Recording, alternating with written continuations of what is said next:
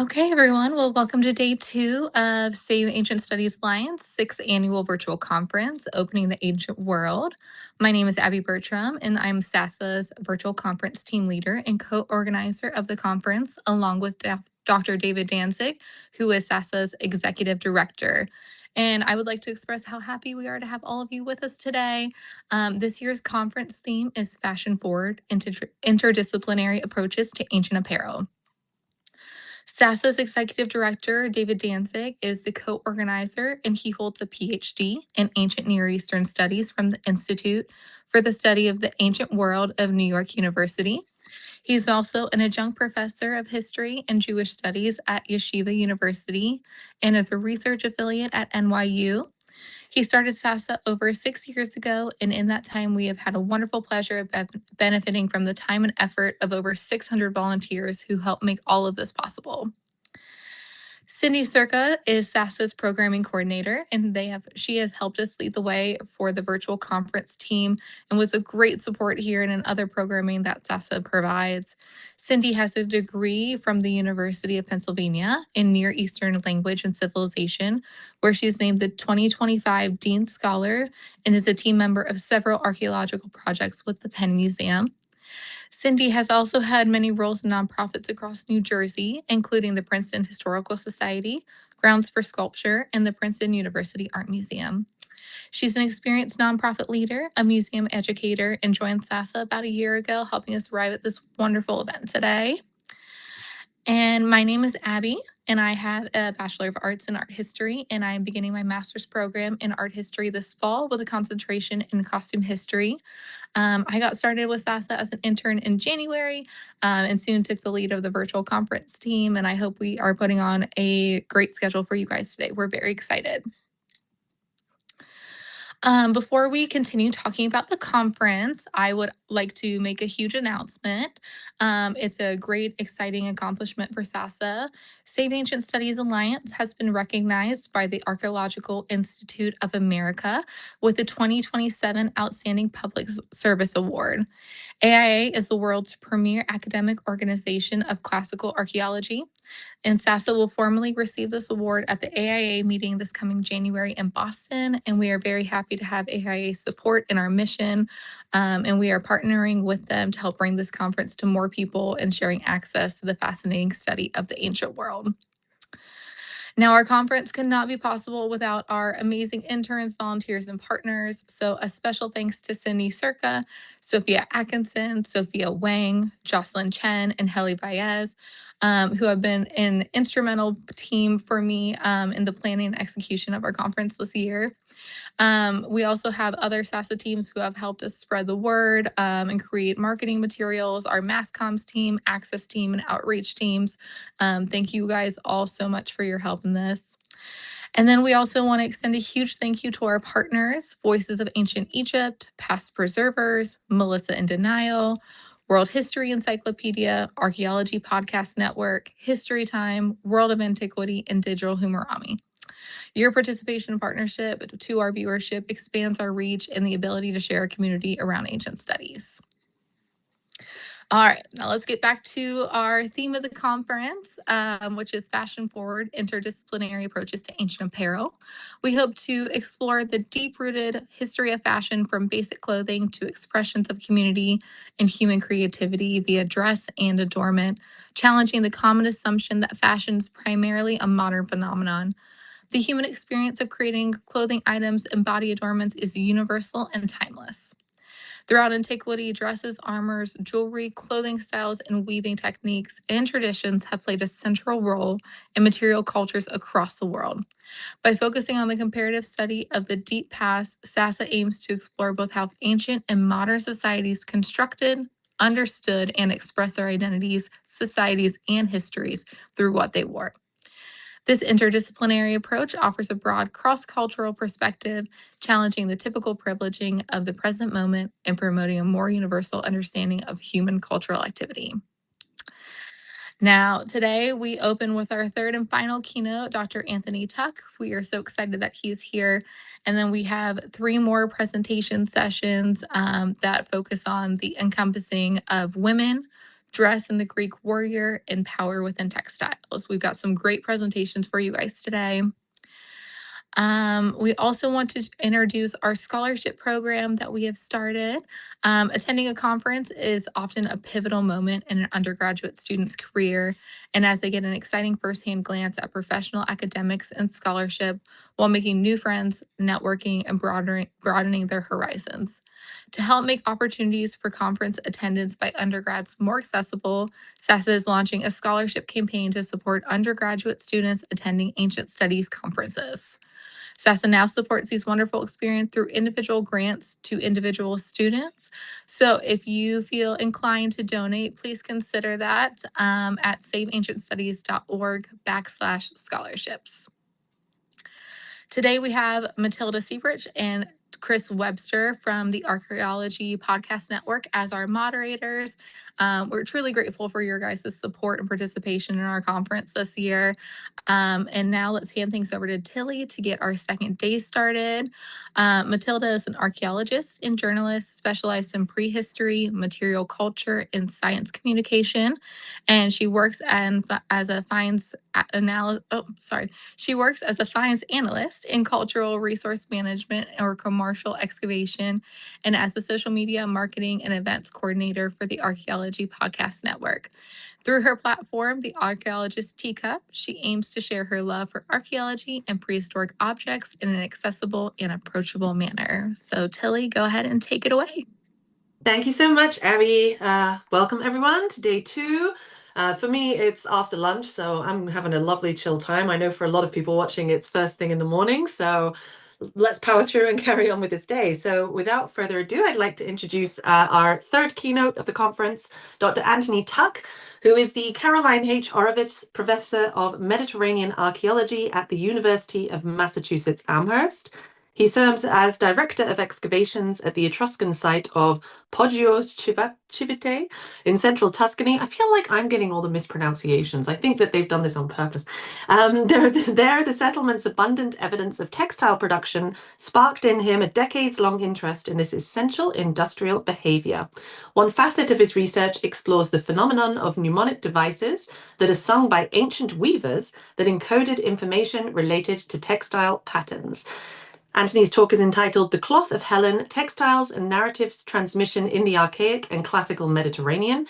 Now, Tony is here, so we'll be able to answer questions after the talk. However, I believe we will be showing a recorded version of the talk as he is currently away on excavation and so is therefore has slight technical issues and internet availability. So I will let our lovely digital elves in the background start off that recording. As always, if you have any questions, please do leave them in the comment box wherever you're watching. And again, the lovely digital elves working behind the scenes will forward me all of your questions so that I will be able to ask them to Tony afterwards. So yes, whoever's in charge of streaming, go ahead. Digital elf right now, and I'm going to share my screen. I can read things. There we go. And we're going to get started with Dr. Tuck's talk just right now. Thank you, David.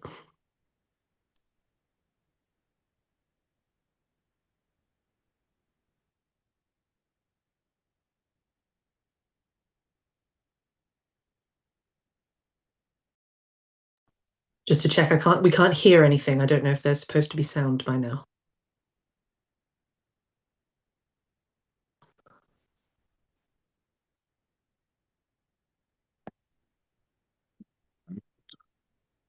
It was how we fixed it last time was if you share the screen again, there'll be a little checkbox somewhere with enable sound sharing or something. Yeah, I think so. Mm-hmm. As I said, ladies and gentlemen, first thing in the morning for a lot of us, so please bear with us.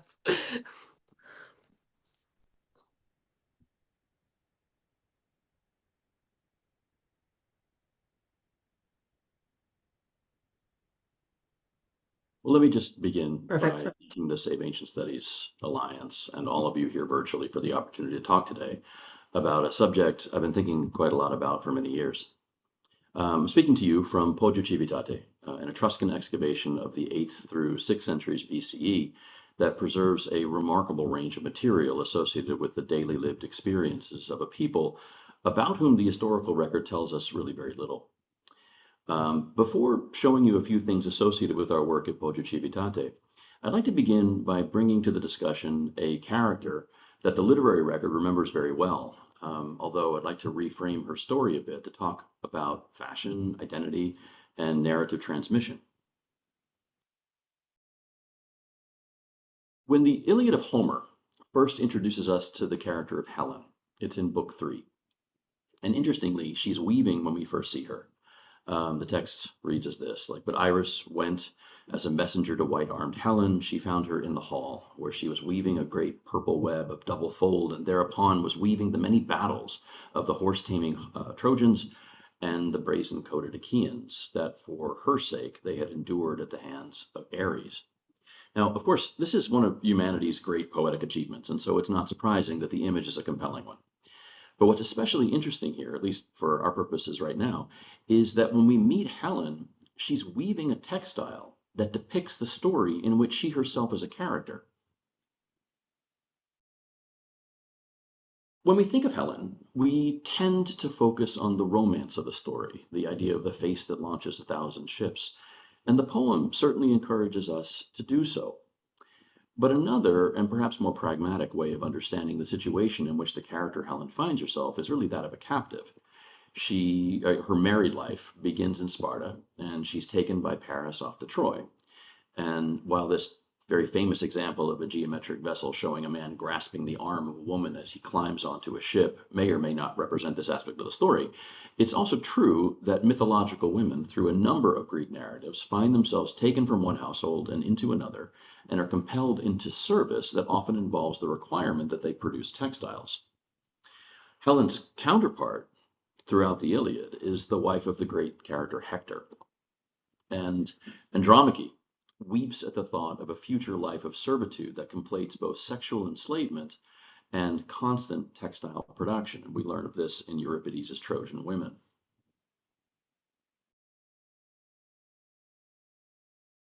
But Helen, interestingly, is not the only mythological character who weaves images of her own story. So this statue is called Acropolis 1358, and it was originally recovered in 1836 and appears to be the same statue described by the Roman travel writer Pausanias, who visited and described the environment of the Acropolis in the 2nd century CE. And he says, in the text you see here, there also are set up Timotheus, son of Conon, and Conon himself, Procne too, who has already made up her mind about the boy, and Etus as well, a group dedicated by Alcamenes. The statue was recovered near the northwestern tower of the Propylaea, which is roughly consistent with where Pausanias describes seeing this particular image. So we start with the question, who is Procne? Certainly not nearly as famous a character as Helen is. And why is there a statue of her in this sanctuary? Pausanias calls the image Procne and her son Etus, and we see an image of a child pushing against his mother's dress. So if this is Procne, what then has she made up her mind to do? Now this story is among the grisliest and most brutal to survive among a network of brutal mythological narratives, but the story goes like this. Procne is an Athenian princess.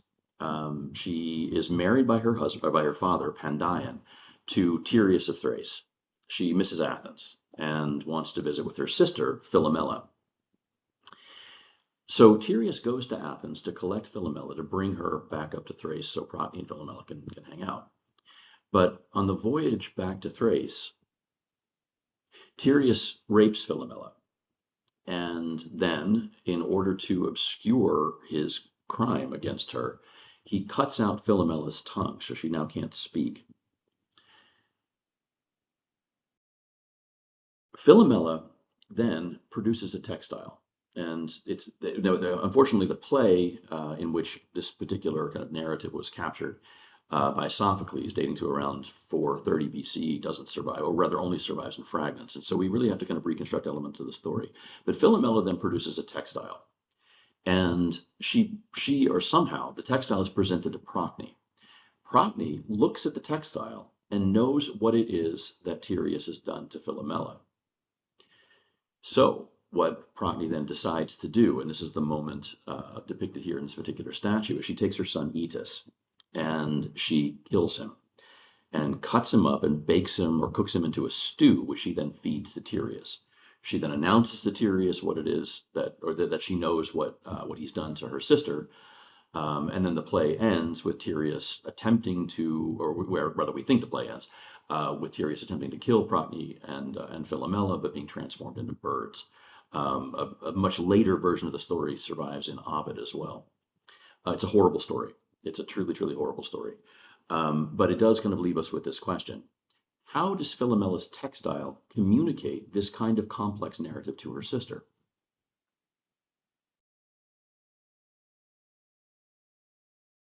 We're not really sure, right? But one of the things that we do know about the play is that it caught the attention of call him a theater critic, no less than that of Aristotle, who in Poetics, in describing the play, says that Philomela uses what he refers to as the voice of the shuttle to communicate her story.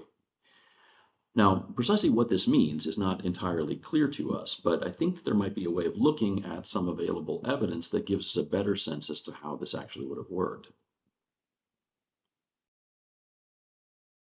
So Helen and Philomela possess very different character arcs, but both are, in some very explicit ways, marginalized women. Both behave in ways that are entirely consistent with what's expected of them as women. They weave. And in both cases, what they weave are physical representations of the myths in which they themselves are characters. So I want to pivot for a moment away from mythological narratives and talk a little bit about the practical lived experience of textiles producers in one corner of the ancient Mediterranean. In this case, this is Etruscan Italy. So this hill that you see here is a hill known as Poggio Civitate, and it's located in central Tuscany. This is where I've worked for the past several years and where I'm speaking to you today. Poggio Civitate is one of the very few examples of a very well-preserved Etruscan community dating to the dynamic years of the 8th through 6th centuries BCE, a time that saw significant social development and urbanism in central Italy.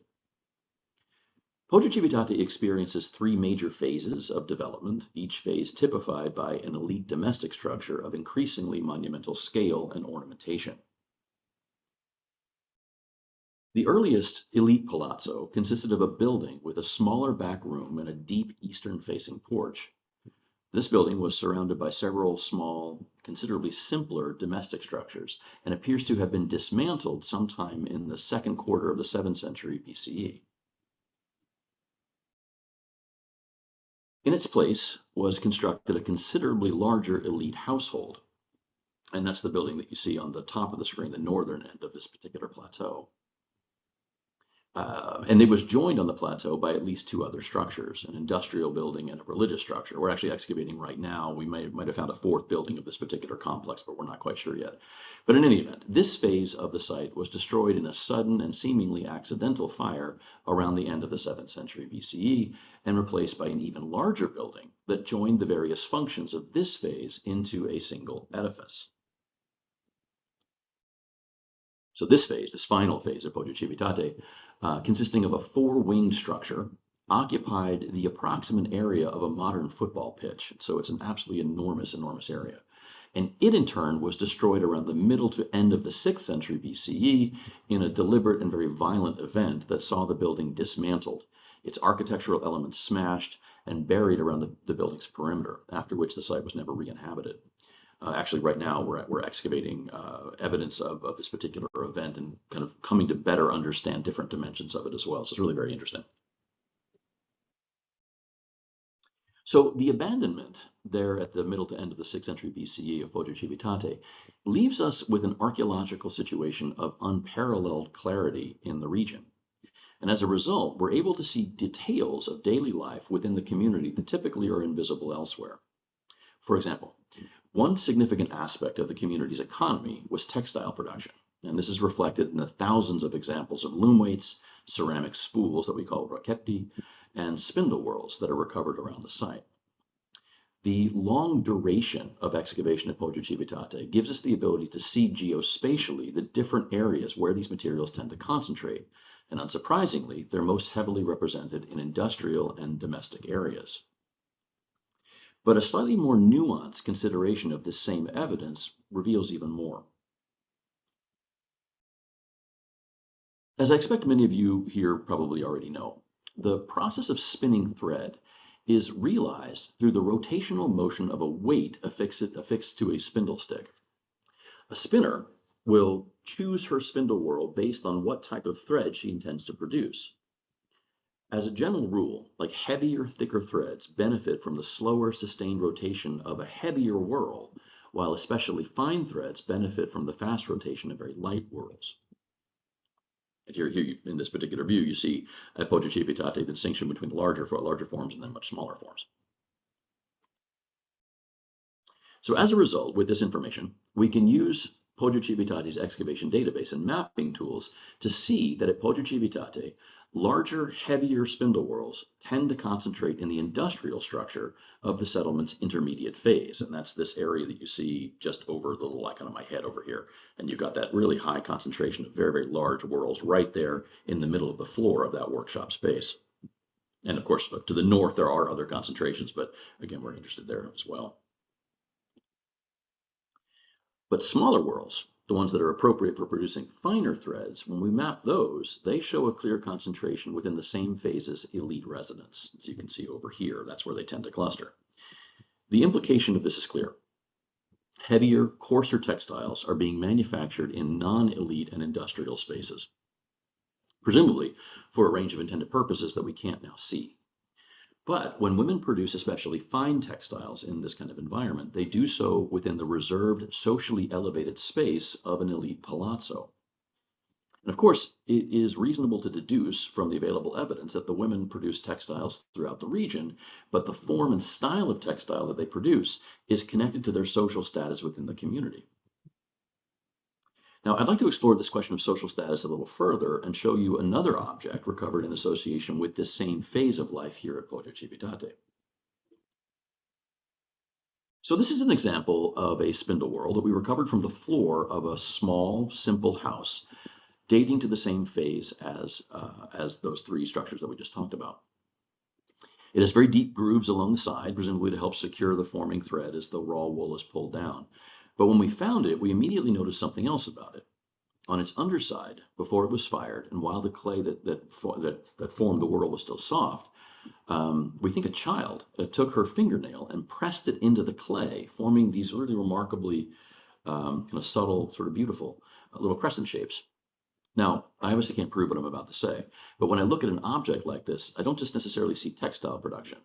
I see a relationship.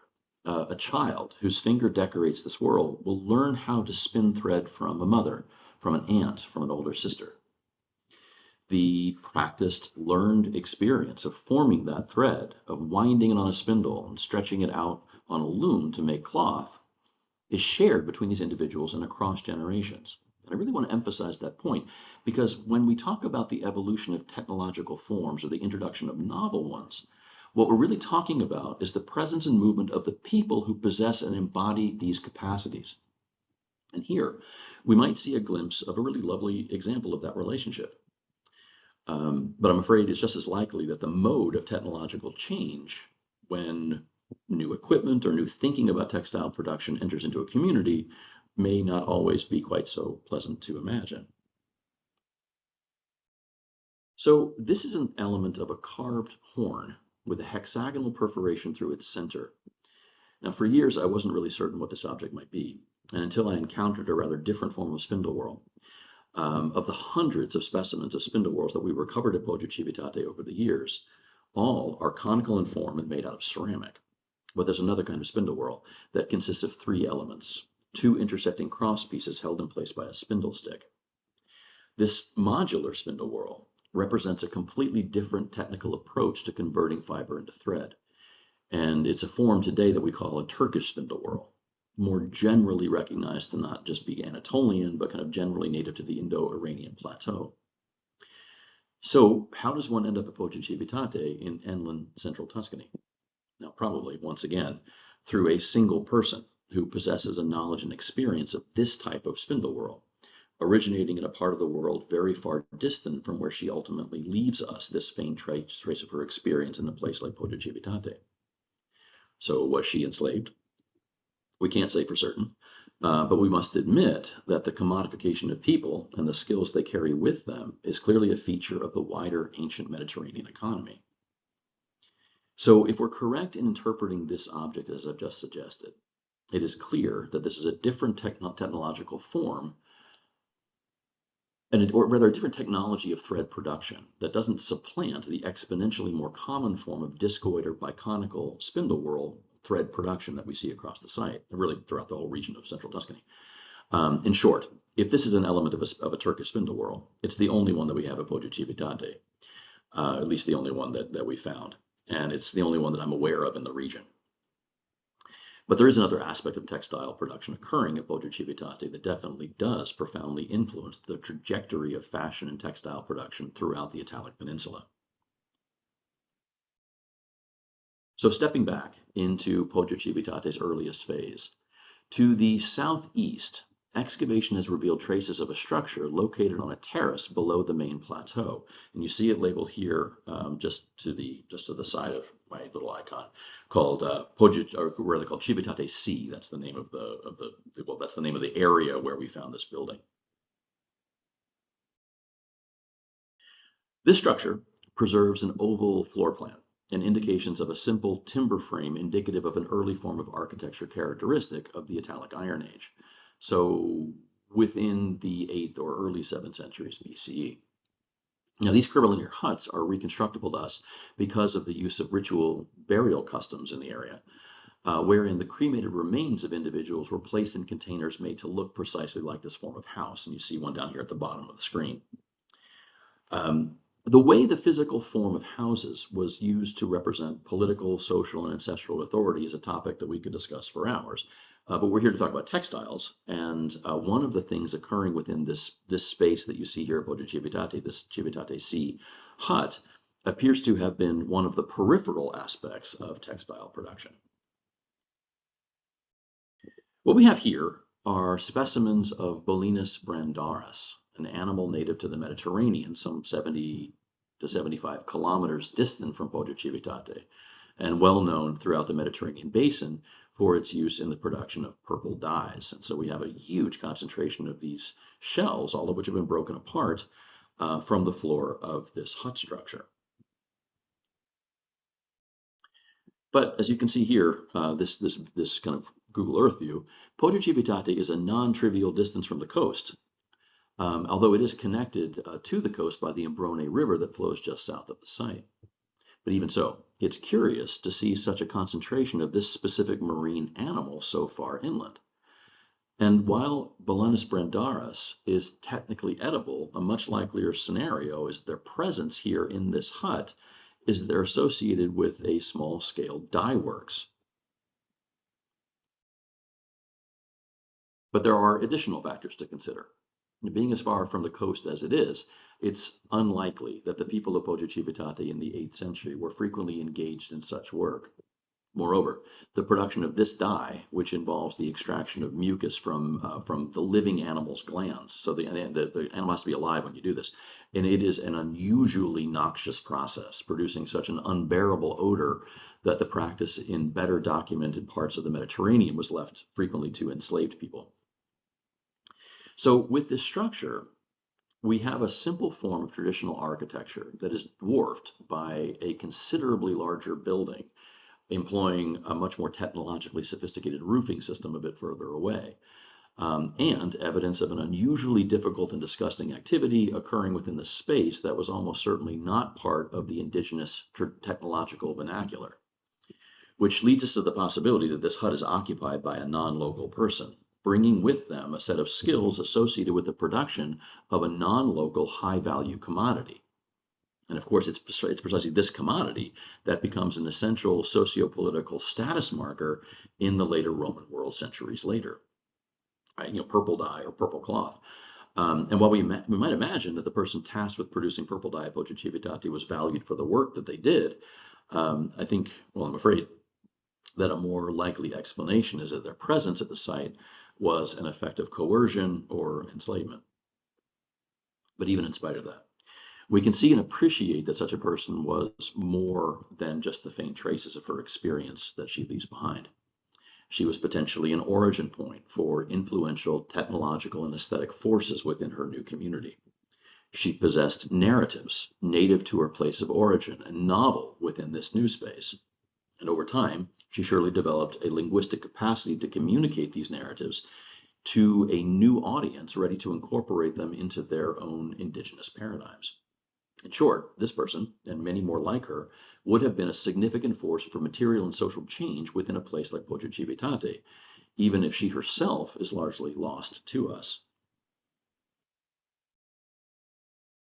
Now, I've been thinking a lot lately about evidence for enslaved peoples at sites like Poggio Civitate, and I think that there may be other material opportunities to see them.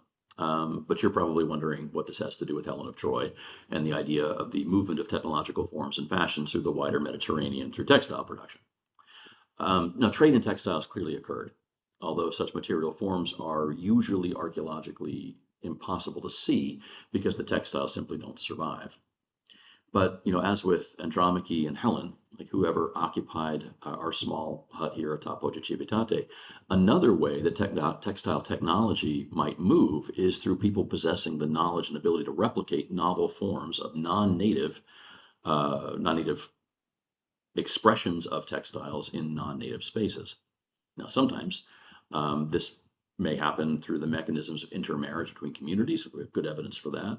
But also very likely through the less benign processes of enslavement, such as that imagined by the character Andromache, who was a queen reduced to servitude through the fate of war precipitated by a different captured queen, Helen.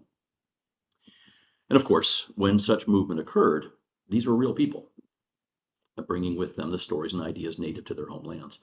And there's another feature of the wider technological process of textile production that could have also encouraged aspects of meaningful cultural exchange that we see throughout the Mediterranean during this period.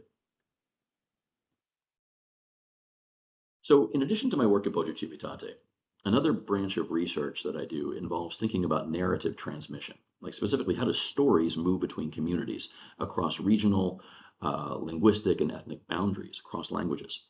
And interestingly, there's a feature of the technical process of textile production that relates directly to this question.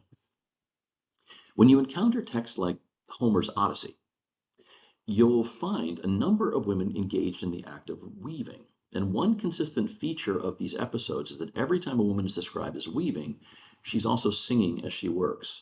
And interestingly, once you look for it, you find a remarkable number of literary references across ancient literature that describe episodes connecting the act of weaving to singing.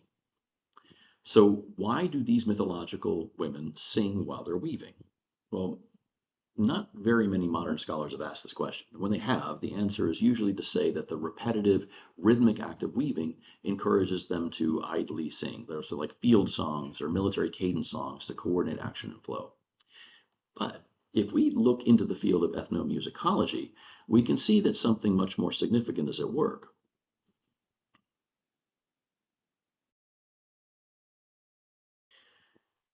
When we know what to look for, a few additional clues begin to emerge. Now, for example, British colonial interest in Central Asia in the 18th and 19th century resulted in a few commentators noting a strange process whereby textile producers sang while they worked, just like we see in Homer. It was clear to these European observers that there was a relationship between the song and the patterning of the textiles.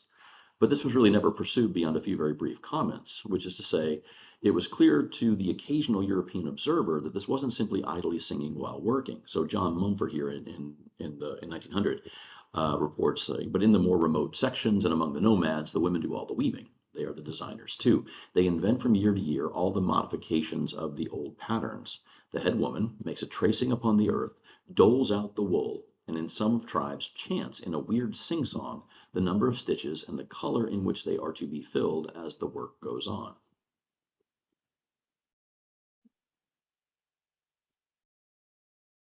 So we even, if we kind of, again, once we kind of know to look for this particular question, we even have references to what the women are singing to each other while they're working. And very curiously, in some instances, it appears that they're communicating mythological narratives to each other. In Euripides' play Ion, we have the highly unusual opportunity to observe a literary expression of Greeks observing their own iconography.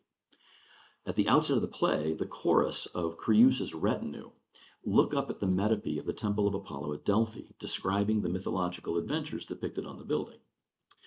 They say, "Is it he whose tale is recounted to me as I stand at my weaving? The warrior Iolaus, who bears with the child of Zeus all his labors." Now, of course, this particular sculpted metope here is from the tomb of Zeus at Olympia, so it's not from Delphi. But it probably represents the kind of image Euripides intended to provoke in the minds of his audience.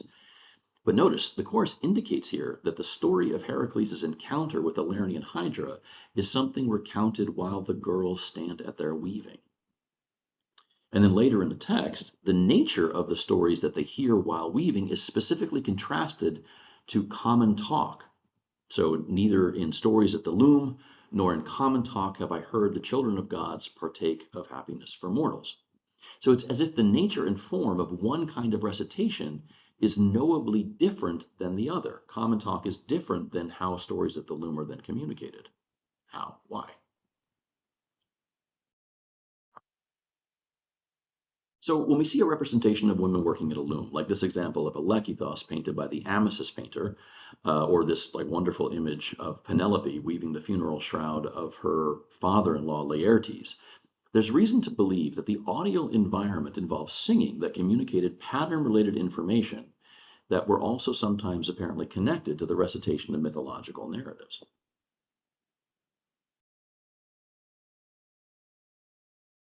When we consider the technological instruments used to produce these textiles, we can make some educated guesses as to why numerically sequenced mnemonic devices might have emerged as they did. Textiles produced on looms are essentially grids created by the intersection of the vertical threads of the warp and the horizontal threads of the weft. Simple repeating designs of a tabby weave are created by consistent intervals of jumping over or under the vertical warp threads, a technique called warp floating, that appears to be reflected in representations of pattern textiles. Now, obviously, we can't use the tools of archaeology to reconstruct what Helen, Philomela, or Penelope sang while they weave, but there are still some regions of the world where traditional textile production gives us a sense of what that environment might have sounded like. In southeastern Iran, there are vestiges of this tradition called nashke khani, or pattern songs. So these songs consist of repeated musical phrases that carry lyric explicitly instructing weavers producing knot pile carpets. So let's see. Here we are. برگشته دو تا بادومی داره عقل چهرهی بتونه جا خور عقل سفید که از آخر دارشتن یکی سفید از اول شارت من بتونه عقل سفید که از آخر برگشته یکی بتونه دوغیه لاکی دارن رونن دو تاره دارشتن یکی سفید از اول شارت من بتونه دوغی میشه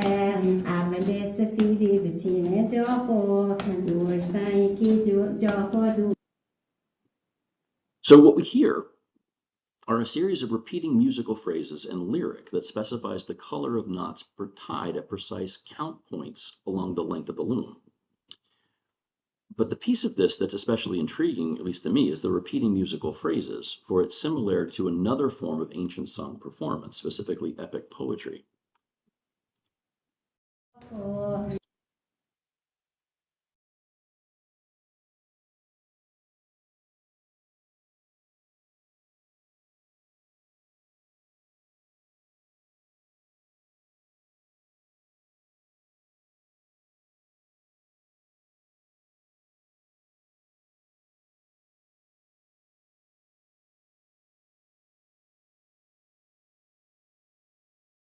The near victories of the Trojans or the tragic kind of final duel between Achilles and Hector.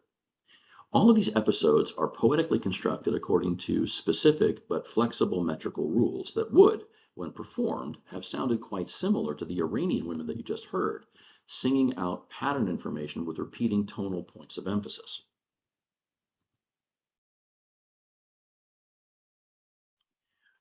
So before my many good friends in the discipline of philology completely lose their minds, I want to emphasize here that I'm not suggesting that the Iliad is itself a secret textile code. That's not what I'm saying. But I do think that it may share some aspects of a lineage that was once more directly connected to textile production. And when we consider that lineage, we see some very curious points of similarity. One of those places is in the poem's metrical structure. In the form of Homeric epic that survives today, the poem's metrical form is that of dactylic hexameter. And so those of you familiar with metrical forms will recognize trochees and iambs and any of the other arrangements of stresses that typify traditional poetic forms. In Homer, each line consists of 6 metrical feet, each foot consisting of a long vowel followed by 2 shorts. And critically, each line ends with a spondee of 2 long vowels. So the idea here is, if you'll indulge me, is to imagine that the metrical structure of the Iliad operates a little bit like the percussion of its performance. Now, clearly, we're missing a lot of information, but what might that percussion tell us about a possible pattern that could emerge if it were associated with textile manufacturing?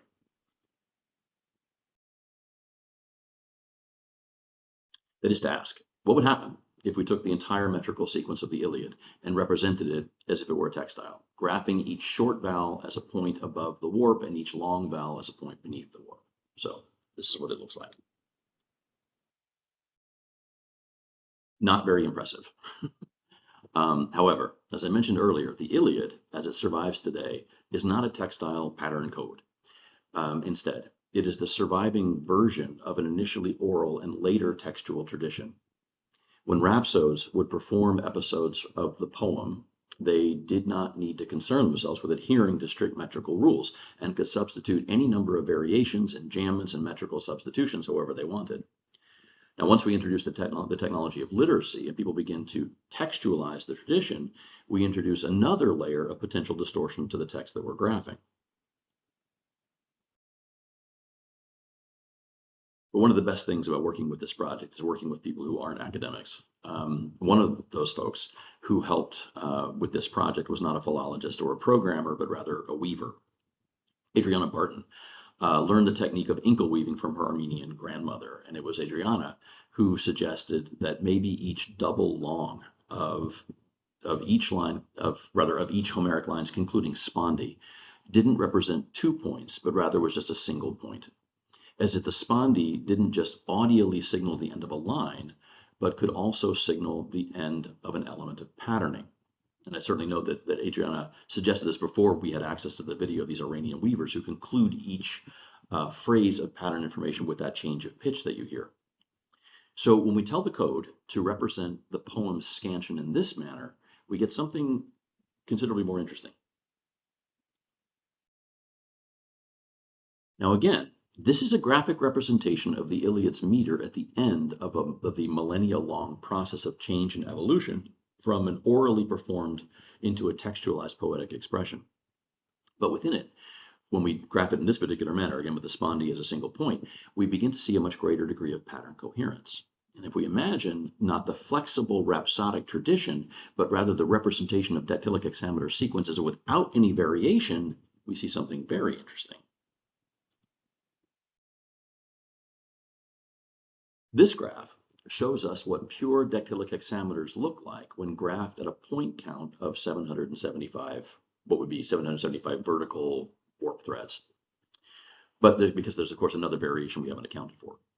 We can clean up the Iliad's text and represent metrical sequences in this manner to show what a warp float would look like along the horizontal axis, but we don't know the count sequence of the warp's vertical axis. So that's a critical missing piece of information. How do we solve for that? Well, that's not that hard. Now, unfortunately, the ancient representations of looms are not sufficiently detailed to show us that information. But thankfully, we can ask our Python code to show us as many variables as we'd like.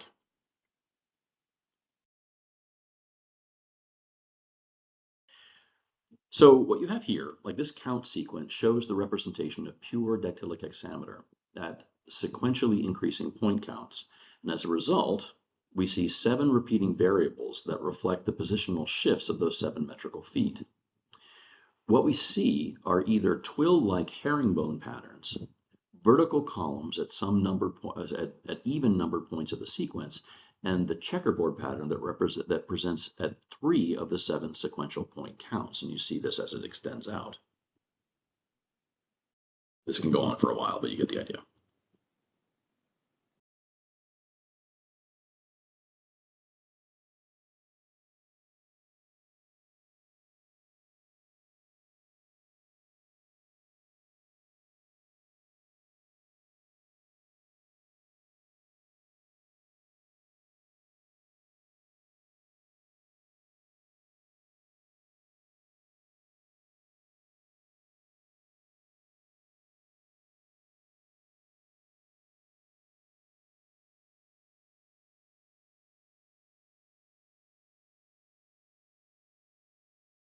Vase painting.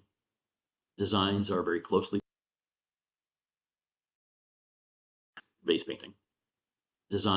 closely packed together in registers of variable geometric patterns.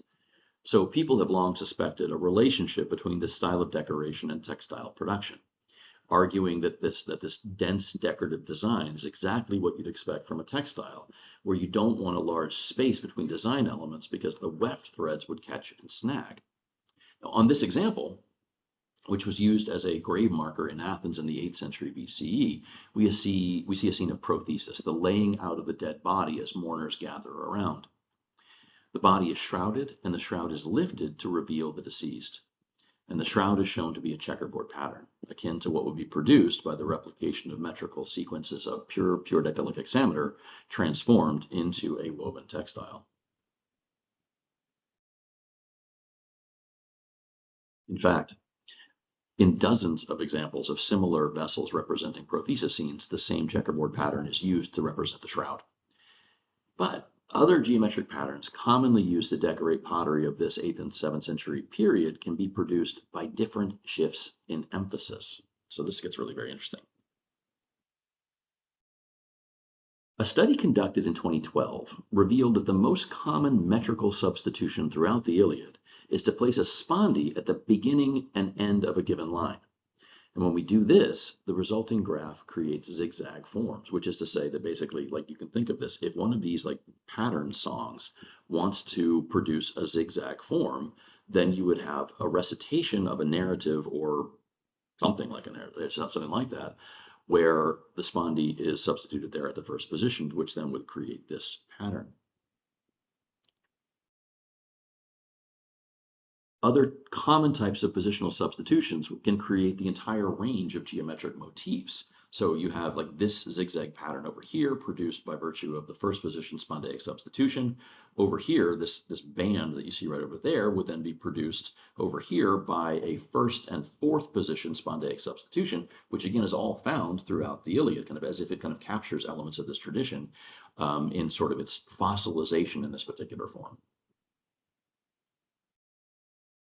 Now, I could talk about this phenomenon for hours. This really is just sort of like a little tip of the iceberg here. However, you guys have a conference to get to, and I have an excavation to run, so I will wrap things up by bringing us back to where we began. If we were to strip away from the character of Helen the romantic and the femme fatale notions that have been attached to her, really, well, you can see elements of this in the Iliad itself. And arguably in the Odyssey too, that amazing episode of Telemachus visiting Helen and Menelaus. It's a remarkable poetic description of we'll call it marital friction, for want of a better word. And again, the character of Helen is problematic in that particular way. But again, in later retellings, in the subsequent kind of remembered iterations of the Iliad, like Helen again is sort of viewed. Again, maybe femme fatale is maybe a little bit too strong a word, but you get the basic idea. Even so, we can also see her as a woman violently taken from her household and placed within another. And if we see her in that way, we might see in her character a distant reflection of the experience of countless girls and women throughout the ancient world. These people would learn and develop the techniques of textile production native to their homes. But when circumstances fell to pull them from that security and place them in unfamiliar spaces, they would still embody those native skills in unfamiliar lands. And in so doing, especially if we imagine a phenomenon. I mean, I personally love to imagine the idea of someone coming from outside Poggio Civitate and producing a textile. As she does, she begins singing as she understands how to do that. And I can imagine how everyone here at Poggio Civitate would watch her do this and be completely puzzled by what she's doing. As they do, I can certainly easily imagine that they say to themselves, like, well, what does this mean? And as the woman communicates and explains what it is this song means, we have both the opportunity for the transmission of an unfamiliar, non-native technical process of textile production.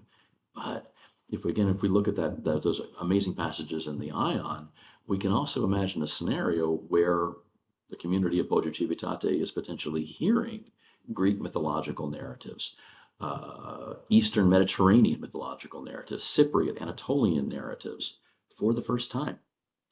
And it's, for me, like incredibly exciting and compelling to imagine what that catalytic experience could be like. If we do this, we might see in this group one of history's forgotten but potentially profound influences for change and innovation, not only within the sphere of textile production.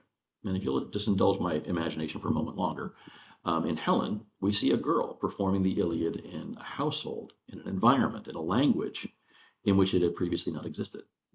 A girl atop Poggio Civitate, born to a native world of the Eastern Mediterranean, but compelled to live out her life in central Tuscany, could thus be a profound agent of influence, not only with her technical ability, but also potentially with the narrative she employed to animate and ornament the cloth she produced within that space. So their names may be lost to us, but I suspect that we see things in these objects like mute spindle whorls, a diaspora of a vast number of catalytic experiences, bringing innovative fashion, bringing novel technology, bringing dynamic narrative into every corner of the ancient world. So thank you all so much for listening to me talk about the subject. Like I said before, this is something that I've been fascinated by for quite a while. I'm currently speaking to you as a recording, but I am also here and would be delighted to try to answer any questions you all may have about this really amazing phenomenon. So I'm going to switch modes, and I'll see you in just a moment. Perfect. Well, thank you to Digital, Tony, for that wonderful presentation. And now we will move on to real Tony, who hopefully is here somewhere there. Yes, you are. Hi. I'm right here. Nice to see you in person. Really amazing talk. That was so fascinating and extremely timely as well, I feel, considering the latest, cinema releases that are happening at the moment. I think That hadn't people will even be occurred to me, looking. but absolutely. I haven't been to see it yet. I will go and I will look at the textiles and think, what were they singing when they were creating those ones? We have quite a few different questions related to different parts of your talk, so it might be that some of them are sort of near the beginning. Talking about the spindle whorls and the kind of actual spinning from the site, I'm imagining, of Poggio Civitate. Someone is asking about the weights of the kind of the large and the small whorls that were shown on the slides at that point.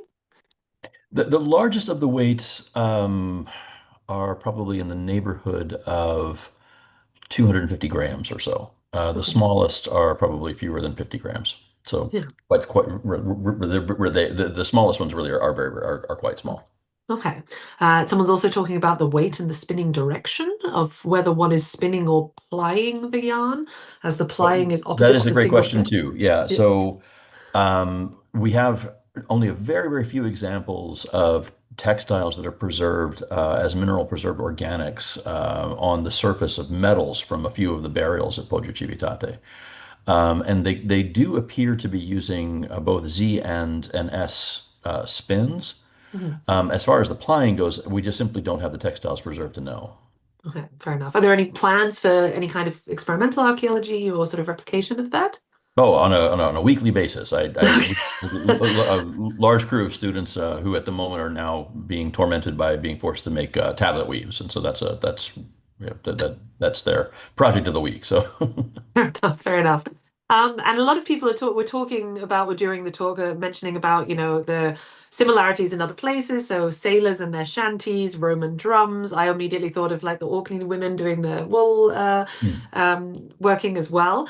Do you think that this kind of these sort of songs may have been also used in other technology? So I was immediately thinking of like mosaic patterns or something, whether that could have been some kind of similarity. Is there any reference to that at all in the text? I genuinely don't know. Mm. We like we have very few literary descriptions of women working at looms. We have, so Mm. far as I know, I don't know of any examples of people describing themselves as producing mosaics.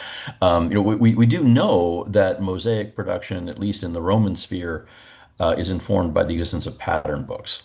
Mhm. And we can certainly see now that that the value of textiles is such that the mechanization of their production in Central Asia or in Anatolia will often kind of default to pattern books as well. And so this Mhm. phenomenon of mnemonic devices that are sung while these textiles are produced appears to be a surviving tradition within, well, for want of a better word, like less technologically developed, less economically developed spheres. They clearly and one feature of that video of the southeastern Iranian women weaving is that the song also helps coordinate action. Like the first time I encountered this was in 2002, and I was in Northwest India, and was watching women producing textiles, and it was very clear that the singing it wasn't just communicating the pattern information, it was also coordinating and syncopating the production of in that case a knot pile rug by three different knotters all at the same time. And so in that regard, I do think that these pattern song, these mnemonic devices probably serve to coordinate action the same way field songs or military cadence songs will do. It just also has this additional component, which is communicating the pattern information that's being produced by the performance of the mnemonic. And is that something that then is, because I can imagine you were talking about, Helen moving into a new culture and everything, and I can imagine that therefore the patterns that you learn must be different, surely, in the different places. Or do you think it's one of those things? I mean, I'm just thinking nowadays, I'm not in any way a knitter or anything, but I know that in some different countries you have slightly different words used, or pattern Oh, absolutely, technologies. Yeah, absolutely, yeah. yeah, As I say, like it's a sprawling topic. yeah. I think that there are some traces of evidence that suggest that or not well, there's compelling evidence to suggest that some of the earliest textiles are being produced in the area of the Caucasus in the sixth or fifth millennium BCE. Hmm. And this, of course, this gets very thorny and very complicated, and I'm slamming a lot of information into a very short period of time. Yeah. But of course, this is the same region of the world that is generally suspected to be associated with the emergence of the Proto-Indo-European language form.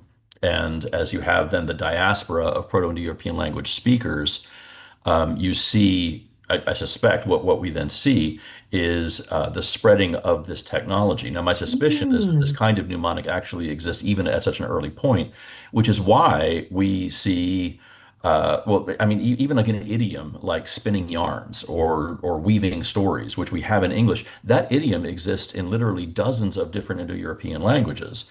Mhm. Which and so the folks who kind of look at the question of linguistic evolution through Proto-Indo-European would argue that the presence of these common mythological, common linguistic, or in this case, common technological phenomena probably relates to original root form present within that early community. Um, Mm. Sorry, that doesn't really answer the question exactly. No, It just no, it does. how So complicated the it's whole sort of, thing is. there Yeah. was probably Um, indeed some kind of shared understanding, and but loosely but shared understanding. Exactly. Yeah. As an Indo-European population moves Yeah. eastward, they take with them this particular technical form, but then it evolves on a different trajectory, which is completely Mm. separate from what we see occurring within the Greek sphere. Okay. Yeah, and so as a result, they share some structural similarities, but begin to evolve radically in different directions, and for different different social, and different economic purposes within these new and evolved spaces. Okay. Yeah. We do still, by the way, have 10 minutes. So if people have more questions, please do put them in the chat. I have a few questions here, so we'll have time to type them down. I'm just curious. I can't remember if you mentioned it specifically. Apologies if you did. What kind of spaces were people actually doing or are still doing these kind of mnemonic things? Because I can imagine that you'd have to be quite skilled. It's more of a production space. Were they also happening in private spheres, or would it be sort of a family, so a mother teaching her daughters also using the mnemonics? How would you foresee that happening? Well, there are, again, very, very few opportunities to see women in the ancient world producing textiles. There's, of course, the very famous episode in the Odyssey where Penelope describes having produced the textile, but the text never shows us her working on them. But when the text describes Circe and Calypso, they're both introduced to the reader as producing textiles.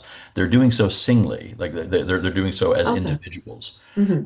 And what is actually kind of interesting about the episode with Circe is that the companions of Odysseus approach her house and they hear her singing.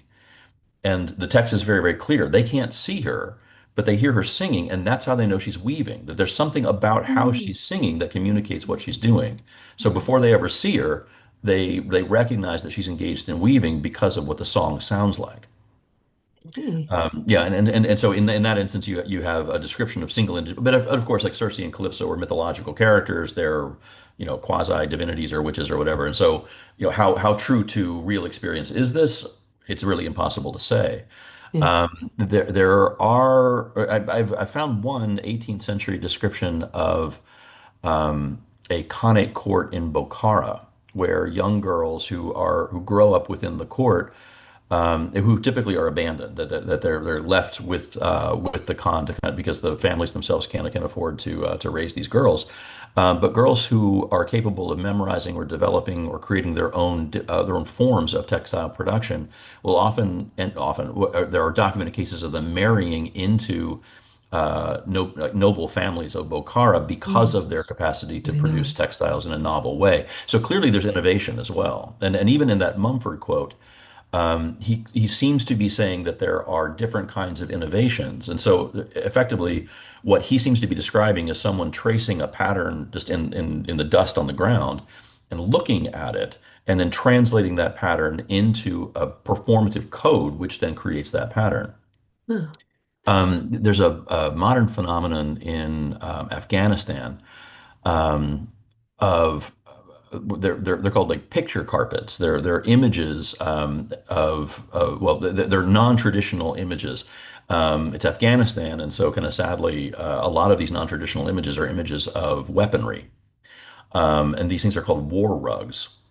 Okay. And I had a friend of mine in the State Department I was talking with about phenomena associated with this, and showing this friend of mine examples of some of these war rugs that were referred to as war on terror rugs, and these dated to around 2002, 2003, where what you previously had were Russian weapons, and now all of a sudden they were American weapons. And there were strange little phrases, or an American flag and an Afghan flag would be stuck together. And I was asking my friend in the State Department what he thought of these things. He immediately recognized them as representations of propaganda leaflets, which were being dropped down into the Pashtun regions of Afghanistan.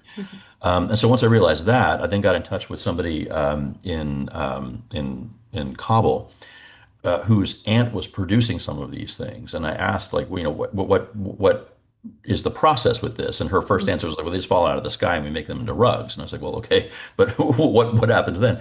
And she would describe looking at the image and translating the image into the song. And so so just her and this is a woman who was, I mean, like, illiterate, somebody who never had the opportunity to learn how to read, but had this remarkable cognitive capacity to look at any image and translate it into a code, which could then be produced in this pixelated form. Interesting. Which actually, a couple of questions just come in related to that. Because I guess some of the ones you mentioned are more like specific patterns, but this person's asking, how relevant do you think song is in regards to plain weaving? So I guess sort of the majority of classical Greece, you have just very plain textiles. Would that also have been used in that respect? I don't think so. I think that this is a phenomenon that's reserved specifically for pattern textiles. So again, this is really kind of a sprawling conversation, so I apologize for jumping That's all over why the we're place. here. I mean, Right, right. don't But, worry. but to go back to those passages in the Ion, where you have girls looking at the decoration of the Temple of Apollo at Delphi, and describing and recognizing what they're seeing because they're stories that they hear while they're weaving. Mm. Um, they're talking specifically about an episode in the Labors of Heracles. But the text then continues to say, oh, and there's another one, that's the story of Bellerophon riding around on Pegasus. And then the next 5 episodes that they describe all come from the Gigantomachy. And so that, the battle of the gods and the giants. And what's interesting to me about that is that we actually know that the peplos that was worn by the sacred statue of Athena, the statue of Athena Polios, that was produced every year by elite girls in Athens, depicted the events of the Gigantomachy. And so here you have a reference in Euripides of someone connecting the mythological narrative they're hearing to the depiction of a myth that we know actually existed in that particular form. Yeah, so it does have the link. Someone else, I don't know, this might be a little outside the sphere, although it sounds like you have a very wide sphere. Asking, has this also been connected to Semitic language speakers? Al Kilmer gave a talk about a connection between the visual patterns in cuneiform epic poetry and the likely patterns in woven textiles. Don't know if you have any. Could you please send me that reference? I would love to read it. We will. That We will would be find it. lovely. Thank you. Anne Kilmer. So there you go. Well, we will look that up. That would be lovely. Thank you. But I think, David, you said you had a quick question. Do you want to pop in and ask that yourself?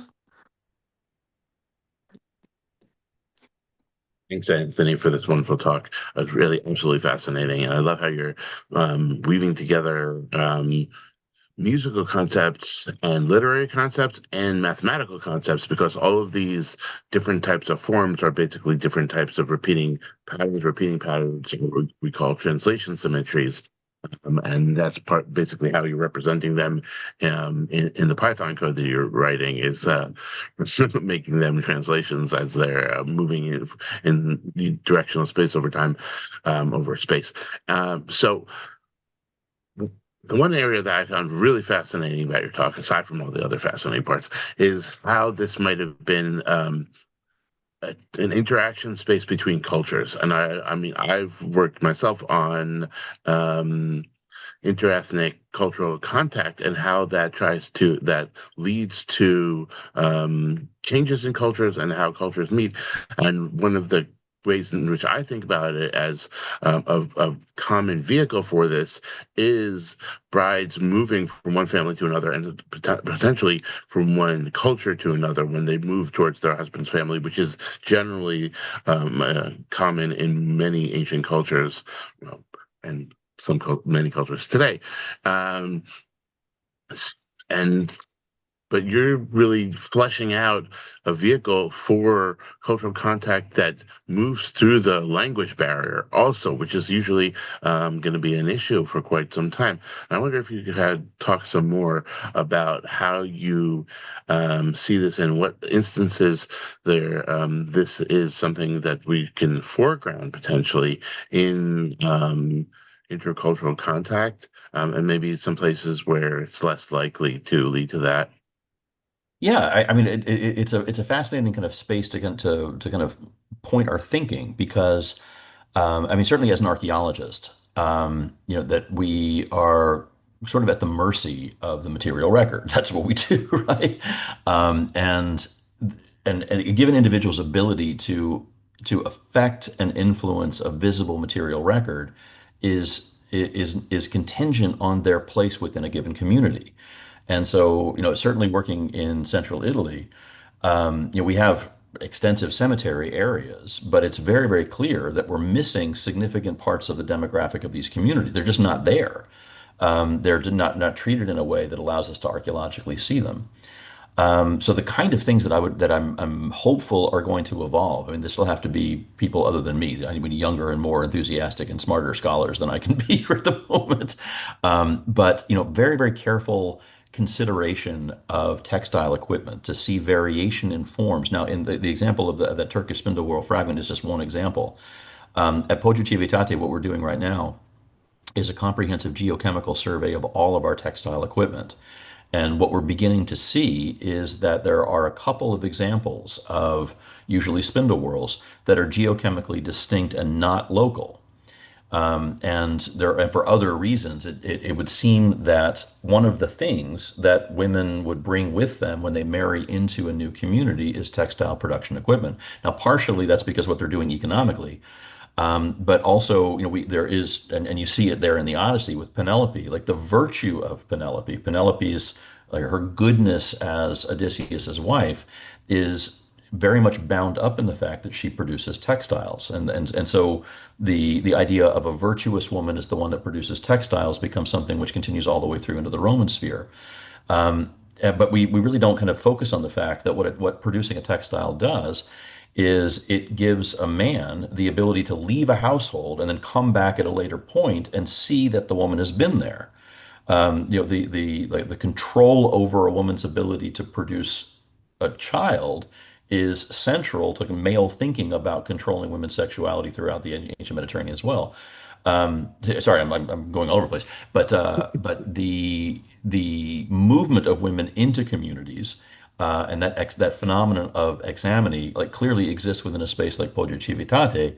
And so what I'm hopeful is that we can establish certain kinds of technological and interpretive approaches that can then be models for other communities to look to. That's interesting that you're just connecting to perhaps the idea of the virtue of weaving to her showing that she's staying in the home, but she's maintaining her sexual virtue also at the same time. Mm-hmm. Mm-hmm. Interesting. Well, as fascinating as this discussion is, and I wish we could just spend a whole conference talking about it, which maybe, in future years, David, Someday, could be a good, sure, why not? good topic. Thank you so much, Tony, for a really fantastic talk and really interesting discussion. If people definitely want to learn more about it. I can see from the comments, everyone's really interested and going, wow, fascinating, amazing. Where's the best place for them to find more information on this? How can they potentially contact you if they would like to? They're welcome to contact me. My email is atuck@classics.umass.edu. Now, again, I'm an Etruscan archaeologist, and I'm usually bogged down with all kinds of dumb projects that spill off of my excavation. So I don't get to work on this as much as I would like to, but I do have a group of publications which are already out on the subject, and we're currently working on a book project that will kind of sew a lot of this together as well. Please feel free to reach out to me. I'd be happy to. Right, yeah, of course, that was accidental. But I would really welcome the opportunity to talk with people about this. I mean, I'm genuinely thrilled by the subject and incredibly fortunate to work in this particular space, and would really love to share the opportunity to talk more about it with everybody. Great. Well, thank you very much, Anthony. Thank you. Thank you very much. So that slides beautifully into our next session 4, which is on the topic of women. And our first presenter is B. Lana Guggenheim. And B. Lana Guggenheim graduated from Hunter College with a bachelor's degree, having had a triple major in classical archaeology, media studies, and political science. During college, she volunteered on excavations, primarily at the Ramat Rachel site, under the joint auspices of Tel Aviv University and Heidelberg University. She went on to attain her master's degree in conflict studies at the London University of Economics and Political Science, with her graduate thesis focusing on the politics of archaeology in Israel-Palestine, also very topical at the moment. For the past 13 years, she has been volunteering with the Society for Creative Anachronism, a 501c3 nonprofit dedicated to recreating aspects of history and culture from all over the world before the year 1600. In this setting, she has focused primarily on the material cultures of the Eastern Mediterranean, particularly the Bronze Age, Iron Age, Hellenistic, and Roman periods. In the Society for Creative Anachronism, she has earned multiple awards for contributions to the group, for teaching classes, writing papers, and contributing garments for others' use. And she will be talking to us today about her paper entitled Dressing Ariadne, a discussion of reproducing women's garments from the Middle Minoan Palatial period in the 2nd millennium BCE. So take it away. Thank you so much. It looks like I am not able to share my slideshow. Is that something you could please help me with? Also, I no longer hear you. I'm sorry. It's okay, that's because I've muted Oh. myself. Where are you? Here. I can probably do it, but David, if you're able to do that in the background, that would be wonderful. Where are my host controls? Apologies for the inconvenience. And of course, like everybody else, I'm sure I was consistently fiddling with it until the very last minute. No problem. That should be possible now. Okay, fantastic. Thank you. No worries. Okay, let's share this screen. Is it working? Yes, looks good. Fantastic. All right. So, hi, thank you so much for having me. It's an incredible honor for being here. My name is Bracha, and as you had mentioned before, I have a relevant degree, if only one of them, and I mostly have not been working in the field. Most of the time, folks in the SCA, my fellow reenactor peers, are primarily focused on Renaissance and medieval history rather than Bronze Age, Iron Age, etc., which means I spend a lot of time thinking about how to think about, talk about, and present what I learn in a way to people who are not necessarily familiar with this field at all. They're not familiar necessarily with the history or the archaeology or anything like that. And just my presentation going forward is made in that context. So if it's a little basic for some of you, my apologies in advance. I know that we're familiar with the Minoans. They're kind of hard to miss. They are not called that by themselves. That was a name invented by Sir Leonard Woolley for the civilization that emerged in Crete. We primarily know them for their brilliant frescoes, their palatial architecture, but in Egyptian contemporaneous texts, they are referred to as the Keftiu. This may or may not be the same as the Kaftor that appear in the Torah, the Old Testament. Unclear. It could also refer to Cyprus. We were not sure. They did eventually come under the domination of the Mycenaeans and are eventually subsumed into Greek culture. We also don't know what language they spoke. We have yet to decipher Linear A or any of the hieroglyphics that preceded it. We don't really know much about their religion. All the documentation that I found is fairly speculative on that. We know that they were a major maritime power, a major cultural power, documented trade links and artistic influence swirling all around the Eastern Mediterranean. Today, it's very easy to consider Crete as simply part of Europe. But I personally would caution against imposing modern borders on ancient populations, as the Eastern Mediterranean was its own highly interconnected region. Areas that we now define as being separate areas, North Africa, the Middle East, Southeastern Europe, were at the time very deeply connected politically, economically, and culturally. And they were so interconnected that multiple times throughout history, you had the rise of a shared art style. Fittingly, often referred to as the international style, particularly when it comes to Bronze Age diplomatic trade and elite trade diplomatic goods that have this shared iconography and shared style. I do think we understand a lot more about Minoan culture when we understand it in that international context. And going forward, you will see that I do sometimes turn to the neighboring cultures to shed light where it is possible on what we can understand about Minoans. It is also important to note that there are no surviving Aegean textiles from this period. We are left to images like these to discern what we may as to what Minoans may have been wearing or how these garments may have been constructed. At the same time, we have to be careful when we read these frescoes because these are not photographs, right? They don't depict what our eyes would have seen at the time. You're going to have artistic conventions. You're going to have symbolism that as modern people, we may not have the context for recognizing or understanding. Some really brilliant details that have been preserved through us for many thousands of years may not represent real life items at all. So experimental archaeology and trying to recreate it using what we know existed for the technology at the time can help us kind of make a little more headway in understanding what is likely to be real physically about these items that we see and what is artistic representation or something symbolic. Now, from these images, we can discern, is this not clicking forward? Okay, there we go. From these images, we can discern 2 or sometimes 3 layers on these women's garments. Dr. Berenice Jones refers to them and others as well as the heanos. You have a pleated kilt and sometimes you have a veil. I took these photos myself. I'm very proud of that. It was almost a spiritual moment to be able to see these frescoes personally. The heanos, as we can see, is an open robed garment worn next to the skin. So this seems to be worn directly on the skin. It is often, but not always, depicted as sheer, and it was likely made of linen, but we do know that cotton wool, and even silk were fabrics that were employed for garment use during the Middle and Late Bronze Age periods. It can be solid colored. It also can be patterned. It may be hard to tell from these photographs, but you can see these kind of little saffron flecks on this sheer blue garment on the Haenos on the left. So that's an example of a pattern that you may or may not see on these garments. And it seems that it is opened all the way to the hem. So you shimmy yourself into it like you would a coat. You just shrug it on. It was wrapped or belted in place, though there are some depictions of this garment that seem to have cords attached to the bodice so you can tie it closed instead. It does seem to have bands along the opening down the front, across the shoulders, down the arms, and around the elbow. By the sleeve elbow, there is sometimes a tassel. That tassel can be beaded, knotted, or both. The bands across the back and down the sleeves of the garment are probably, if I had to guess, a woven selvage edge. And that selvage edge could also is a place for a lot of adornment and really complex patterning, whereas the bands down the front must have been applied rather than woven in. Sometimes they are the same color, sometimes they are different colors, so you do kind of get a hint from the images itself that they may or may not be matchy all the time.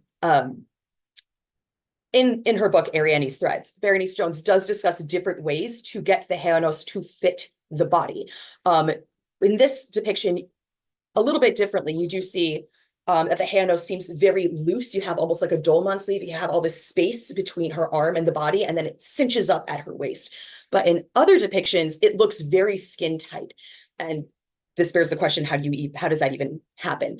The simplest way is to simply cut the garment to fit, which is in fact a method that I used when I was creating my own version of this garment.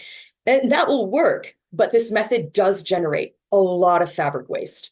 Fabric is incredibly labor intensive and expensive to produce. And if you don't believe me, start drop spinning thread and see how long it takes you to eventually weave the garment. It is very, very labor intensive, and cutting away a large amount of fabric is unnecessarily wasteful, especially for the expense that we're talking about. And that to me indicates that it was probably not the most correct method. Jones does seem to agree with me and points how to, in some depictions of these garments on statuary, there seems to be indications that there might have been darting to bring the garment a little bit closer to the body. I have that here. It's again a little hard to see, but you can, but the darts on some of these garments, they are shown as stripes on the garments coming together and narrowing down. That's really difficult to weave into a garment. That's much more likely to be a result of a garment being taken in and darted.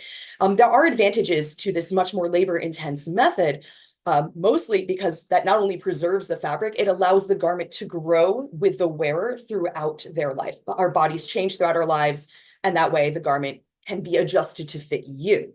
It also means that if the garment survives, it can be adjusted and taken in or let out, not just for pregnancy or body changes or whatever, but also to the next generation. So you would get multiple uses out of the garment. So they were making them to last for quite a while.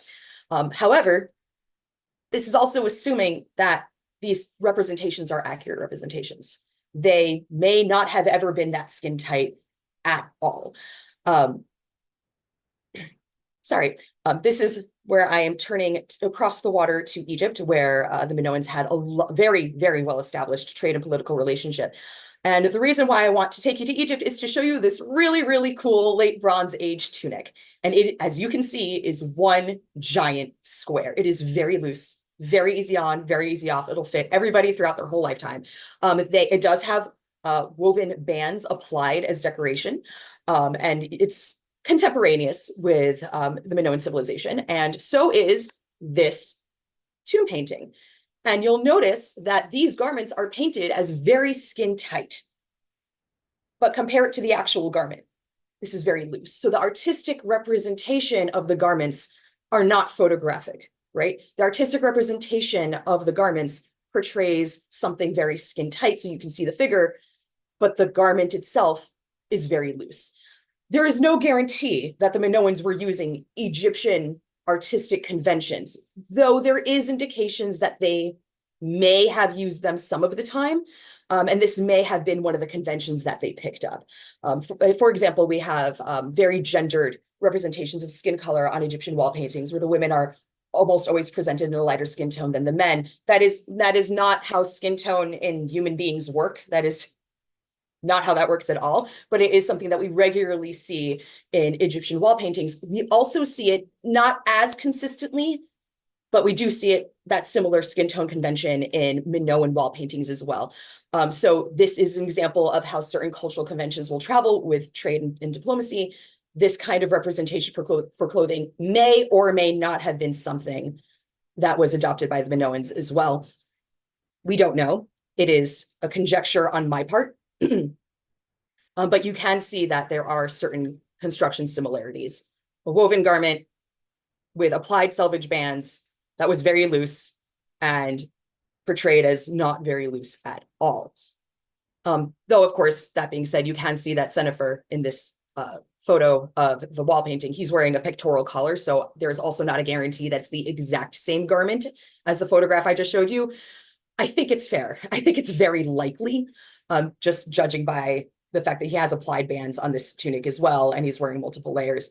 So it's something to think about. It's something that I've been thinking about when it comes to making choices in my garment reproduction from these civilizations from this era. I would like, again, to talk about those brilliantly decorated applied selvage bands and the woven bands. Some of the bands at the elbow, wrong slide. Some of the bands at the elbow do terminate in tassels, as we can see here. And they could be knotted or beaded. Sometimes you also see depiction of tassels on men's kilts. So this is not a gendered item. The kilts are over here. So you can see those are some pretty long tassels over here as well.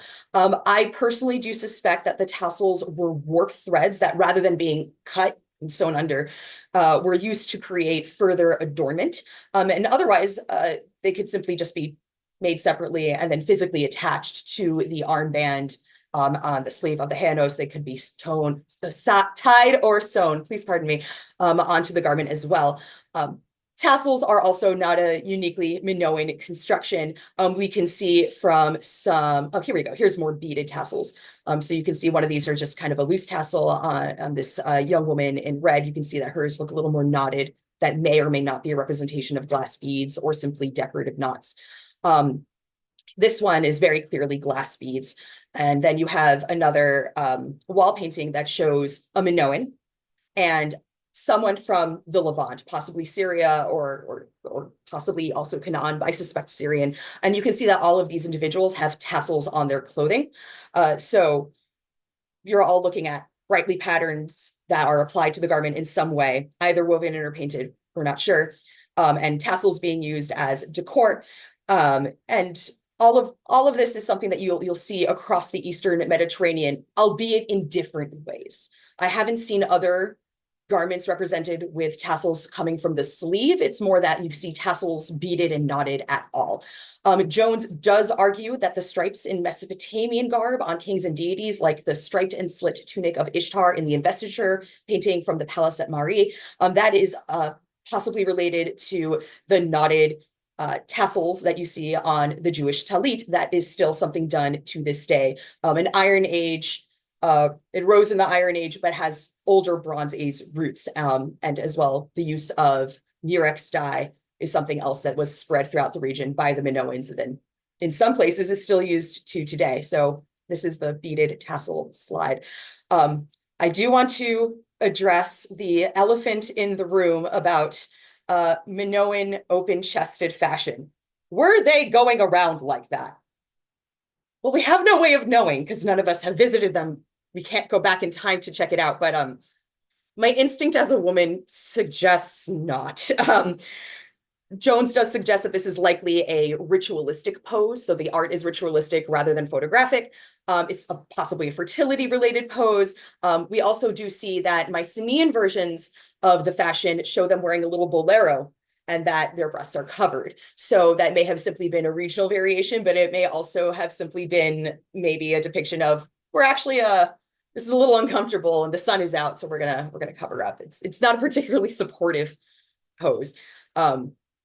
Again, I cannot promise you that, but I'm going to express significant doubt that they were going around like that all the time. So that is the basics on the Hanos. This is an example of West Asiatics, Levantines, possibly Canaanites, possibly Hyksos. Again, bright patterns. Not evidence of tassels, but evidence of those really riotous patterns and colors that we do see from the Minoans. So you do see certain use of color throughout the region. We saw this one already. Sorry, I talked ahead of my own slideshow. I apologize. The kilt is, as we have seen before, multi-layered, brightly colored. There's a couple of different variations. I see this variation on the frescoes most often, which is to say 3 or 4 layers. They have that labrous double axe shape.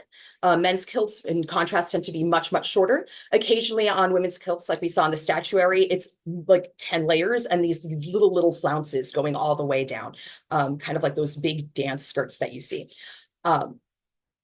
This kilt is never not vibrantly colored. It is literally always a treat for the eyes. They are always some sort of wrap garment. They are belted and tied.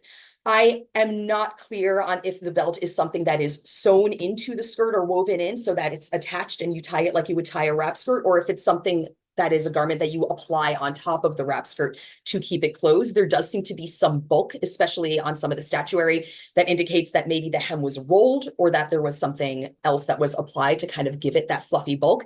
But on these frescoes, it looks like the tie is just part of the skirt and there's much less bulk. So there may be multiple iterations of skirts going on. There's almost always some sort of pattern. The simplest ones are solid colored with these stripes, but other patterns have these dots, these diamonds, these sort of interesting X shapes, just a lot of different patterns. Those stripes may have been woven in, they may have been painted on, or they may have been applied bands. Again, we have no surviving textiles from the Aegean, so it's really hard to tell. But they also could have been embroidered on or beaded. We do have some evidence that that was technology that was being, textile technology that was being used in the Near East. So it's not like it would have been unknown to the Minoans. So this could have been just a garment beyond our wildest dreams. I do personally suspect that there is a relationship between the woolen flounced garments that we see a little bit earlier in Mesopotamia, which do date back farther than the period we're currently talking about. Jones does experiment with a variety of flounced constructions in her book, but she does not attempt to mimic the woolen flounced garments that we see in Mesopotamian garments or compare them to how they may or may not have made a Minoan shaped skirt. I just want to show you some examples of what I'm talking about when I talk about Mesopotamian woolen flounced garments. These were generally created from edges that were allowed to fray to create these fringes or tassels. And we see a couple of different variations of skirts here, including, if you look at that cylinder seal press out, you see that like many layer flounced skirt, which to me, just going all the way back to show you directly, looks very similar to this snake goddess statue that we see on the right. That is, to me, it looks like a dead ringer. I do think there is a relationship. I cannot prove it, but it does strongly suggest itself. And we also see evidence of wrapped garments. You see these slit skirts that 2 of these other figures are wearing. So that is just something I would like to point out as another potential relationship across the Eastern Mediterranean. And it does mean that the Minoans' flounced tiered kilt is simultaneously akin to Near Eastern flounced garments, and also very obviously and clearly its own distinct, unique garment in the entire region. It's shorter. It seems to be constructed of a pattern cloth rather than just frayed wool. It has that unique double-headed axe shape. It could have been cut to shape. When I made my own reproduction, I did cut it to shape, but it could also simply be achieved by stretching the fabric. If you cut the fabric on the bias, if you've ever made your own clothing at home, the instructions often tell you to hang it up in your closet and leave it there for a few days, and only then trim it and hem it. Because if you don't, it will eventually stretch out in a wonky way. So there is no reason to think that they didn't know how fabric works. They could have just simply allowed it to stretch in the way that would create the shape. You could also probably roll up the hem of your skirt in a certain way in order to create that interesting high-low hem. That is also something that could have been how they structured that skirt. So my initial assumption that these were cut to shape is probably wrong. They were probably either stretched or rolled to use a rectangular piece of fabric that does not look rectangular when it is hanging on the body. So again, these are all conjecture, no surviving garments. We can probably, though, surmise not just the source of fabrics like we discussed earlier, but also the source of dyes. We know that they were using saffron. We have crocus picking as a subject for a number of frescoes. We also know that Minoans were very proficient in processing the murex snail dye to make a brilliant and colorful dye. We're used to hearing about it as purple, but it also is used to create blue if you just tweak the processing system a little bit. And this dye was known to everybody in the Eastern Mediterranean. It was an incredibly valuable dye. It was worth more than gold. It still is very expensive and very smelly to process. When processed as blue, it was known to the Assyrians and then later the Israelites as tachlitu or techelet. Techelet is still produced and used for ritual garments in this way. So in that way, we have a very distant echo of Bronze Age garments still being used with us in this modern day, which I think is super cool. But even back in the Bronze Age, you're talking about a dye and a color or series of colors that are associated with specifically divinity and kingship. I would last like to, I have not a lot of time yet left. I'll speed through it. Veil, hairstyles, and jewelry in 5 minutes or less. Another thing that we may have seen as an influence from the Egyptians is hairstyle. We see some of these young women with little pigtails, and that looks to be a shaved or growing out hairstyle. I suspect we are looking at young women who have just crossed the threshold from childhood to adulthood. We do see veils. Rarely, but we see them. They seem to be sheer, brightly patterned. It seems to be not dissimilar to the later Greek himation, and probably used in a similar manner for fashion, for cover-up, for social signaling, etc. For jewelry, we see all sorts of brilliant jewelry depicted on these frescoes, some of which I don't know how it's staying on their hair. That could be fanciful, it could be not. But we also do have some surviving pieces that also seem to echo either Near Eastern or Egyptian motifs. This one is from the Heraklion Museum, and you'll notice the papyrus shape, which I think is just very self-evident for that kind of cultural sharing, and also just really brilliantly elegant gold work. The gold work from this area will show regional influences from all over. Aegean trade goods and wall painting have been found in Egypt and the Near East. So this is not at all a one-way sort of influencing system. Everybody was part of this great cultural exchange. And of course, this was my own reconstruction. I tried to do a tie closure. I eventually did choose the looser fit, but I did not do the darts or the shirring that Jones had recommended because I was running out of time for an event. The trim is purchased. It does not go all the way down. I did not weave it because I don't know how to tablet weave. And it was selected to mimic shield patterns that I've seen in Mycenaean frescoes. So I was making an attempt. That being said, I do think I selected trim that was far too wide. Narrower trim would have been a more accurate choice. I used house paint on cotton to make my skirt. So I made some very not historically accurate painting choices, but I did create the stencils myself out of craft foam to mimic the ones that I've seen in frescoes. So all of the patterns were taken directly from frescoes. The color choices were all taken directly from the frescoes. So there was an attempt to mimic the look of it, but I assure you the Minoans were not using house paint. They were probably doing something else. This is what the completed skirt looks like. The band that I applied is actually relatively thin, but it is very, very tightly woven. So it's very strong. It's very easy to wrap around. It does not go anywhere. There are no modesty problems. And here are some photographs of me literally dancing around in a tent in a field.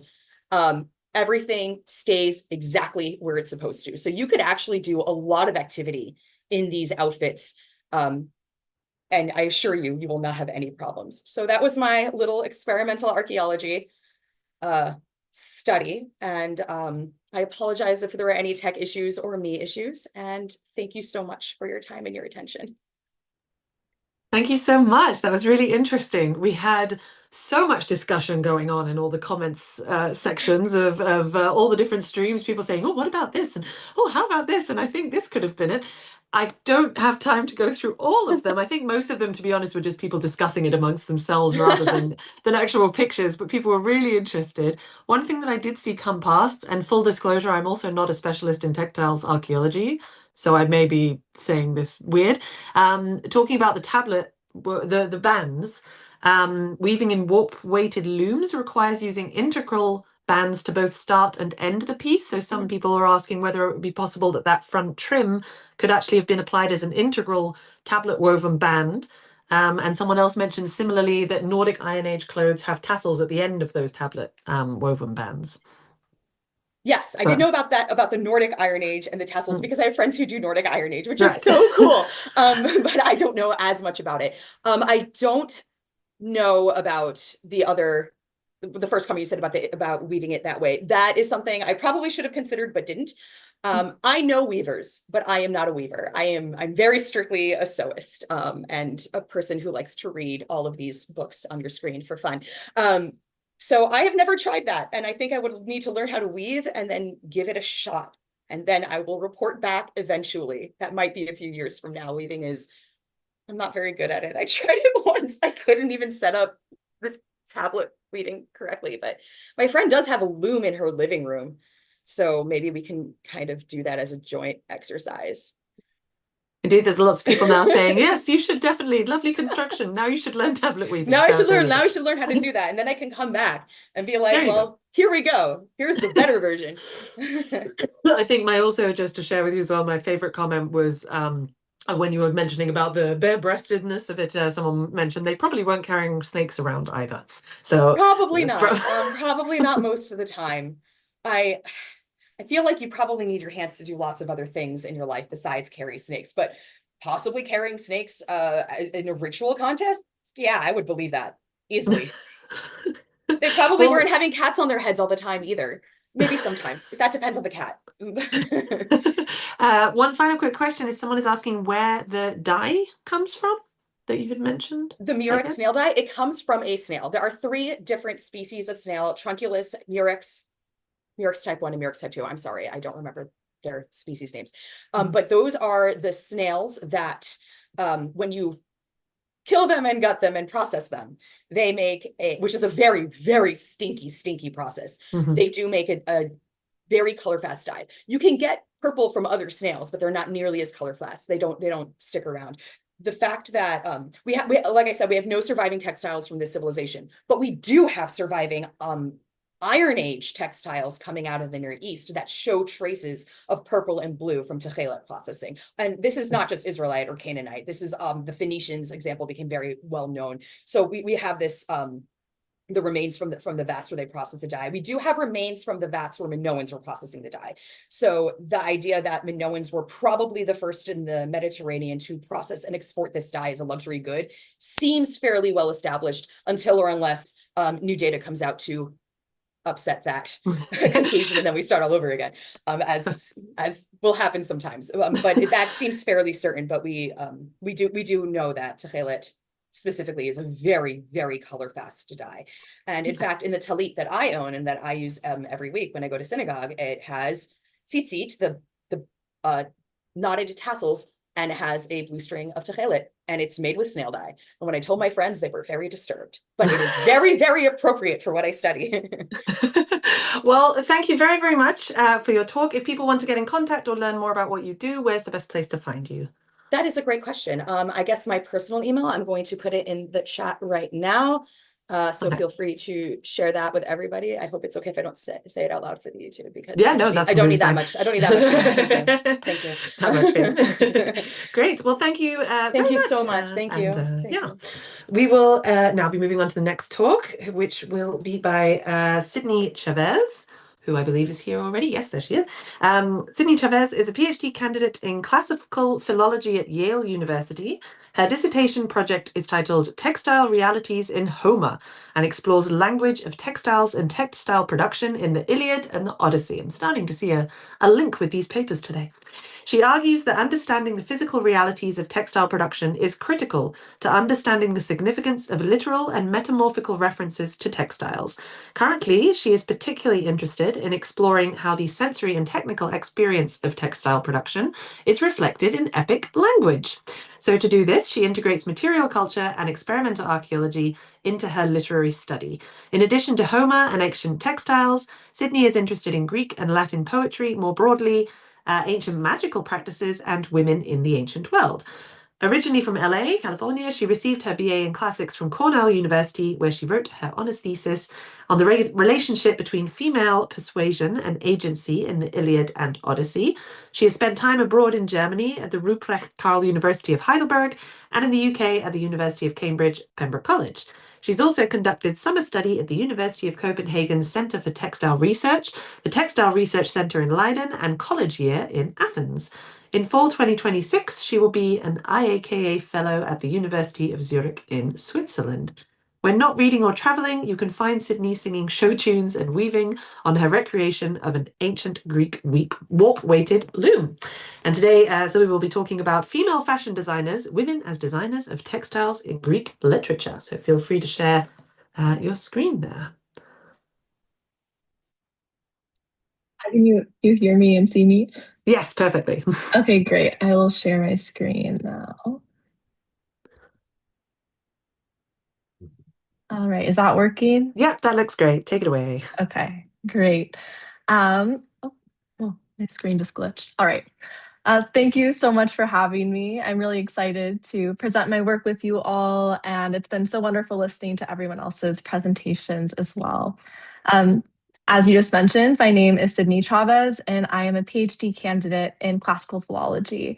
And for those who might not be so familiar with the term philology, that means that I work primarily with texts, but my main research methodology actually brings together many different fields like archaeology, art history, and of course, textile studies.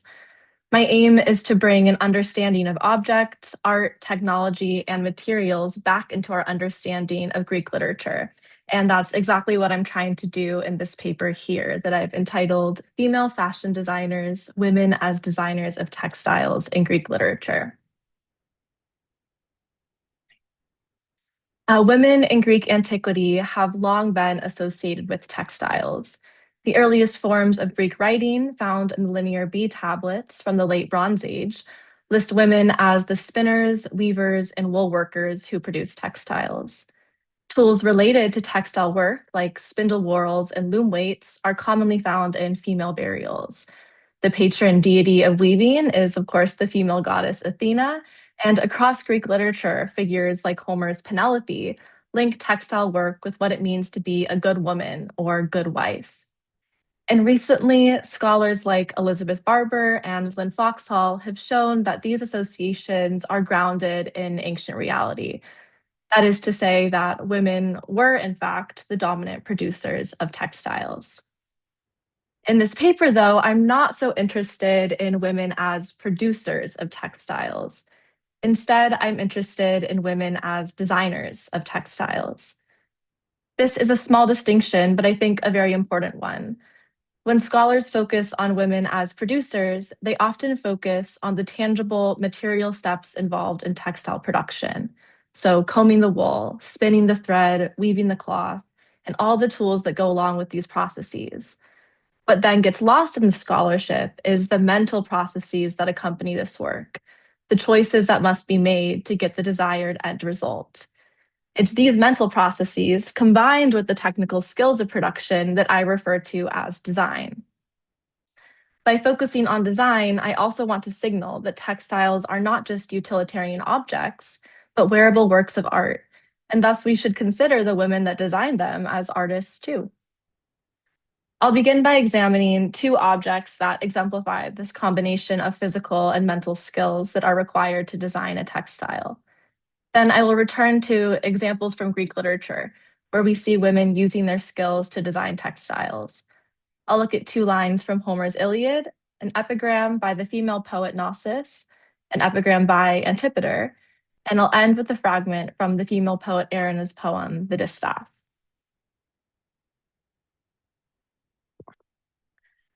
In antiquity, fashioning a textile was a long and laborious process. The raw materials, either wool from sheep or linen from the flax plant, must be processed into usable fibers, cleaned, sorted, all before being spun into thread and woven on a warp-weighted loom, like the one depicted here on the left and this one here. A warp-weighted loom, as has been mentioned in previous presentations, is a type of vertical loom that stands upright and uses weights, these tiny weights here, that are tied to the vertical warp threads to hold them under tension in order to facilitate weaving. After the cloth is woven, it is cut from the loom and then goes through further processing and laundering before it's ready for use. Experimental archaeology has shown that a simple linen tunic could take approximately 355 work hours to produce, with the spinning of thread and weaving alone taking up 80% of this time. And it's this 80% that is represented in these two objects shown here. So on the left, we have the Penelope vase, which depicts Penelope here seated and her son Telemachus in front of a warp-weighted loom.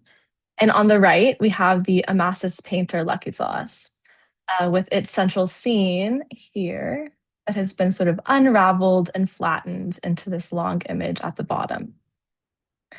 So the Amasis painter Lekythos shows us the major steps in textile production. On the left, we have women folding cloth, followed by a woman spinning thread, another woman preparing the wool to be spun, two women in the center here working together on a warp-weighted loom, two women weighing out wool. So we have a scale and the wool and these little bundles they're weighing, another woman communicating with them, maybe instructing them on how much to weigh out, and two more women here preparing wool to be spun. Now, all of these steps have to occur in order for the cloth to be made, and the women carrying them out must be in communication with each other, since small changes in any step of the process can greatly impact the end result. So for example, the way the thread is spun, how thick or thin, is affected by the quality of wool chosen and how that wool was prepared, in addition to the physical way that the spinner spins it. These qualities of thread, in turn, affect how the thread behaves on the loom and how soft or translucent or dense the resulting textile is. The ability to produce figural designs and patterns, like the ones depicted on the Penelope vase, is also dependent on how the threads are arranged on the loom. This means that their colors and positions must be carefully chosen in advance. And this is contrary to what a lot of modern translations and commentaries say when they use the word embroidery. But we can see here the designs on the loom and also the designs on these ladies' garments would have been woven and designed into the fabric of the textile itself. So they were not added later through embroidery or through dye techniques like we might do today. So women making the textile then must envision what they want the end result to be long before the loom is even set up. And it's this complexity and the elements of planning and design that I want to bring into our reading of textile scenes in Greek literature. So I'll now turn to an example from the end of Book 22 of Homer's Iliad. Just prior to these lines, Achilles has killed the Trojan hero Hector, but the news of his death hasn't yet reached his wife, Andromache, who we find here working peacefully in what has often been read as a sort of typical textile production scene. So she is weaving a web in the innermost part of the lofty house, a purple double-folded cloth, and she was sprinkling in colorful flowers. Two design elements are immediately clear. The use of purple thread, implied by the fact that the cloth is called porphyrein, purple, and the fact that the cloth is diplaka, double-folded, which may refer either to its large size or to it being a reversible cloth. Another design element is hidden in the use of this word epasa, combined with the preposition en, meaning literally to sprinkle in. Translations of these lines will often use the verb embroider. However, we can see the cloth is still on the loom, right, weaving a web. And just as we've seen with the Penelope vase on the previous slide, these type of designs could be created while the cloth was still on the loom. And additionally, we know from other literary, archaeological, and art historical evidence that embroidery was just not common in antiquity. And so within the context of this passage, this verb must mean to weave in. So in reality, to create a purple cloth with a woven in flower design like this must have taken a lot of foresight. Implied in this scene is the fact that Andromache must have from the start envisioned what she wanted this cloth to be like. She must have procured the right amount of thread that was dyed to the precise color. She must have set up the threads on the loom in such a way to facilitate the making of a double-folded cloth, and to her being able to weave in this colorful flower design. Though Andromache in these two lines is depicted as the sole weaver, she will also have to have been in communication with other women in the development and realization of this cloth. She would have sourced and procured materials, much as modern fashion designers do. Her cloth then is designed from the start and achieved from her own creativity and her own skill, but also the skill and creativity of others. And so we can see her as a sort of fashion designer in the very literal sense of the phrase. She both fashions and designs. Obtaining the knowledge necessary to know how to bring a design like Andromache's colorful flowers out of the abstract and into the cloth is no small feat. And research into the transmission of textile knowledge in contemporary weaving societies shows that knowledge is most often passed down generationally, so from grandmother to mother to daughter. And this intergenerational transmission of design knowledge is also what we find in Greek examples, like this epigram from the Hellenistic poet Gnosis. She writes, "Revered Hera, who often descending from heaven, look on your Lacinian shrine, fragrant with frankincense, accept the linen garment which Theophilus, daughter of Cleopa, wove for you with her noble daughter Gnosis." Here, Gnosis encourages the goddess Hera to accept the offering of a garment she wove together with her mother. Her mother is the grammatical subject of the verb, huphanen, to weave, and as the more experienced weaver, naturally would have taken on the bulk of the weaving. But the specification of Gnosis herself as the one accompanying her mother is significant. Her name occupies the first word of the final line and completes the phrase begun at the end of the previous line, metapaidas agawas Gnosidos, with her noble daughter Gnosis. Here she is still learning. She's still a paidos, a child. And learning from her mother, Gnosis, as the author of this epigram, also acknowledges the woman that her mother learned from, her grandmother, Cleopa. The construction of the last line of this epigram then forms a sort of genealogy of women that also preserves the genealogy of textile knowledge from youngest to oldest. Gnosis, who learned from her mother, Theophilus, who learned from her mother, Cleopa. Textile knowledge then doesn't come from nowhere, and this knowledge isn't simply restricted to the physical task of weaving, but to all the design elements that accompany it. The specification here of a linen garment is significant to this. Linen was a common material used for textiles by this point, but requires very different treatment from wool. It cannot be as readily dyed, but it can be spun into thread that is much finer than wool and thus poses its own special complications while being woven. The choice to weave a linen garment, then, must have involved its own set of considerations and lessons for the young Gnosis to learn in her journey to becoming a textile designer. Girls' learning, though, was not done alone. Just like the women working together on the Amasis painter Lakitos, girls worked together too. There are numerous epigrams that describe this, but this one by Antipater describes girls working together to execute their designs and then dedicating them to the gods. He writes, "Artemis, fairest of virgins, sovereign lady of women, we three wove this border for you. Bitier wrought the dancing girls in the crooked stream of winding meander. Blonde Antianera devised the decoration that lies on the left side of the river, and Bition that on the right, measuring a span and a palm." So we can see here that learning how to fashion textiles was also an integral part of a girl's childhood. And this is further exemplified by the Hellenistic poet Erinna's work, The Distaff, a poem whose name itself refers to the long stick used to hold wool while spinning. So we see this example here from the British Museum of a woman spinning with a drop spindle and holding a distaff with this little red blob of wool on the top. In this poem, The Distaff, Erinna laments her childhood friend Balkis, who was recently died just after getting married, and she recalls memories from their shared childhood. The text is very fragmentary. That's what these little brackets indicate. Those are all spots from where the text has had to be reconstructed. And so as such, I'm following the interpretation and translation of Josephine Balmer. Erina recalls, as girls, we played weddings with our dolls, brides in our soft beds.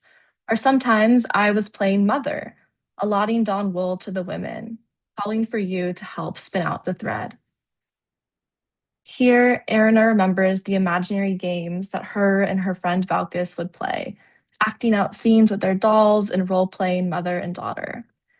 In the role of mother, Erina would assign wool to the women, which have sometimes been interpreted as the dolls from 2 lines prior.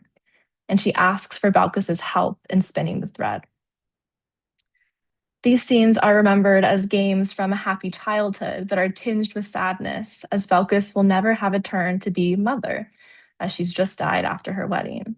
And she will never have the opportunity to pass down her own design knowledge and skill to a daughter.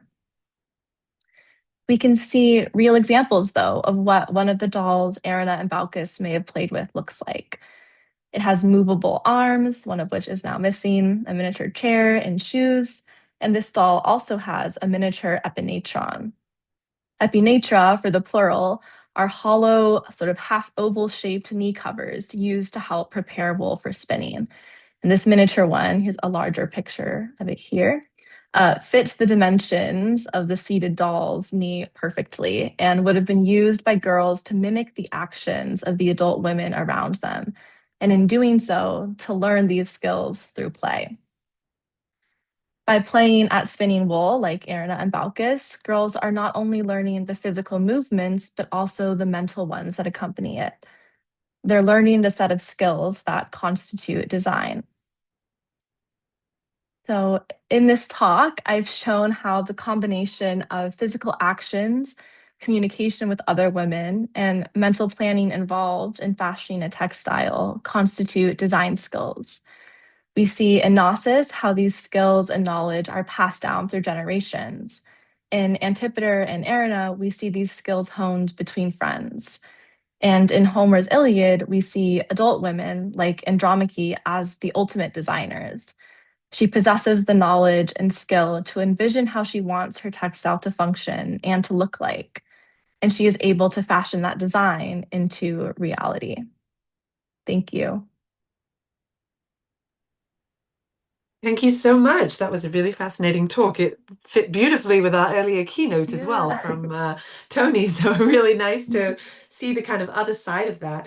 And I'm curious whether you know if there are other material evidence. I mean, you mentioned the toys there briefly, but if you can expand on that a bit, whether there's other sort of material evidence that would link to those concepts that are discussed within the texts. Yeah, so we have, I'm thinking of one, I don't think I have it in this slide, no. There is a miniature distaff from Roman Gaul that still has wool on it that seems like it was maybe a toy or either instructive or just like a toy in the more simple sense that girls could have used or could have played with, or just to be exposed to these types of techniques and skills earlier on. As far as other evidence for example, the types of borders that Antipater is describing. So it says, we three wove this border for you. I noticed in the comments from one of the earlier talks, people talking about the sort of borders used for warp-weighted weaving. It's thought that this might be what one of these borders is, that girls learning to weave would start by making these borders. So like a simpler, smaller project that then could be used to set up on a larger loom by more experienced weavers, like their mothers or other women in the community. I see actually someone, sorry, I see someone commenting on about, this is earlier on, so this might have been in relation to that point, brocaded in perhaps, question mark, is that? Yes, so there's, I didn't bring it in for this talk, but specifically when we're talking about like designs that are woven in, like we also see here, there have been many different experimental archaeological sort of investigations into how this could be done. Brocading, I think, is one of them. Elizabeth Barber in her larger volume, Prehistoric Textiles, and the later chapters of it describes evidence for maybe using tapestry weaving or supplementary weft weaving, which are techniques that I personally don't have so much experience with, but I have seen them in action on warp weighted looms, and people have tried reconstructions with them to create things like this, and it works. People have also used tablet weaving. So there's a recreation of this exact garment, actually, by, I believe her name is Ellen Herlisius Klug in Germany, in Munich at the Deutsches Museum, who has recreated this exact figural design using tablet weaving and doing so on a warp weighted loom. So it seems like there are a lot of different techniques that could have been used to create these. Yeah, someone else has just mentioned could potentially be woven to have the double layered top folded down. Would a garment like this would have to have had the upper design woven upside down? I don't know if you have any thoughts on that. Yes. Yeah, that's another possibility for deep waka. So double woven could be either like reversible. Some people think it might just be double the size, but would mean that there would be double the amount of vertical warp thread. So you're like literally weaving with each pass, you're going in and out the other side to create a cloth that is double the width of what the warp weighted loom could accommodate, because as you can see, this is pretty much to scale of what most recreations of warp weighted looms are. And so they are sort of, horizontally bounded by how long you can get these poles to be. Though of course, vertically, you can add as much thread as you want and tie it onto the bottom of the weights and just keep rolling it up and keep going. Yeah. And do you have, and this is sort of quite a broader question, I suppose, so apologies if it's a bit outside the sphere, but in terms of sort of apprenticeship or learning, and there's so many different archaeological theories around that, how do you think that plays into this idea of then people sort of teaching their daughters or daughters learning? Can we see that through the material, through the text at all? So in as far as Greek antiquity goes, so up through like the Hellenistic period, from what I have been able to tell, we can't really find much evidence for sort of apprenticeships.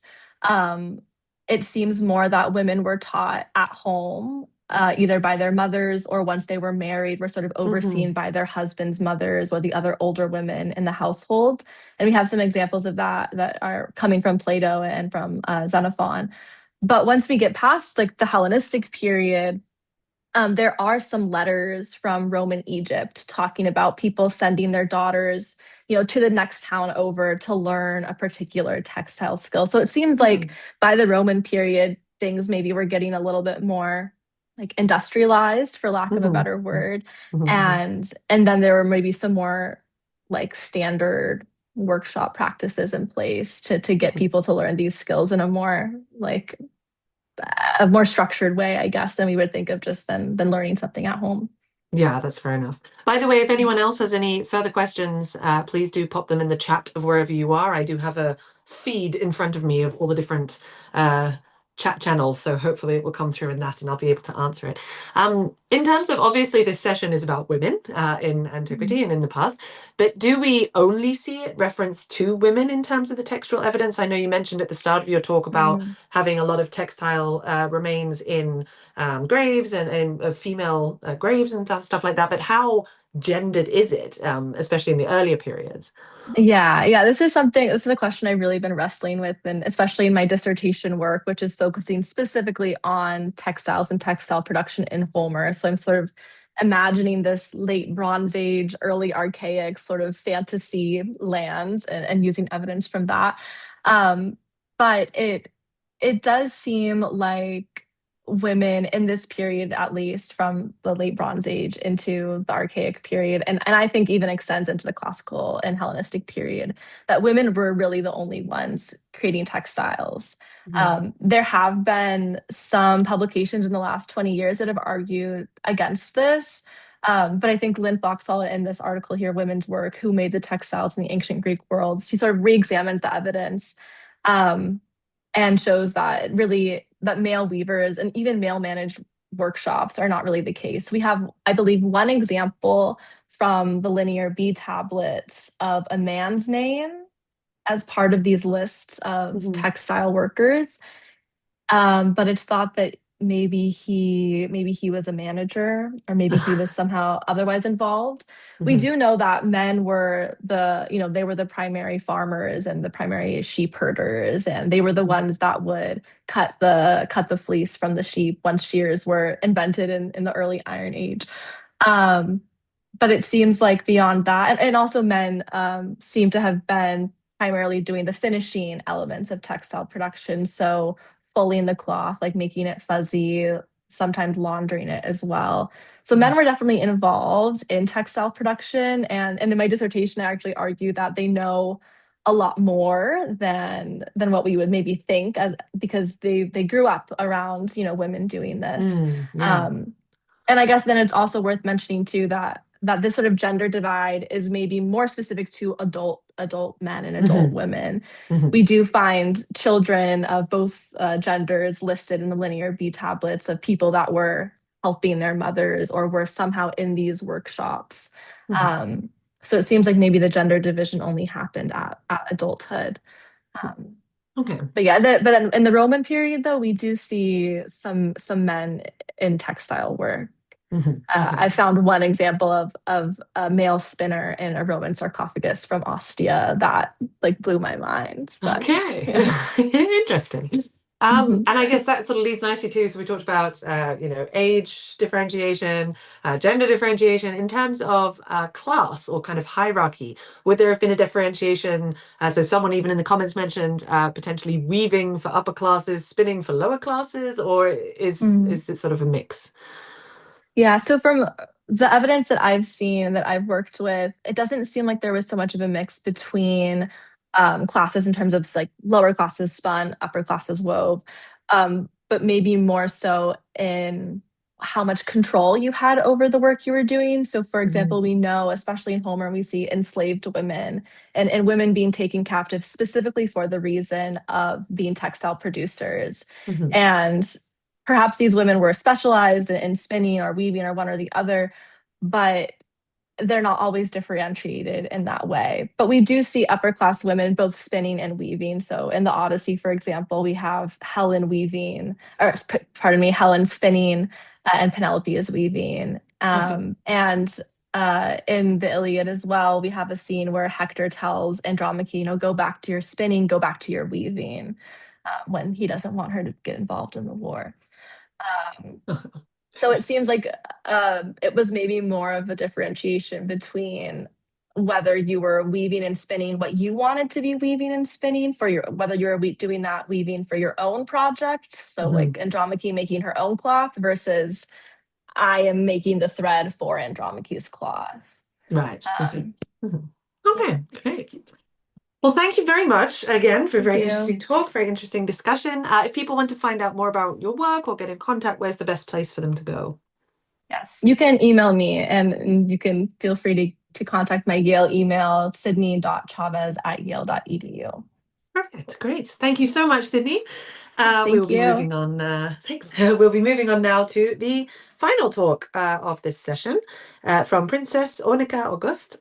And Princess Onika August is a St. Lucian writer, feminist, biblical scholar, and historian who examines how gender, mythology, the Bible, autonomy, violence, and the sacred interact across cultures. She holds a BA, an MDiv, and an MTS, and is currently completing a Master of Arts by Research. Her scholarship seeks to reclaim erased female voices and challenge dominant narratives. Her writing appears in Christian Feminism Today, the Shiloh Project, Pop Culture and Theology, and the Bible and Critical Theory Journal, where she published Reclaiming the Sacred, the Bible, Critical Theory, and Caribbean Identity. Her contributions also include explorations of Greek mythology and chapters on feminist legacies in pop culture.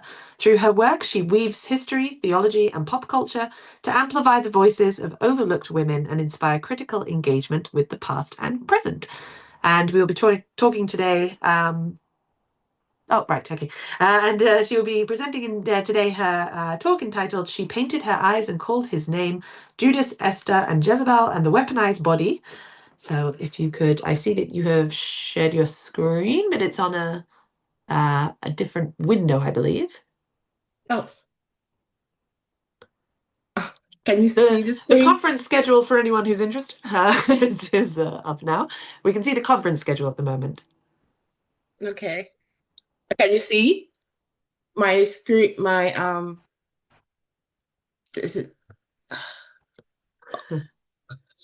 Can see the screen? Can you? We can see your screen, but it's currently on the conference schedule rather than your presentation. Oh, escape. Which is also wonderful to look at. So it's good to remind people of what's coming up. Oh, sorry. Let me No just problem. close it. Let me just close off. Okay. Screen share. PowerPoint. The beginning. Can you see the screen now? Not yet. I don't think I can. I don't know if anyone else here. Oh, no, it's starting. Swirling for me. Oh, let me close this one. Email. Okay. Can you see the screen now? It just went away again. It might be that you need to share the whole screen rather than like a window or the PowerPoint, and then it will go. Okay. Can you see the screen now? Getting there. Okay, yes, that looks good. So it's now on the edit version. Yeah, from beginning. Okay.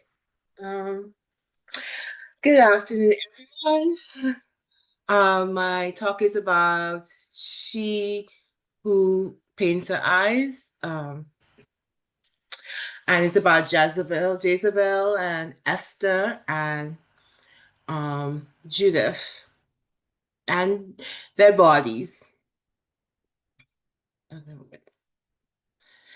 So in biblical texts and in early Christian interpretations, women who wear makeup and jewelry and elaborate hairstyles and hairdos are deemed to be vain, and they have moral failure, or they are trying to seduce men, or they are wicked, in the case of how Jezebel is interpreted.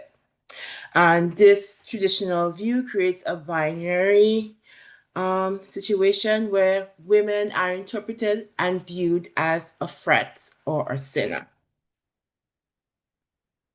So a new framework I'm using is called the weaponized body. And so it's a key concept is rejecting the idea that women who wear makeup or jewelry or have elaborate hairstyles or dress elaborately are sinners or seductress, or trying to seduce you, or they're wicked or they're evil.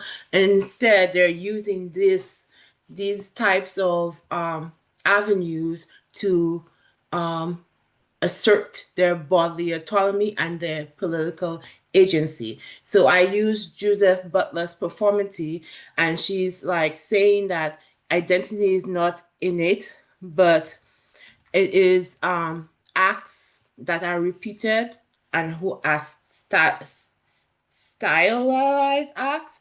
And so jewelry adornment is a performative act and produces and asserts a powerful identity.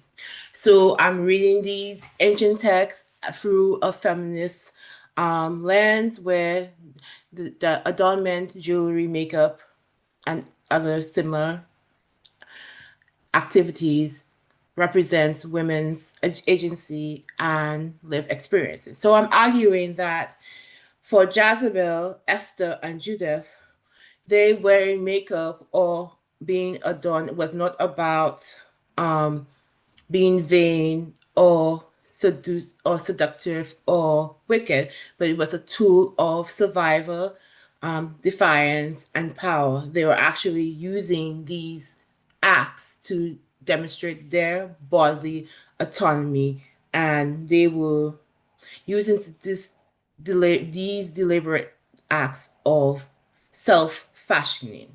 So they were choosing to create themselves, or like I said, self-fashioning themselves in what they want to be.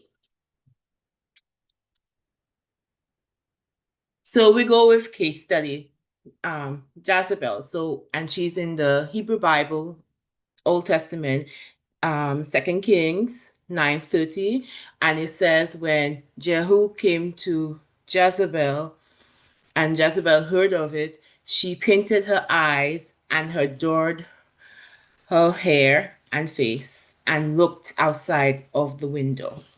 So this is not a desperate act or a prophetic act. This is actually a powerful royal assertion. And we know how she is interpreted. Jezebel is interpreted as a evil woman, and she is a wicked woman. And some people even interpret her as a seductress when she was actually not a seductress. She was married to one man, Ahab, and she wasn't trying to seduce Jehu. She was actually asserting her royal power by having makeup, dressing up herself, adoring herself for the arrival of this usurper. She reclaims her royal identity and her agency. And her adornment is just an act of resistance against a usurper, a powerful man. And she's showing that she's not just a helpless woman, but a defiant woman. A quote from me, Jezebel uses her makeup to assert her defiance. And so for Jezebel, scholars like Janet, who Gaines questions how evil was Jezebel, and so she kind of supports my argument that Jezebel was not exactly evil, and she painted her face to reclaim her agency, her bodily autonomy.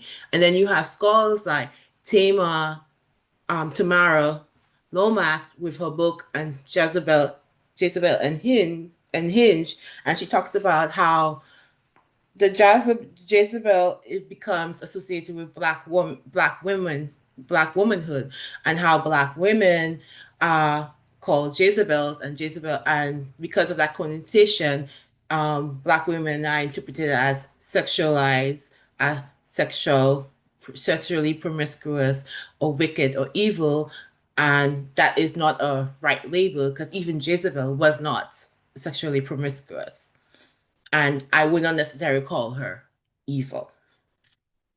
She just used those avenues of jewelry and her makeup and her hairdo to reclaim that agency, that bodily autonomy. She was performing to reassert herself.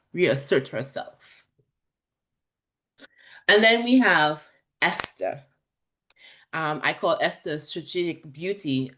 We know that in Esther 2, chapter 2, that she goes into the harem, and they say that she was beautiful and had a lovely figure, and she listened to everything that Haggai, the king's eunuch, tells her to do. So, because Hagar was in charge of the harem, and because he found Esther to be more beautiful than a lot of the girls that were kidnapped and trafficked to the harem,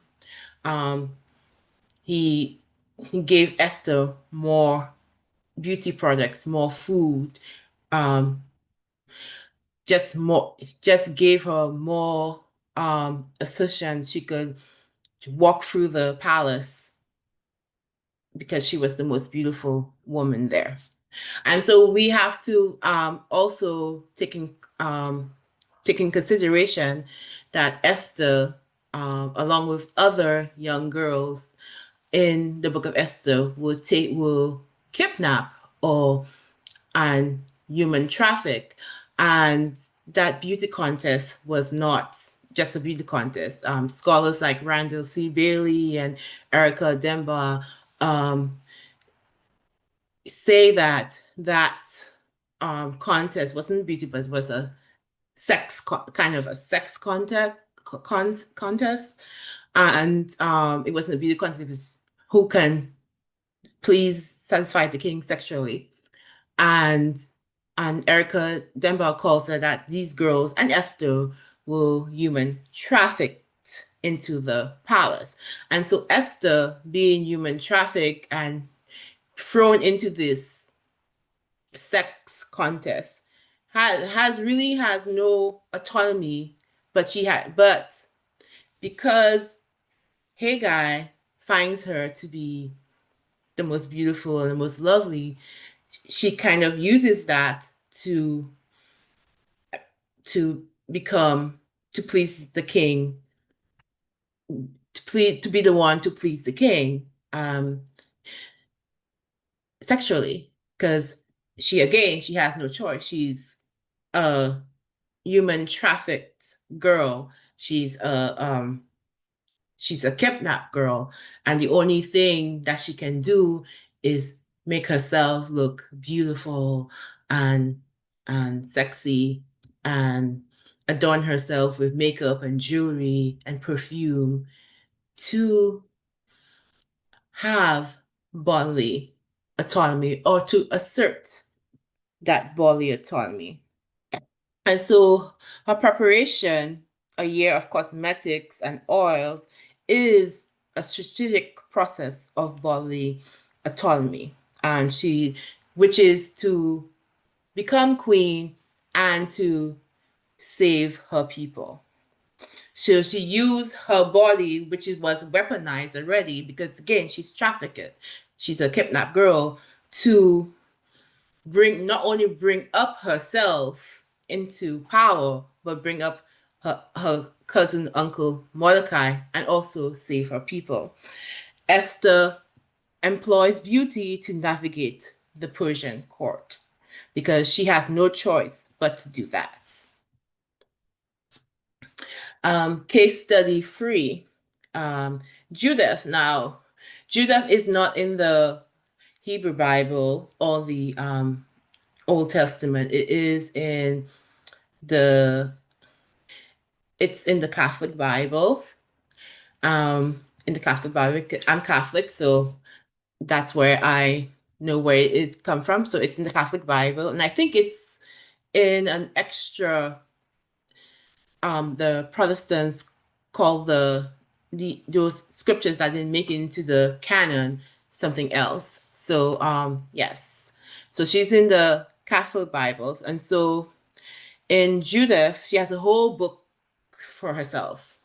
So Judith, in Judith 10, 3-4, she puts on her beautiful garments. She adorns herself with jewelry and fine clothing for charming of the eyes of men.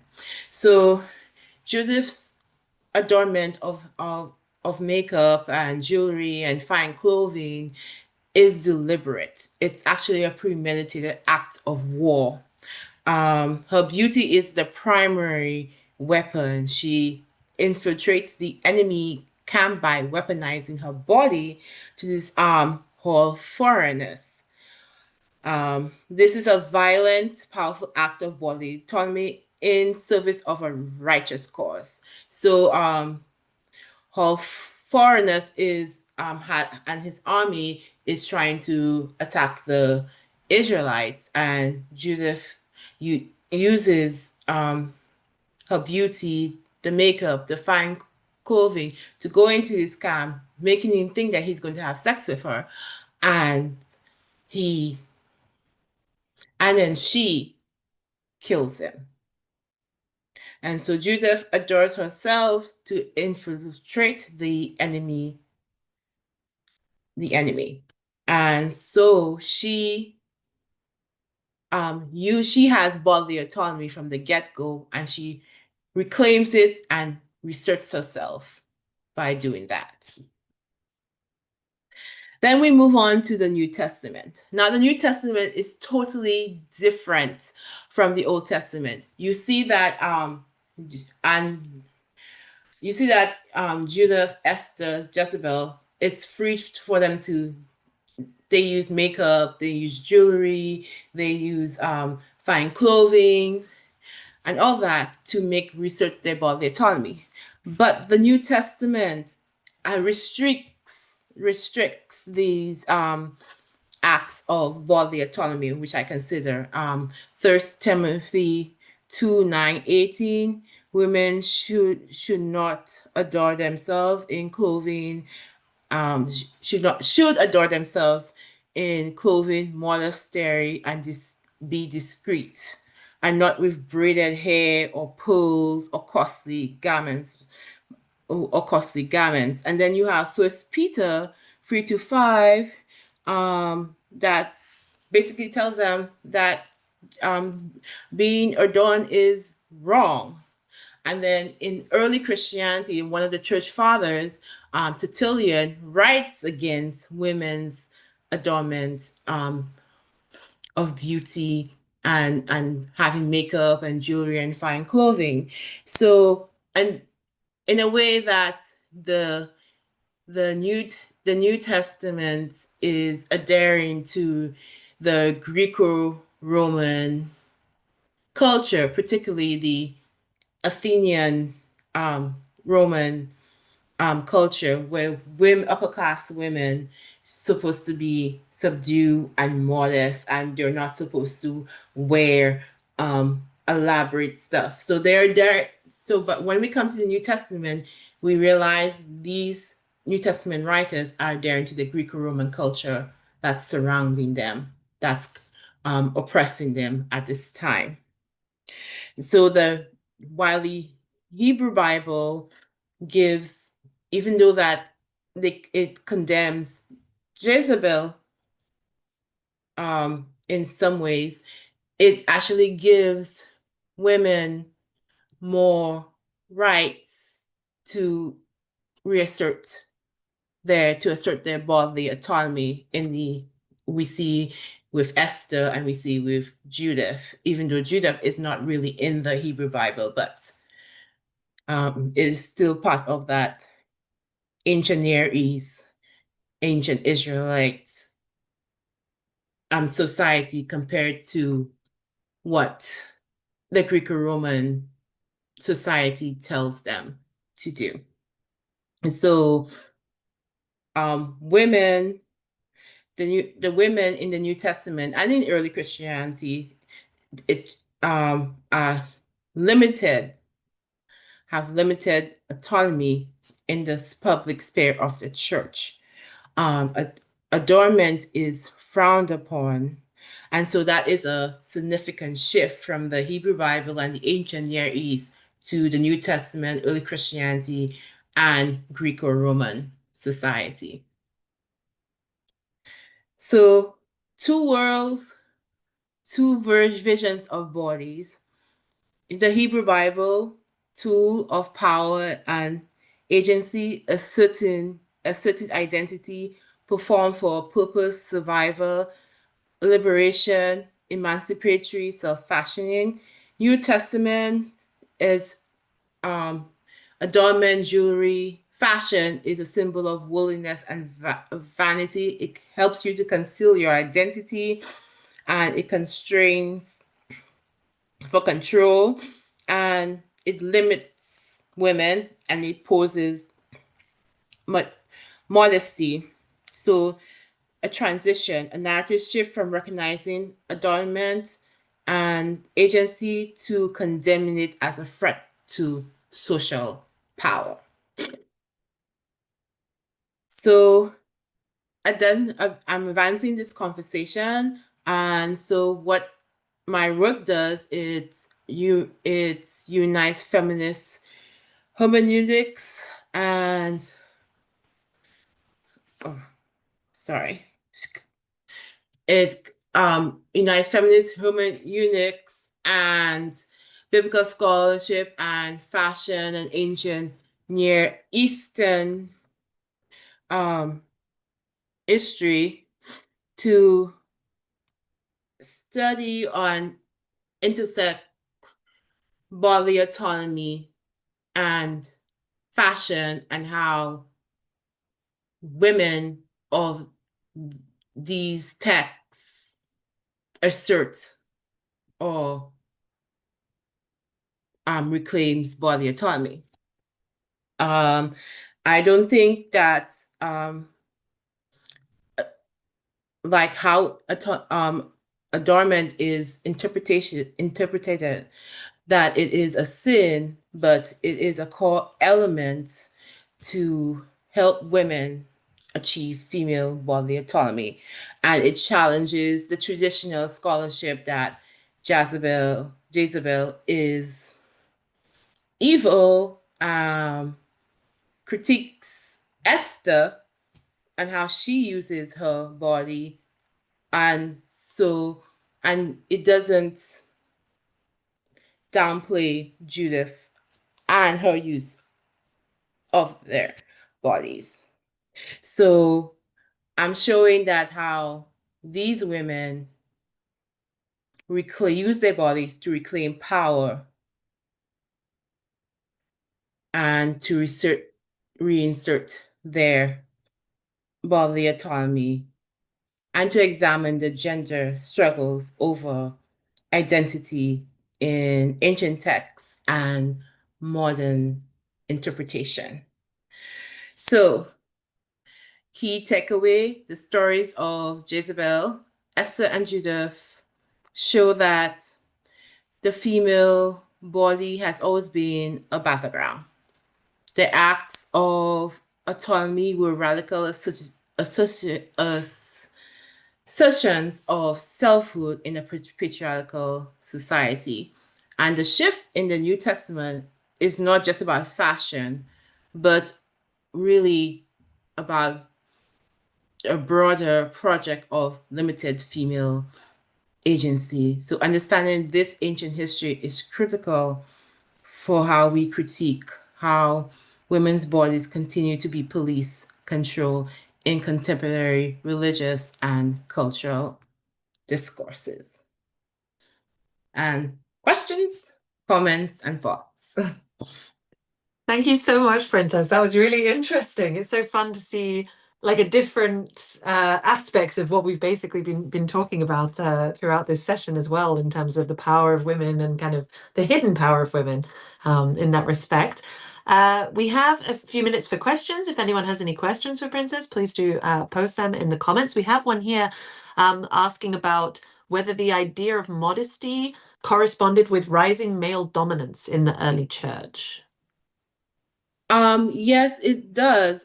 Because remember, by the time we get to the New Testament, Rome has conquered Israel, Palestine, that area. And so they're adhering to the Greco-Roman society of manhood and womanhood and patriarchy. So yes, that's what the early church seems to be doing.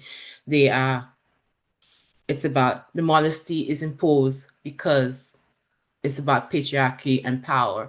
And if you look at, because not all of Greece, ancient Greece, was so imposed about modesty, particularly Athens. And then even within the Rome, is mostly the upper class women that have been imposed to dress modest and to not to have elaborate hairstyles and stuff. And would you say that sort of obviously this is kind of a critique also in light of our modern view of, you know, these things, but do you think that, especially seeing the difference in the Old and the New Testament, that was how it was originally intended to be written? Actually, it wasn't intended to be shaming or anything like that. It was intended to show that female power. I think the more so in the Hebrew Bible, that's what the authors were trying to do. Yes, they had their agenda. If you look at what they did with Jezebel, but in general, they were trying to show that women, female power, female agency, female body autonomy within a limit, within a limitation. They supported it, but they believed that it should have been. I think that the writers of the Hebrew Bible and the Jewish text and the would probably, yes, we support women having a little rights and agency, but within restrictions or within limits. Because if you look at Jezebel, she acted way out of that limits, and so they considered her evil. Yeah. I've just noticed, by the way, I'm so sorry. I think you have a camera cover on. I'm sorry, I was looking at your presentation and I didn't even see your video. Oh, Do you have a little cover on your camera or something? do I have what? A cover on your camera? No. No. Oh, unfortunately, we can't see you. We can just see a pink prick of light. Sorry, I didn't even see that before. I was so focused on your presentation, I didn't look at your video. It's okay, we're at the end anyway, I'm sure, hopefully. So my final question indeed is if people want to learn about your work or to see your beautiful face, then where can they find you and how can they best contact you? Well, they can find me on you can email me, Princess Onaika Ogis at gmail.com, and they can find me on Facebook or Facebook or Instagram. Okay, great, perfect. By the way, if anyone, all of these contact details we've been getting from people, if anyone wants to contact any of our speakers and can't find them, and they've said they're happy to be contacted, please just contact us at SASA or contact the team at SASA, and they will forward them on. Thank you so much, Princess, for your talk. Really interesting, and was great to hear from you. Thank you.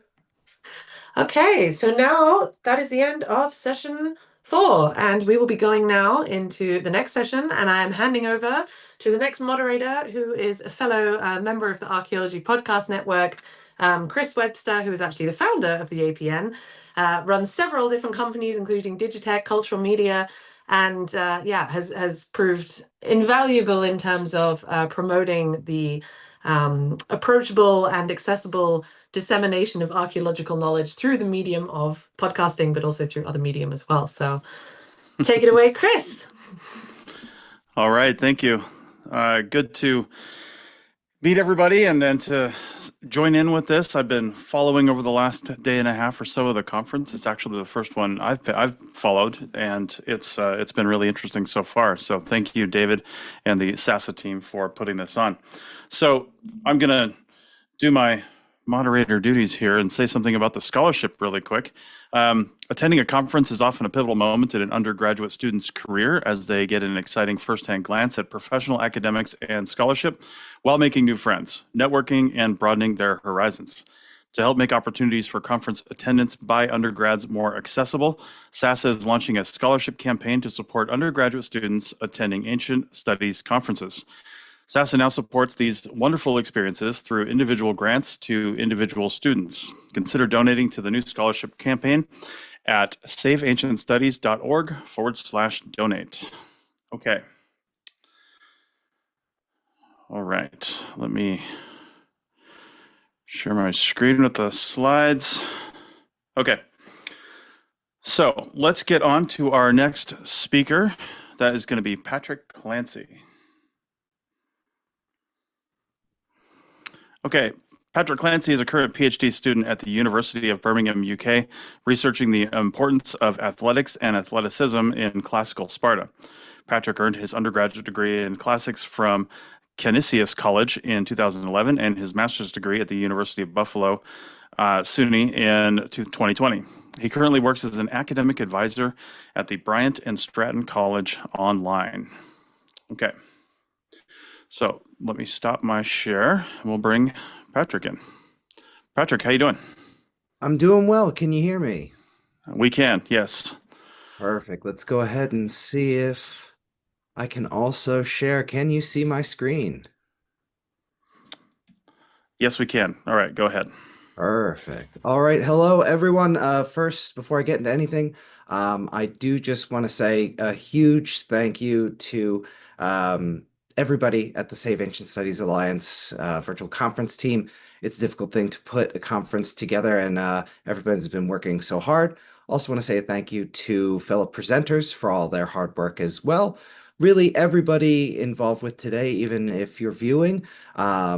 We're all preserving ancient history through scholarship in an accessible way, and it's a great thing to see that's happening. So, for my analysis today, we're doing athletic dress in classical Sparta. So I'll be discussing classical Spartan fashion, how it was focused around highlighting the athleticism of a Spartan body rather than expensive materials or technical skill in tailoring. This athletic fashion was introduced to Spartans at a young age and reinforced throughout their education. The Spartan style imposed a uniform seemingly based in equality amongst the in-group, while at the same time excluded outsiders. This research will focus on literary sources and examine a small sample of Laconian artifacts depicting Spartans with connections to athletics to illustrate how the material culture reflected the written accounts. So, how were the Spartans depicted in the classical period? What about their fashion features set them apart from the other Greeks during this time? For the Spartan women, they were often depicted or described as athletic in a very stark contrast to other Grecian women. For the classical Spartan men, their athletic participation was heavily recorded for their schooling and their martial training, which shaped their bodies. Additional fashion accessories included simple cloaks accompanied by long hair and beards. I don't have the long hair though. So we'll start off with some best surviving examples which depict athletic Spartan fashion for women. These two bronze figures, we'll refer to them. Figure one is the top one, figure two is the bottom, both dating roughly mid-6th century. In figure one, it's pretty evident from her short chiton and exposed right breast that this is a runner in the Heraea race. The Heraea was a festival open only to women, which featured a foot race that took place before the Olympic events. Since Spartan women practiced in athletic competition daily, there is a high likelihood that many of the competitors in the Heraea were Spartans.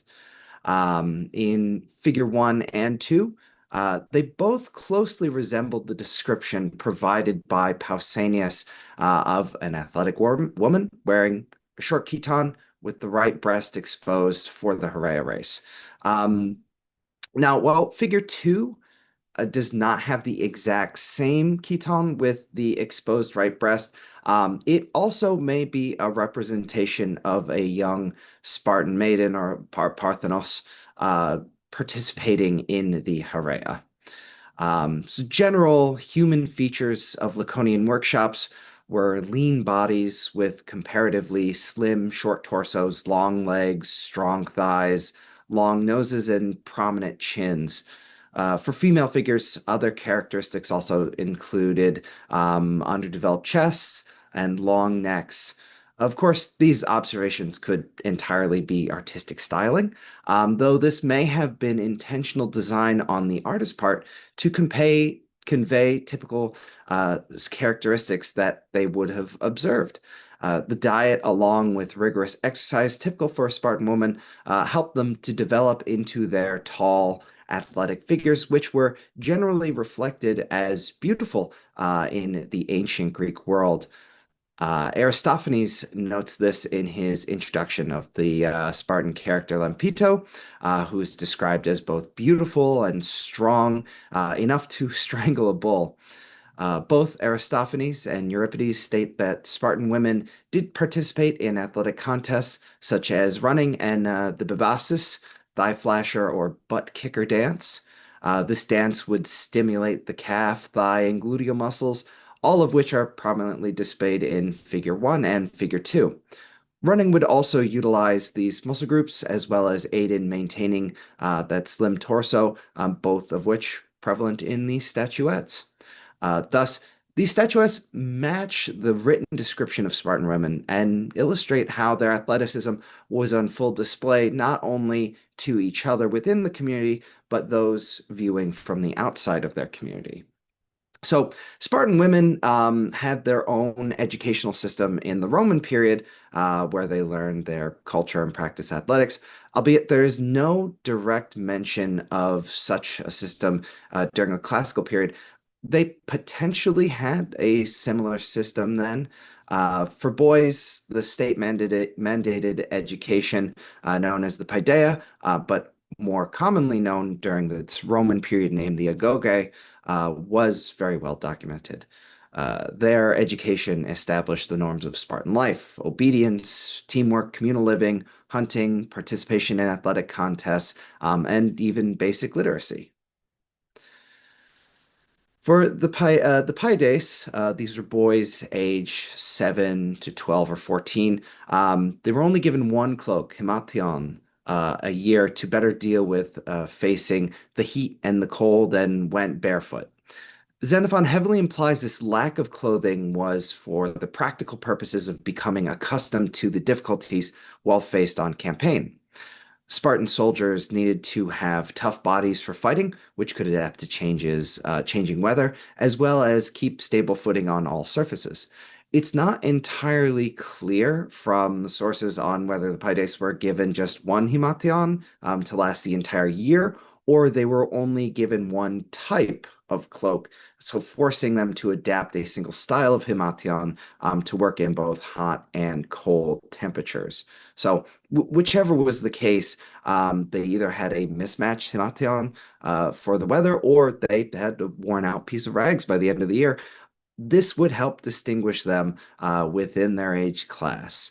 The paides, as well as the paidiskoi, which ages 12 or 14 through 18 or possibly 20, would all have closely cropped hair, giving them all a similar appearance as well. There is some debate on whether the paides, the paidiskoi, they would have short hair, but getting into the hebontes, so these were men aged 20 to 30. These were citizens who were on probation, would eventually become Spartiates or full citizens.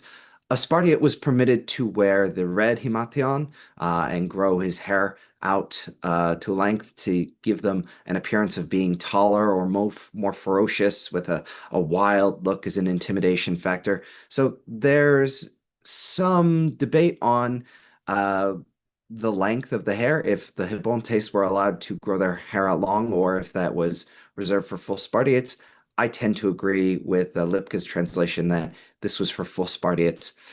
So this tradition of sporting long hair in Sparta goes back to their victory over Argos in the contested Battle of Champions in 546 over the Thyrea area. This long hair and beard was particularly Spartan. So Plutarch notes that Alcibiades, who was used to being a social chameleon, blending in wherever he went, was unable to fashion himself in neither the hair and beard styles of Sparta while he was there, nor adapt his daily regimen to include physical fitness. So was this Spartan hair length just a fashion statement? Did it more broadly associate them in their practice with athletics or demonstrate athletic prowess? The Spartans' long hair signified themselves as men of leisure. Long hair was a luxury in ancient Greece, and it hindered manual labor. Perhaps this has also played a role in why the Spartans did not participate in certain events such as wrestling, boxing, pankration at Olympia. We're told through Plutarch as well as Philostratus that the Spartans were not permitted to participate in sports where one could surrender. Conversely, having long hair or a long beard may have been a disadvantage in these sports. Long hair and beards could have afforded extra places on which an opponent could grab. A physical toughness or penchant for pain while being struck would matter less if someone could achieve athletic victory by pulling a long beard or hair, just as Leontisicus, the Pancratinist, won by bending fingers rather than going through more difficult submissions. So, despite all the training and everything, the uniforms, not everyone could become a Spartiate, and they could always still lose their citizen privileges at any time. Degradations of citizenship would have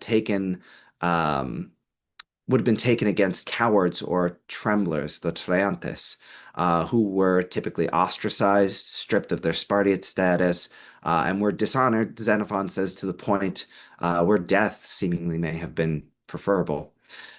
Plutarch gives examples on how a trembler had to distinguish himself apart from full Spartiates. He says they wore patchwork cloaks and had to shave parts of their beards so all could plainly see that someone was a coward.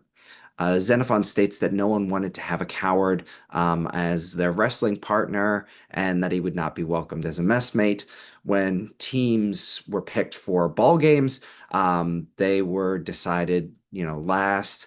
Everyone was picked before a coward, and in choral dancing, cowards were given shameful positions in the back where no one can see them.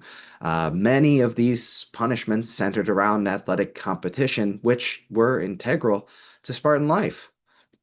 So, although beards and cloaks were important to distinguishing the Spartan style, the main fashion focus of the Spartans was on their athletic physiques rather than expensive materials and fine tailoring.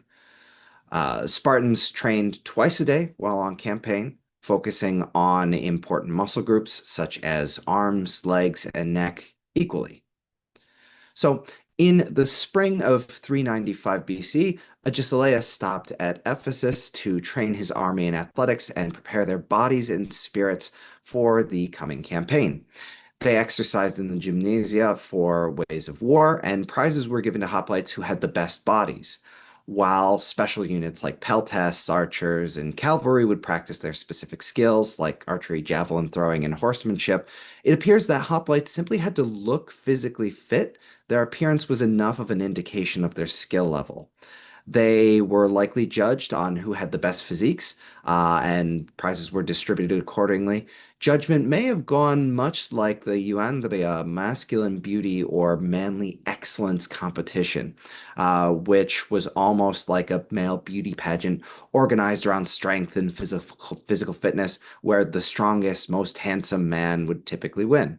Although the euandria was unique to Athens and the Panathenaean Thessia festivals, Spartans also often judge on physical appearances. When Agesilaus showed the Spartan army naked Persian captives, they were elated to see them because they believed fighting against them would be easy since the Persian bodies appeared to be soft, unused to toil, and pale, much like mine is. An echo that we can see of this is in American football NFL combine. The combine is where players are stripped down to tight compression clothes in what was formerly just their underwear. And when I say formerly, I mean early 2000s. This is Tom Brady to participate in what was called the meat market and given an unofficial name of the Underwear Olympics. Players were judged on their appearance for potential growth or performance, as well as their ability to perform certain tasks in these revealing outfits. So, indeed, those who did not use their leisure time productively by participating in athletics or exercise may have found themselves in a similar situation to Nauclides, who was fined for being too fat. The genesis for this focus on athleticism of a physically fit body over clothing can be traced back to when the Spartans first discarded the perizoma loincloth exercise in the nude whilst anointed in oil. Before 720 BCE, during the 15th Olympic Games, Greeks were embarrassed to exercise in the nude. This changed after Acanthus discarded his loincloth during the Dolikos long-distance race, and he won. So indeed, the gymnasion is derived from gymnos, naked, and the gymnasia was a place where nudity accompanied athletic performance. So nudity appears to start as a marked method to denote special occasion from the 6th century Koroi statues, which coincided with the Spartan introduction of nude athletics. So nudity was used for religious or initiatory rites, as well as for erotic stimulation, all where the athletic body was celebrated. Although nudity could be used to denote depictions of heroes in artwork, it was primarily associated with athletics and sex. Nudity was portrayed more often on red figure over black figure vases, and old men were always depicted as clothed. Hard working, it's perhaps it's hearkening to how older men are in less shape, and therefore their significantly less fit bodies were not in line with the athletic beauty standards of ancient Greece. So, indeed, nudity for men in Greek athletics pertain not just to the athletes, but also to the trainers. Pausanias relates the story of Calipatria, who disguised herself as a male trainer, only to expose herself while celebrating the win of her son in his Olympic victory. Thus, future trainers were required to strip naked before entering the arena. It's unlikely that Spartan women during the classical period exercised entirely nude, like their male counterparts. It's even less likely they utilized nudity in the way that Plutarch describes them as exercising nude in front of males. Alternatively, Spartan women likely exercised wearing the short chitons, which facilitated a greater degree of freedom and movement. Although there was less nudity, this outfit was still perceived as provocative, and Spartan women were thus labeled as lewd for their participation in athletics. So figures 3, 4, and 5, going from left to right here, they're all nude, wearing reed hats, typically associated with the Carnea festival, or if these are palm hats, could be associated with the Gymnopedia. There's no possible, it's not possible to accurately distinguish these hats for completely accurate identification. However, it is enough for this analysis to know that these figures were associated with either festival, which both festivals had culturally significant attachments to athletics. Figures 3 and 5 are likely from the Archaic period with no specific identifiable dates, whereas figure 4 in the middle is potentially mid-6th century.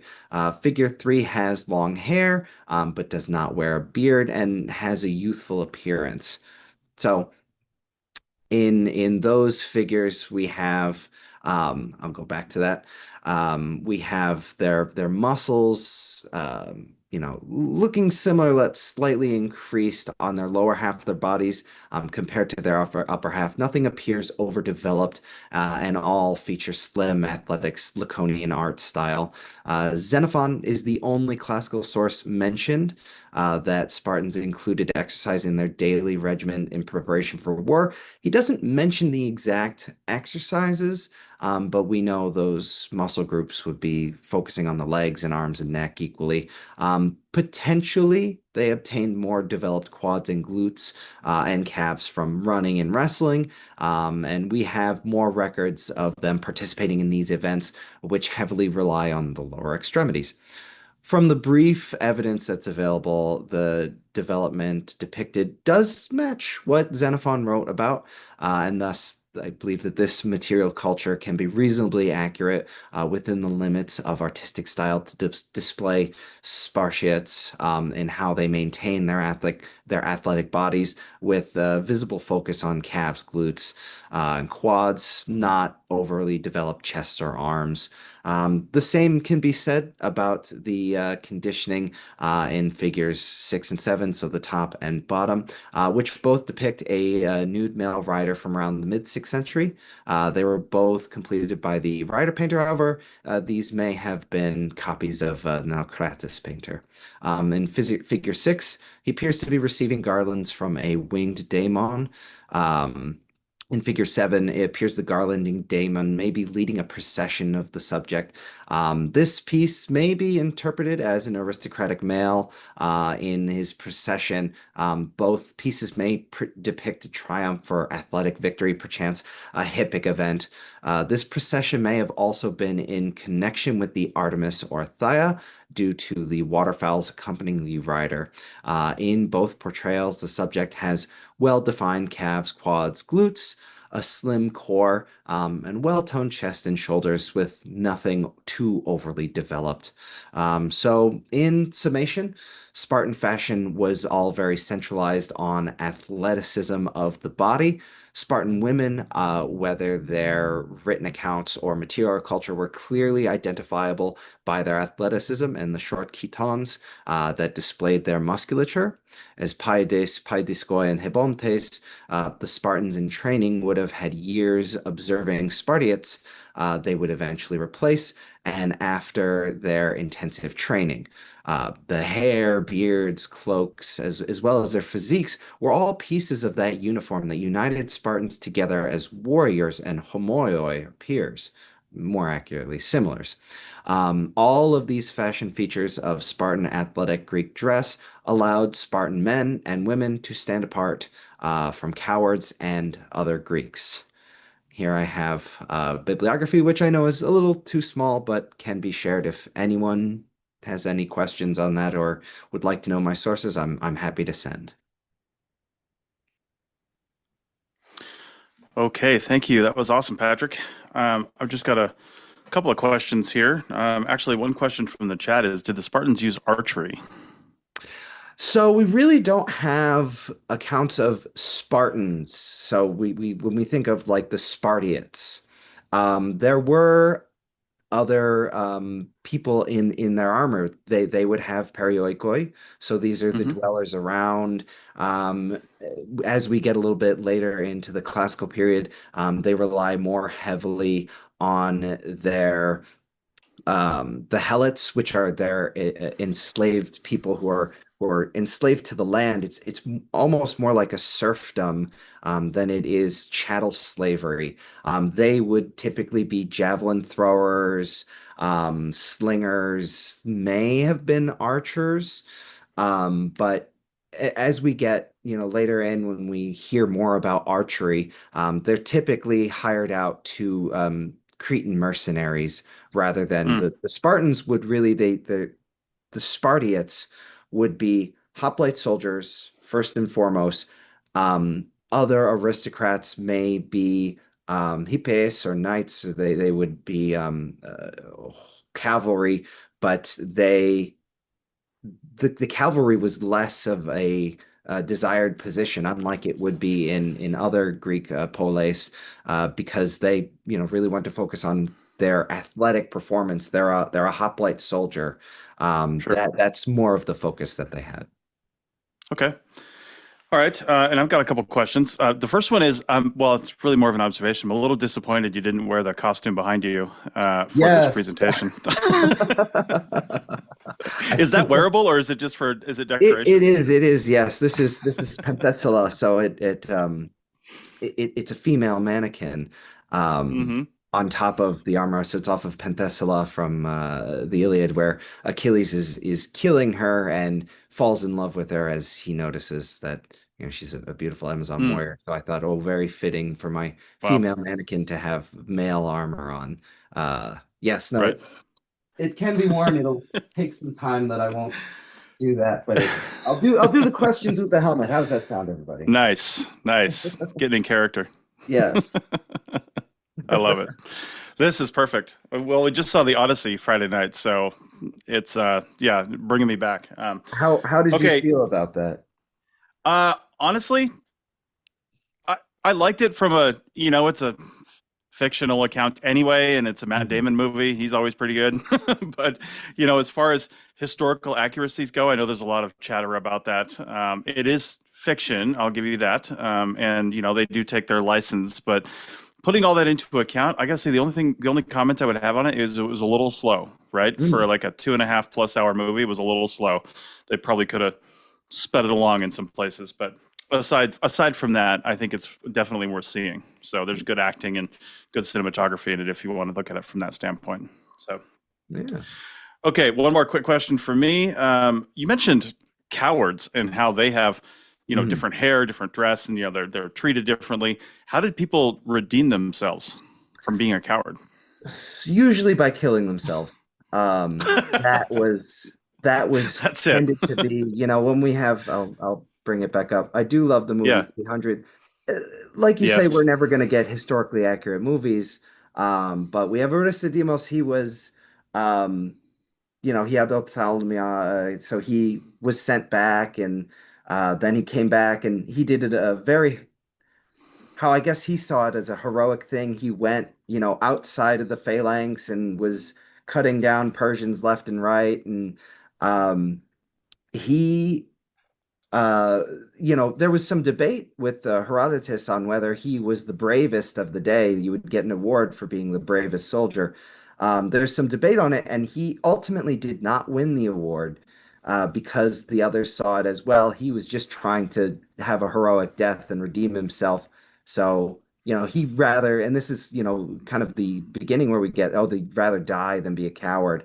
And I'm blanking on, because there was another survivor from Thermopylae, and he killed himself too. So Wow. this was also I'm getting a lot of feedback here, so Yeah. take that off. They didn't make those for video interviews. It was not for yelling, because you get an awful lot of sound bouncing back. We also have the Spartans who were envoys to the Persian king when he said, we want you to offer up earth and water. They killed themselves.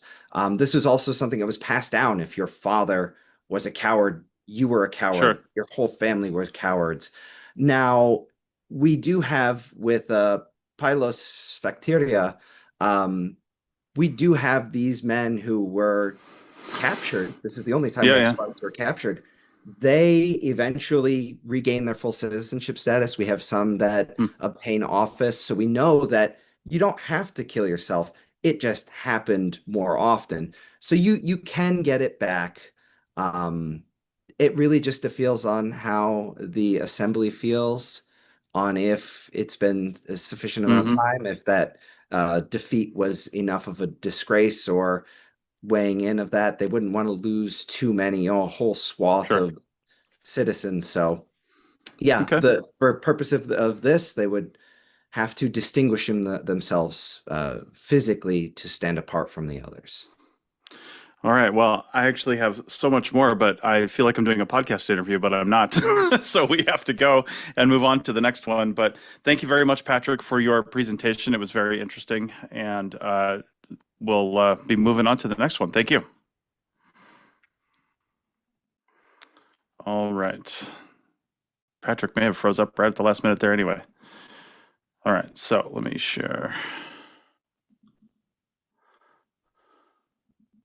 Give us just 1 second here.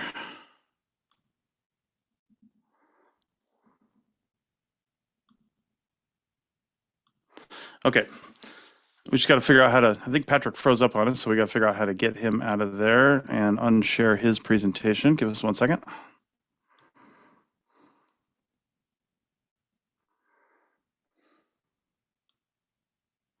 There we go.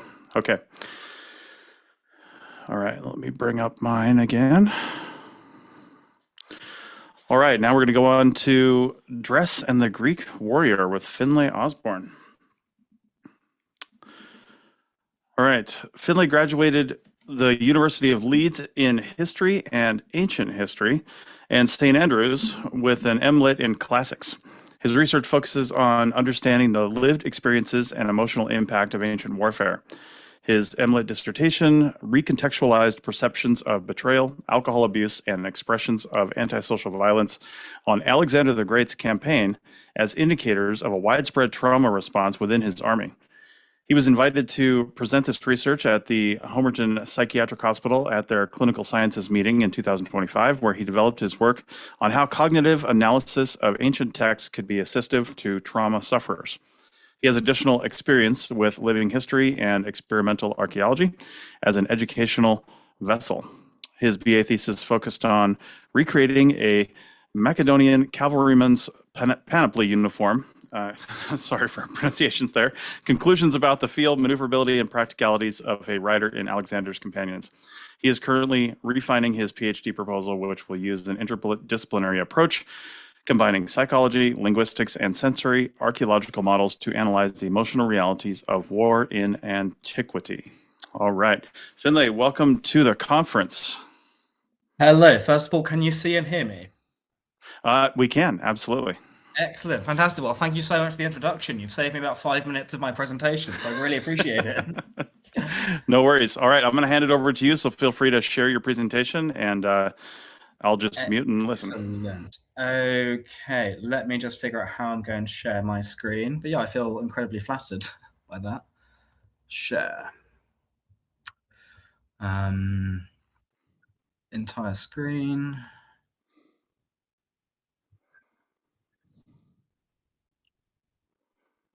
Okay. I just want to say, can you see my screen there? Yeah, we can see it, the full slide presentation. Excellent. Fantastic. Yep. Right, let's get things up. So today I'm going to be exploring the relationship between clothing, armor, and the senses in ancient Macedonian warfare. Now, first of all, I'm going to go a little bit through what the Macedonians were actually wearing, what was in their panoply to begin with, and then the importance of the psychological impact of arms and armor and clothing, because I feel like, certainly in warfare, it's very tempting to forget that this is a real person behind that armor and within that panoply. And then I'm going to go into a little bit about the environments that Alexander the Great's men encountered, because it's not just warmth, because I think we assume Persia, India, the Near East, it's going to be quite warm, but Alexander the Great's army encountered some truly brutal weather conditions, and I'm going to discuss how what they were wearing might have impacted their experience. And then I'm going to discuss how clothing can be used to explore core concepts of identity in this period. So, a little bit of introduction. Well, that's been done, so I'll gloss over that. The time period we're going to be dealing with is roughly between 356 BC and 323 BC. So the life and times of Alexander the Great, with a little bit of leeway either side. Why clothes?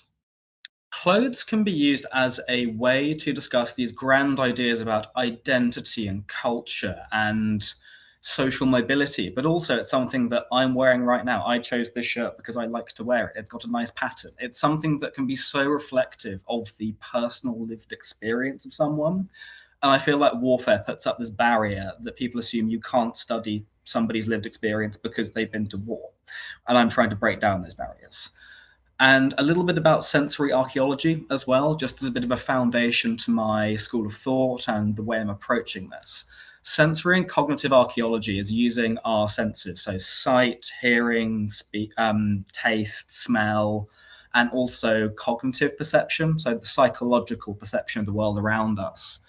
And I'm applying these theories and these senses to the ancient world. And as you can see on the right there, I spent a lot of time, I think it's about 200 hours I spent making that armor, but I have painstakingly gone through the sources to try and recreate a panoply of one of Alexander the Great's companions as faithfully as possible. I've done a lot of experiments going through sand, through snow, on horseback, to try and simulate some of these conditions his men might have felt to inform my conclusions today. And yeah, let's get into it, because I am conscious of time.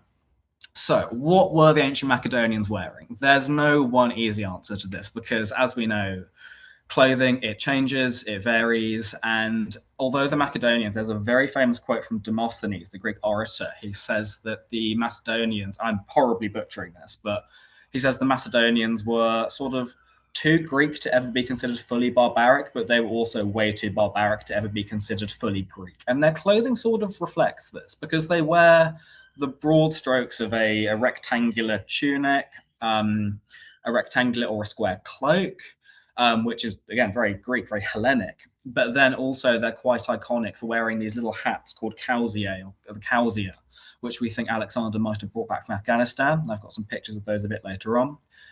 They were an equestrian culture, so they were iconic for wearing knee-length boots, as they would have called them, although they had open toes. So we might call that a sandal or a thong. The ancient Greeks would refer to that as a boot, but they were very much knee-length. Although we have some limited sources, the sources, as we can see here from the Aggai tomb, are pretty good, certainly for depicting that Macedonian clothes were exceptionally colourful.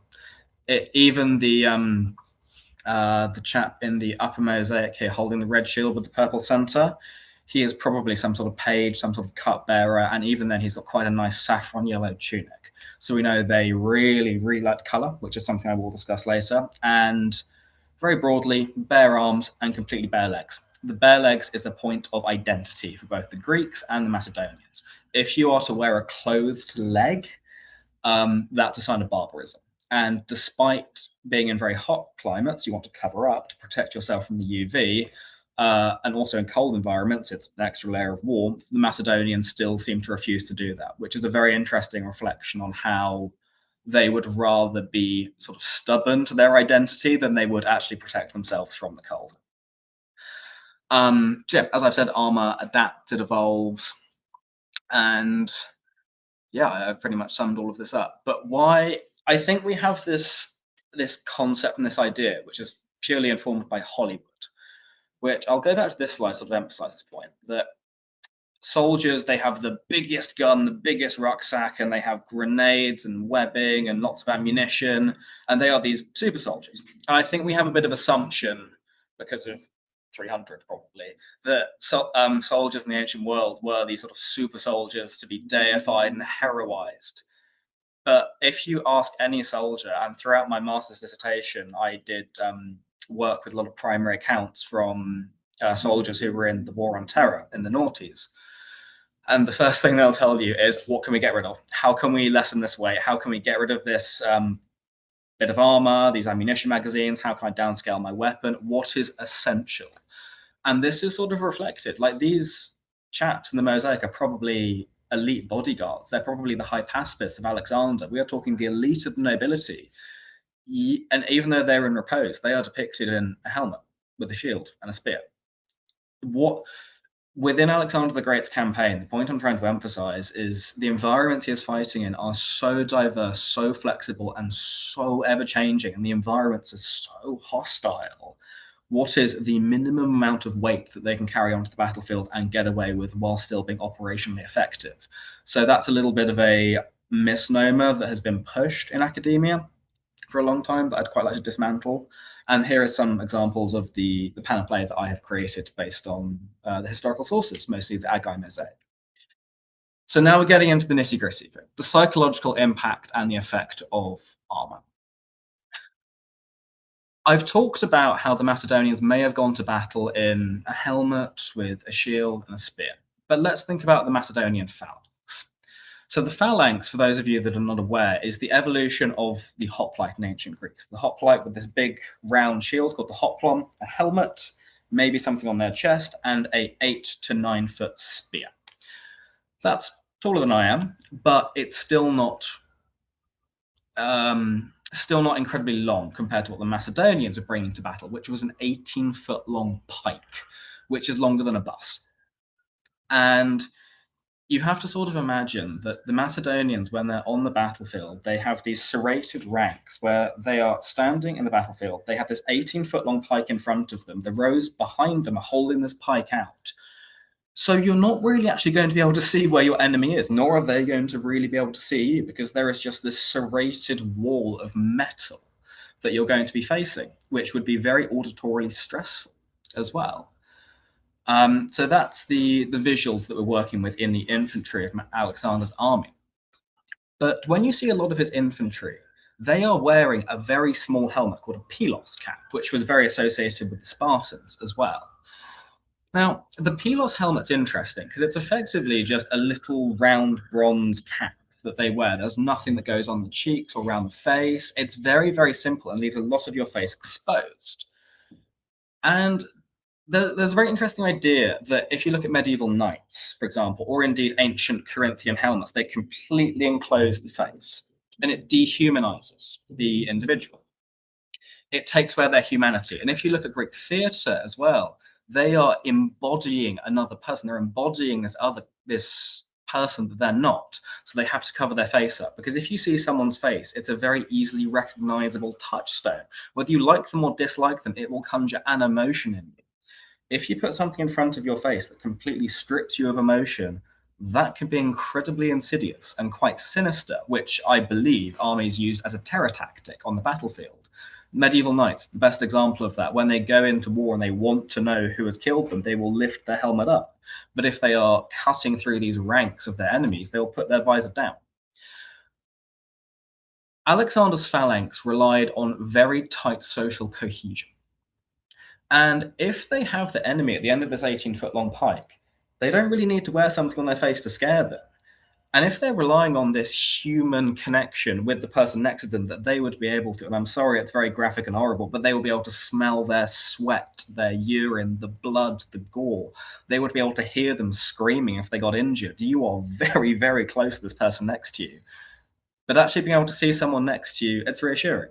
If you have trained together, if you've grown up together, having an open-faced helmet in this phalanx would actually be a way to promote social cohesion and also remind you the person next to you is a human. They're a friend of yours. They are fighting and they are going in this exact same direction as you are.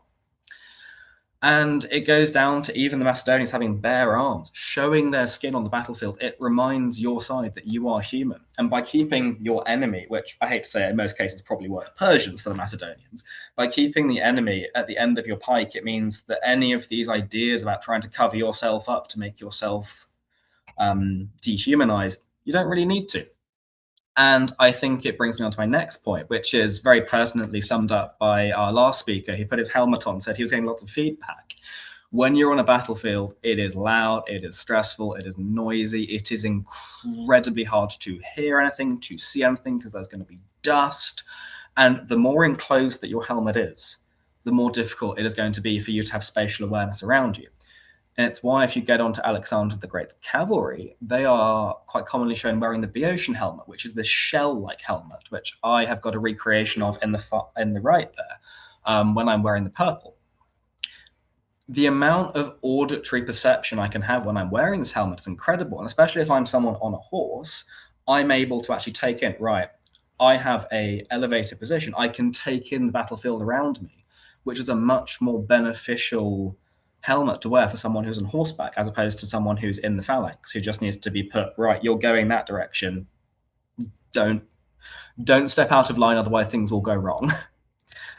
And there's also something very psychological to be said about wearing a helmet. There were lots of tests done in the 18th century around the American Revolutionary War, which is where they ask soldiers, why do you wear a helmet? Because if you shoot it or cut it with a sword, it'll just it comes off, it breaks. It does not protect you in any way, shape, or form. And the soldiers replied and said, it's psychological. It is having something over your head that reminds you, okay, the most vital organ of my body is protected, I'm going to be safe. It doesn't matter whether it's true or not, but just by having that tokenistic gesture on your head is a very, very important thing that a lot of people forget about ancient battlefields as well. Now, going on to the experience of the environment, and I'm going to read out two quotes, which are probably not what people assume about Alexander the Great's campaign. The first one is, the heat of the summer sun scorches the sand and everything on them is baked as if by perpetual fire. That is taken from Alexander the Great's crossing of the Gedrosian Desert, which is in modern-day Pakistan. And then the next one is, the blazing heat and the lack of water caused innumerable casualties. Most of the animals died of thirst or from the effects of the deep burning sun-baked sand of the same crossing. Now let's compare that to slightly earlier when Alexander the Great was up in northern Afghanistan. And Curtius also has to say that the perpetual snows, which violence of the cold had bound with ice.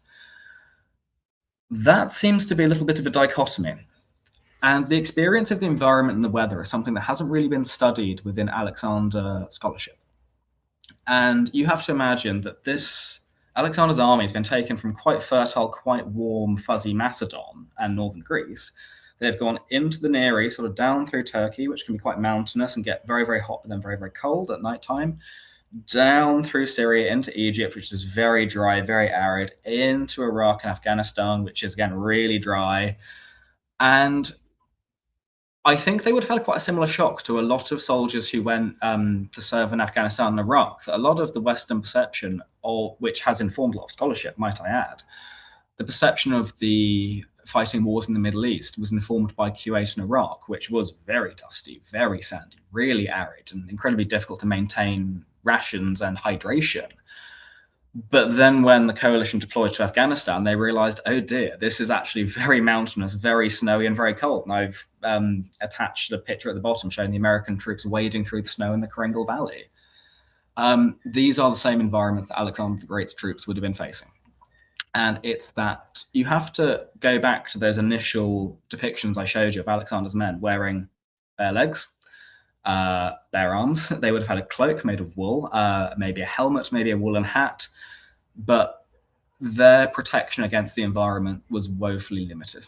And we know by the casualty numbers he suffered specifically in northern Afghanistan in November through to January, and also crossing the Gedrosian Desert in the late spring, early summer. It killed more of his men and his stock animals than any battle, any altercation combined in his campaign. And there's a little bit of a misnomer as well, because we assume that the ancient Greeks wore either textile armor made of leather or linen, the linothorax, or the muscled armor made of bronze or maybe iron with silver plate. If I said linen armor to you, that sounds quite nice and refreshing. However, a lot of experiments that were done at the reenactment events in Plataea of men and women who put this armor on made of maybe 15, 18 layers of linen and leather pushed together, they actually found it took longer to heat up, but once it heated up, it did not let that heat go. And if you imagine you are stuck in the middle of a phalanx, in the middle of the desert, wearing this kind of armor, you are going to probably die of heat stroke before you're going to get killed by your enemy.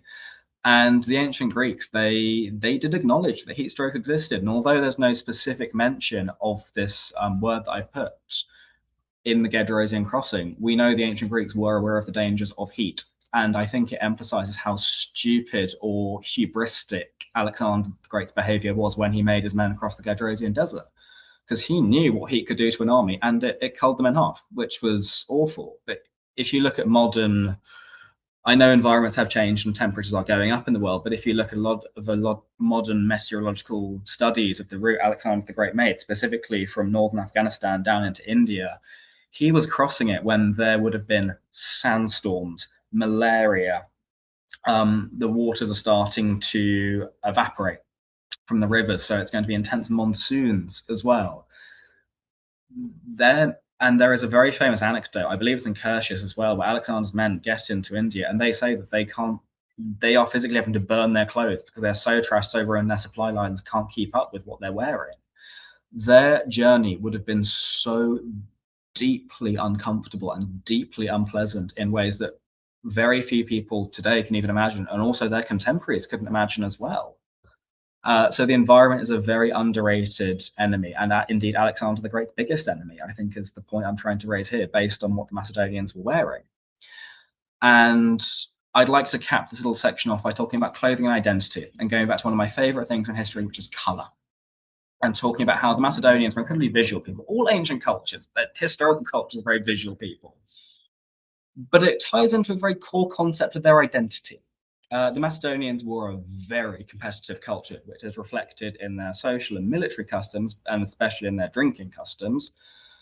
And we know Alexander the Great famously promoted individuals based on martial merit and their ability to perform in battle. But how, in an army of 32,000 soldiers, how are you going to pick an individual out?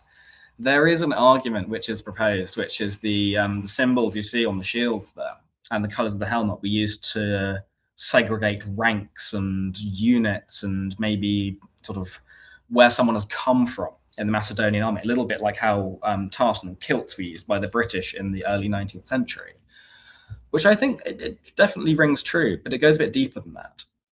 If the Macedonians are very socially cohesive, but also competing against their fellow men to be promoted, are they using color as a way to make themselves more flashy, make themselves literally peacock on the battlefield, so it's easier for one of their officers to point them out and say, oh, that man killed 5 Persians today.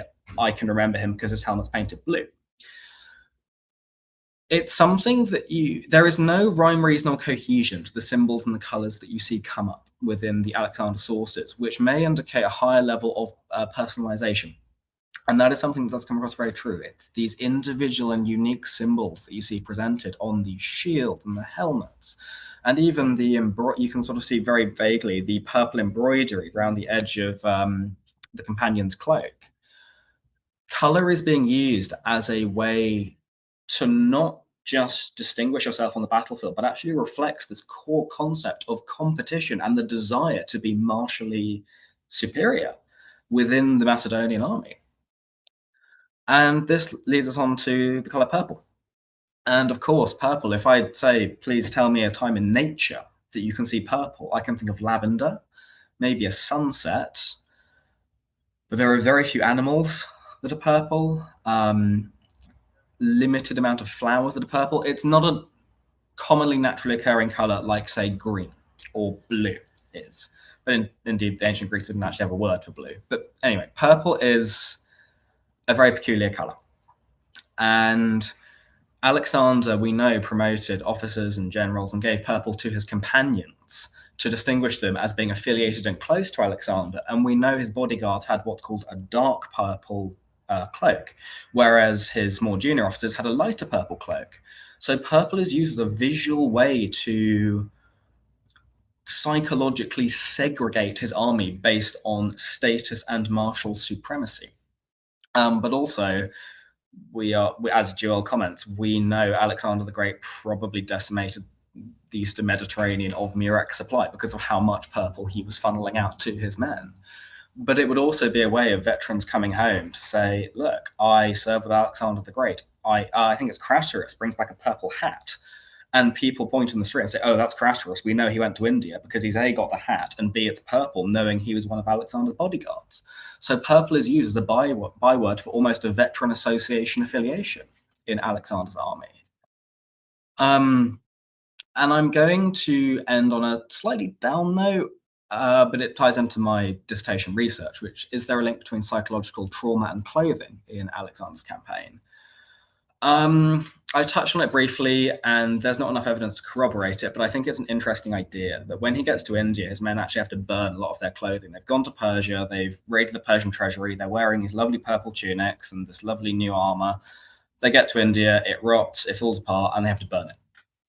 And we know when Alexander's army gets to the Hyphasis River that his army has this complete psychological breakdown because they're treading in a land that even the gods couldn't tread in. They're scared. They're uncertain of where they're going. Alexander's slightly losing it a little bit. And I think having to get rid of this clothing, this armor, they feel like they've hard won and hard earned. It's almost this breakdown of their identity and breakdown of this cohesion. It shows how important they felt like they'd really earned this kit, that they've earned this color purple. They've earned the right to wear it by serving with Alexander. And I think that genuinely having to get rid of all of this in India is a contributing factor to why they just are so psychologically done when they get to the Hyphasis River. But yes, I will round up here, and I just want to emphasize how when looking at arms and armor in history, never forget there is a person behind that. They are wearing it for reasons beyond it just looks pretty. Armor is never ever worn for purely pragmatic purposes. It is psychological, it is emotional, it reflects things about identity. And within Alexander the Great's campaign, there are very few campaigns in history that go on for long enough that you can really see this change, this evolution, how armor is reflecting on the emotional and psychological well-being of an army. So here's my bibliography. Feel free to pour through that if you so wish. And thank you very much for listening. I really appreciate it. All right, awesome. Thank you. So we have a couple of questions and a few minutes to answer those. We have about 4 minutes. So let me Great. get into Yeah, it. absolutely. The first one is you spelled Macedonian either with a C or a K Yes. in various places. Can you explain that? So yes, in ancient Greek, the letter kappa can be either used Mhm. for C or for K. When you see Macedonians, as in pronounced Macedonian, as in a soft C, that's much more of a Koine Hellenistic thing. So we're talking language is becoming much more accessible to more people, and it's a more modern way of pronouncing it. I'm also of that slightly conservative school of thought that says that the language the Macedonians were speaking might have been this very old, prosaic, Homeric kind of Greek. They'd had so much linguistic isolation, they'd not really evolved at the same rate that Athenian and Attic Greek evolves. So their Greek might have been very rustic and very harsh in its enunciation. But yeah, so I'd say using the K is potentially slightly more quote unquote accurate, but I'm no gifted linguist, so there's a lot of caveats to that. It's like if we were talking about Neanderthals versus Neanderthals. Yeah, Depends on who you're talking absolutely. to. It's kind of like octopuses and octopodes. It's like they're both Right. they're both fine. Indeed. Okay, referring, I think, to the picture that you had where you were wearing purple, and we're Yes. talking about the helmets. We had a question, how did they ride horses without covering their legs? With great discomfort. No, the Macedonians were, we know they were an equestrian society, and there's a really incredible bit of archaeological work that's been done in Boeotia and Thessaly, which corroborates the written evidence we have, which says that Alexander the Great's father would pay his retainers and bodyguards inland to raise horses to be his bodyguards. It's a very transactional relationship, but he said, right, I'm going to completely re-landscape southern Macedon and Thessaly.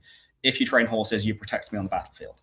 Right. We know that in visual art, they might have worn a saddlecloth. Alexander potentially would have been a leopard pelt for him, but there's not a lot of evidence to corroborate that. They would have had maybe a rug made out of wool or padding, maybe leather.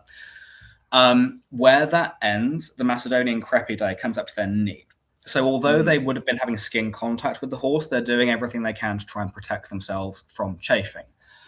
I believe it's in Xenophon's on horsemanship as well. And he says that some Greeks who are of an equestrian class, bear in mind he's talking about the Athenians with this, they may have shaved the outside of their legs, but kept the inside of their legs hairy. So it kind of interknits with the horse's hair and gives you a little bit of a stronger seat. I'm skeptical about that because I've ridden horses with saddles and bareback for a lot of my life. I don't know how effective that would be, but we know the Macedonians were exceptional horse people and they were doing it. They could ride before they could walk. So they probably would have just got used to it. Yeah, I would imagine. Okay, one more quick question from me. Yeah. The 18-foot pike, is there evidence of whether or not they, say, went on campaign and built these on site if they were going into battle, or did they actually travel with these things? So there's two main schools of thought. If you look at the only metallurgic evidence we have of the pike, it's got big counterweight at one end, pike bit on the other end, and then a metal sleeve in the middle. Some people think they would have carried them. I am of the belief that this metal sleeve in the middle would have attached to one end, and then they could have taken them in half. So they could have actually dismantled them, which also might suggest that if they did get into much closer proximity, they could use it like a more conventional classical doru spear. But we have so limited evidence of the actual metalwork of the sarissa, it's very difficult to say with any certainty. But I think it's nice. All right, awesome. Well, that's all the time we have. Thank you. That was a fascinating presentation. And good. I'm glad. No, thank you so much. Really appreciate it. And yeah, take care. Awesome. Thanks a lot. Appreciate it. Bye. Okay. Well, I'm going to hand it over to the folks at SASA for some announcements.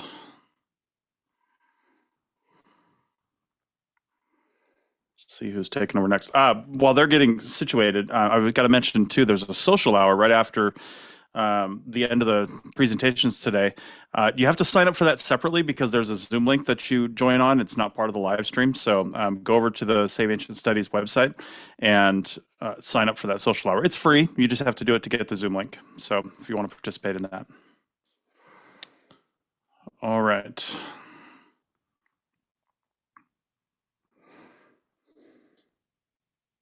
Hi, I think I'm up next. My name is Nicole Honnold. I'm going to give a short presentation about my work here at SASA and what my team does at SASA. So I'm the current team leader for the Inspired team, which is a social media campaign that runs year-round.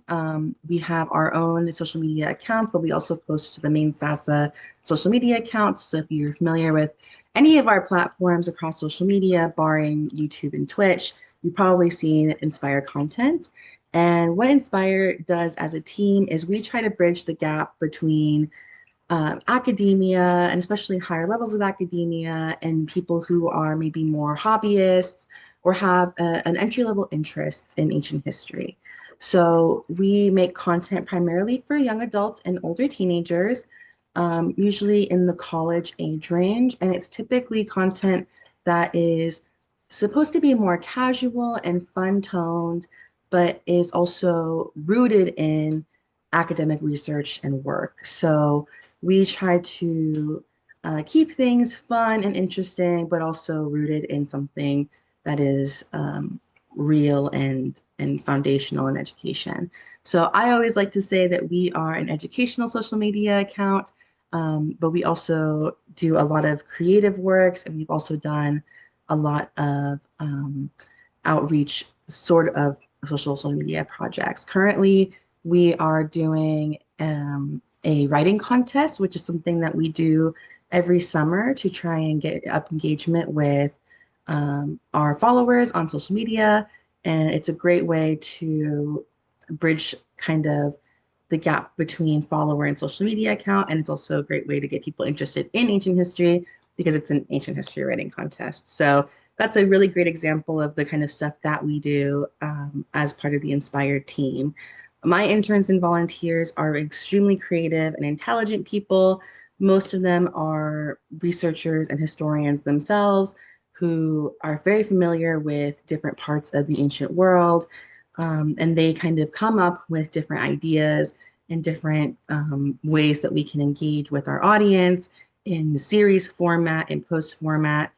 And we've had really great volunteers in the past. Ironically enough, Finn Osborne, the presenter who I just got the tail end of his presentation, he started with SASA in the Inspire team. We're very proud of him. And he actually is a super great example of the kind of work that my volunteers and interns do at SASA because he, as part of his time on my team, he came up with a series that we ran for about a month and a half called Where in the World is Alexander the Great? And this was this January. And it was a very engaging kind of series where we followed Alexander through a series of places in his life and after his death where his legacy continued on. And that was completely thought up by Finn, and he wrote for it and he created for it and he did all of that kind of that work. And it ended up being a really fantastically popular series. So he's a prime example of what we do in Inspire. So I was really happy to see him presenting here.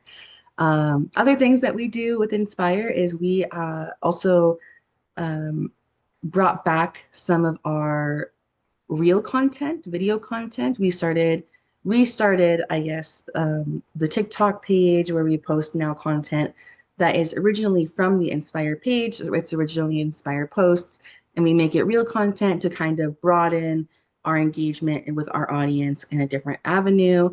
And that's been wonderfully successful as well. And so we try very hard to keep things interesting and engaging for our audience, but we never forget that our roots are as an educational, academic-based kind of social media page.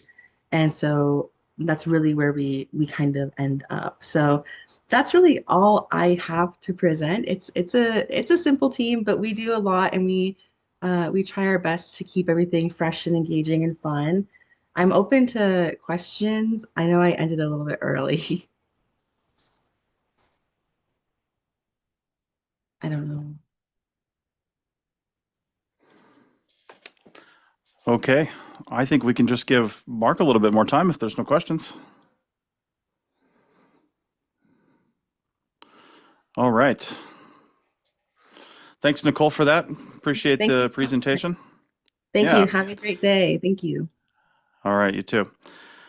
Okay, next we're going to bring up, let me pull up the information here.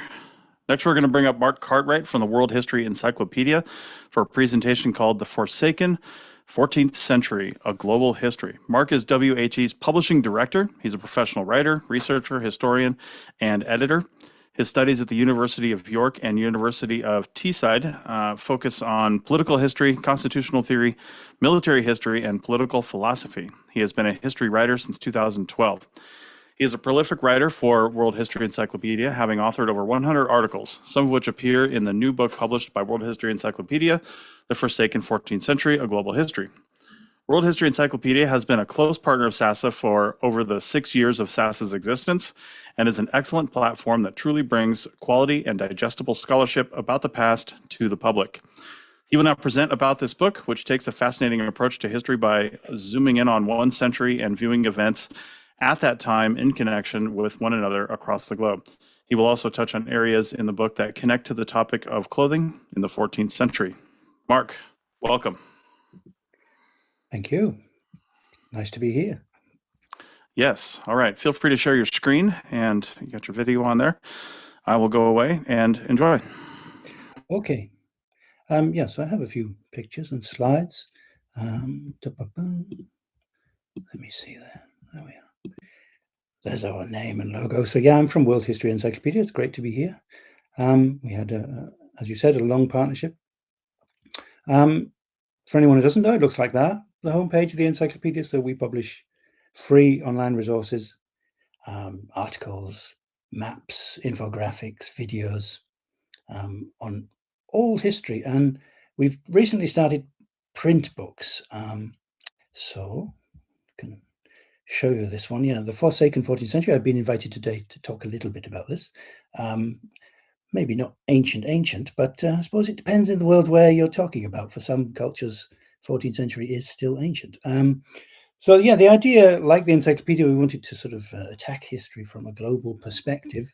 So you can see the 9 chapters there on various parts of the world, or all parts of the world, really. So the idea was just to take a snapshot of the world at a particular century. The 14th century seemed a particularly interesting one. As you can see from the cover, the suggestion there of the plague with the rat, and the figure is Mansa Musa in Africa, supposedly the richest man ever. So yeah, there is sort of fashion in that book. So I'd like to just maybe pick out 2 cultures, because I don't have long. It's the Mongol Empire I thought we could talk about, and the Incas, or sort of neighboring cultures in South America, and see what they were doing with textiles and fashion. So let's start with the Mongols. So just to refresh where they were, that's where they were. That's Genghis Khan's empire. They did get a bit bigger than that a little later, moved a bit south, but you can see they're right across the Asian steppe and then into China. So the clothing of the Mongols, I think, reflects the way they lived. They were nomads in a harsh climate of the Asian steppe, which could be -30 in winter, or it could be very hot, short, but very hot summers. So they needed a variety of clothes. So they have long jackets with loose sleeves and baggy trousers and felt hats, which I think I have a picture there, the Mongol scroll. These are some Mongol archers. So their clothing was meant to keep them warm, but also in summer you needed to be cool. So it's often layered, so they can take off layers. So yeah, because they're nomadic, I mean, you can imagine a nomadic life. You don't have much space to carry things, not much space for clutter. So clothing was very practical and therefore highly valued. I mean, cloth was given as dowries amongst the Mongols. Ornate belts were a common gift for sort of rulers to semi-rulers and lieutenants and things like that. The most common material was felt, so that was used for just about everything, really, from clothing, boots, blankets, their famous yurt tents. And then they could add a bit of fur trim. So let's have a look at a sort of a sumptuous example, perhaps, of the famous deal robe. This one's embroidered silk with a bit of fur trim. So fur could be basically any animal you could catch, so sable, fox, wolf. But the most prized was naturally the most difficult to catch. So things like snow leopard, lynx fur was highly prized amongst the elite. And fur was often worn in sort of two layers. So you had the hair sticking out against the skin, but also the other layer, it would be the fur sticking out away from your body to capture warm air. So this kind of jacket that we're looking at hasn't really changed even today. It's still worn, folded over the chest, tied with a leather belt, which could be hung with leather pouches, which would compensate for the lack of pockets in Mongol clothes, really. So you could keep all your bits and bobs in these pouches. One of the funny things about Mongol fashion is commentary from Westerners, people like Marco Polo and travelers who went around this area, and they often commented that they were quite dirty, the Mongol clothing.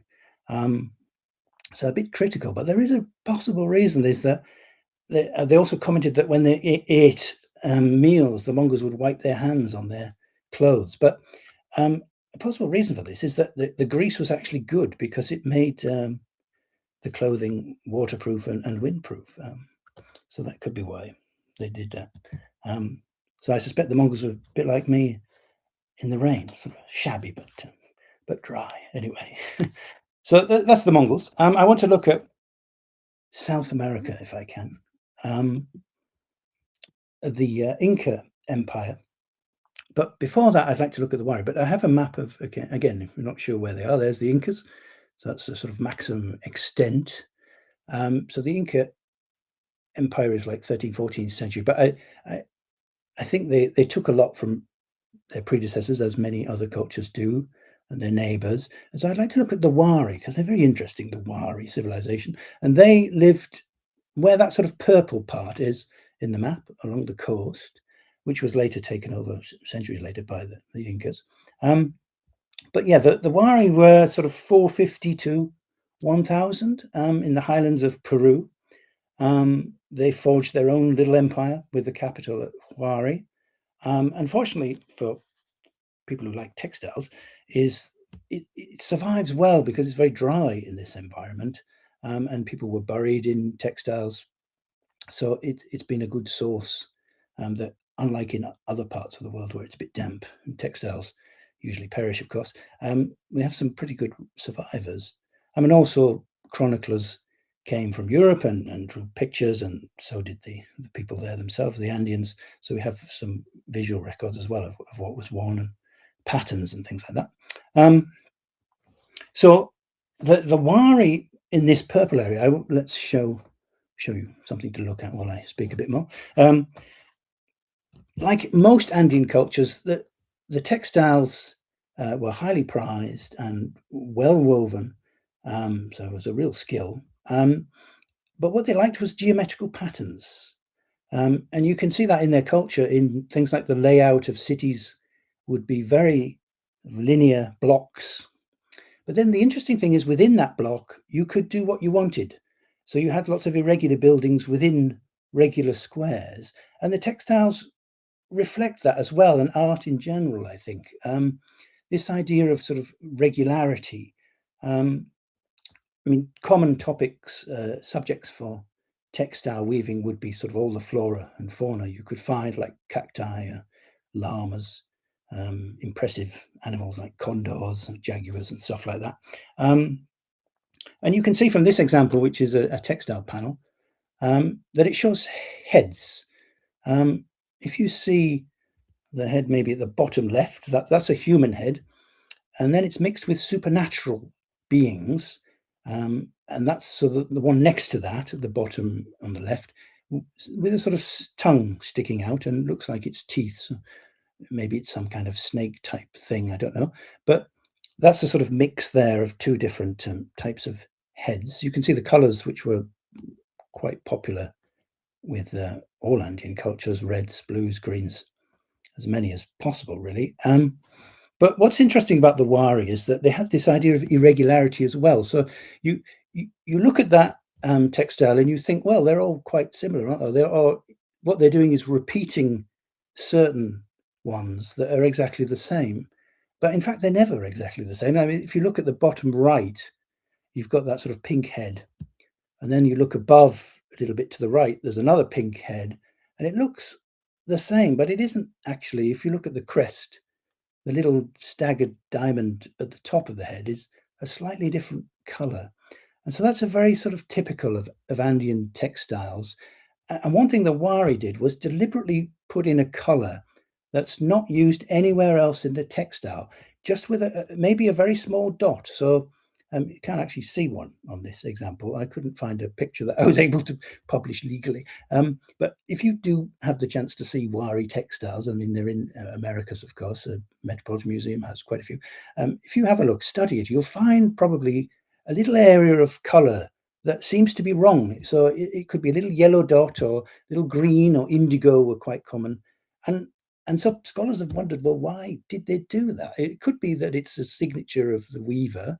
But I think I prefer the other suggestion, that it's actually to reflect the idea that although the textiles are very geometrical, very rigid patterns, that they sort of broke the rules in one part, so that the idea that maybe rules are meant to be bent a little bit sometimes. So this kind of little irregularity. The other thing that they do is it's very abstract. So these heads, pretty much recognizable still as heads, but it could become a lot more stylistic than that. And most Andean cultures pursued that idea. So it could be a cacti that becomes almost unrecognizable. But so scholars wonder, well, why did they do that? Well, it could be that it was a sort of the elite sort of keeping this communication amongst themselves, that only they could interpret what these things actually signified. Then again, it could just be imagination. I mean, in Andean cultures, in the religion, you had shamans, you had drug-induced parts of religion, ceremonies, and the idea of transformation is very important in all Andean cultures and art and religion. So the idea that creatures can change from one to another, so a snake can become an eagle or even a mix, and so maybe this sort of abstract idea, like we see here with the supernatural head, it's not like the human head, but it's similar. Maybe it's a bit of a snake as well, or something like that. So this idea of like transforming was very important for the wari. So they influenced cultures that came after, like the Lambaek, which were more or less similar in the northern part of where they were, the wari, in that purple area from that map. And they had, again, finely woven tunics, very important. But they also added gold. There is one surviving tunic that has 2,000 squares of gold sewn onto it from the Lambaek culture. But generally, I mean, talking about the Incas, textiles, we think of them, perhaps from a European perspective anyway, you think of it as gold and silver cultures where those materials were very important, which they were, of course.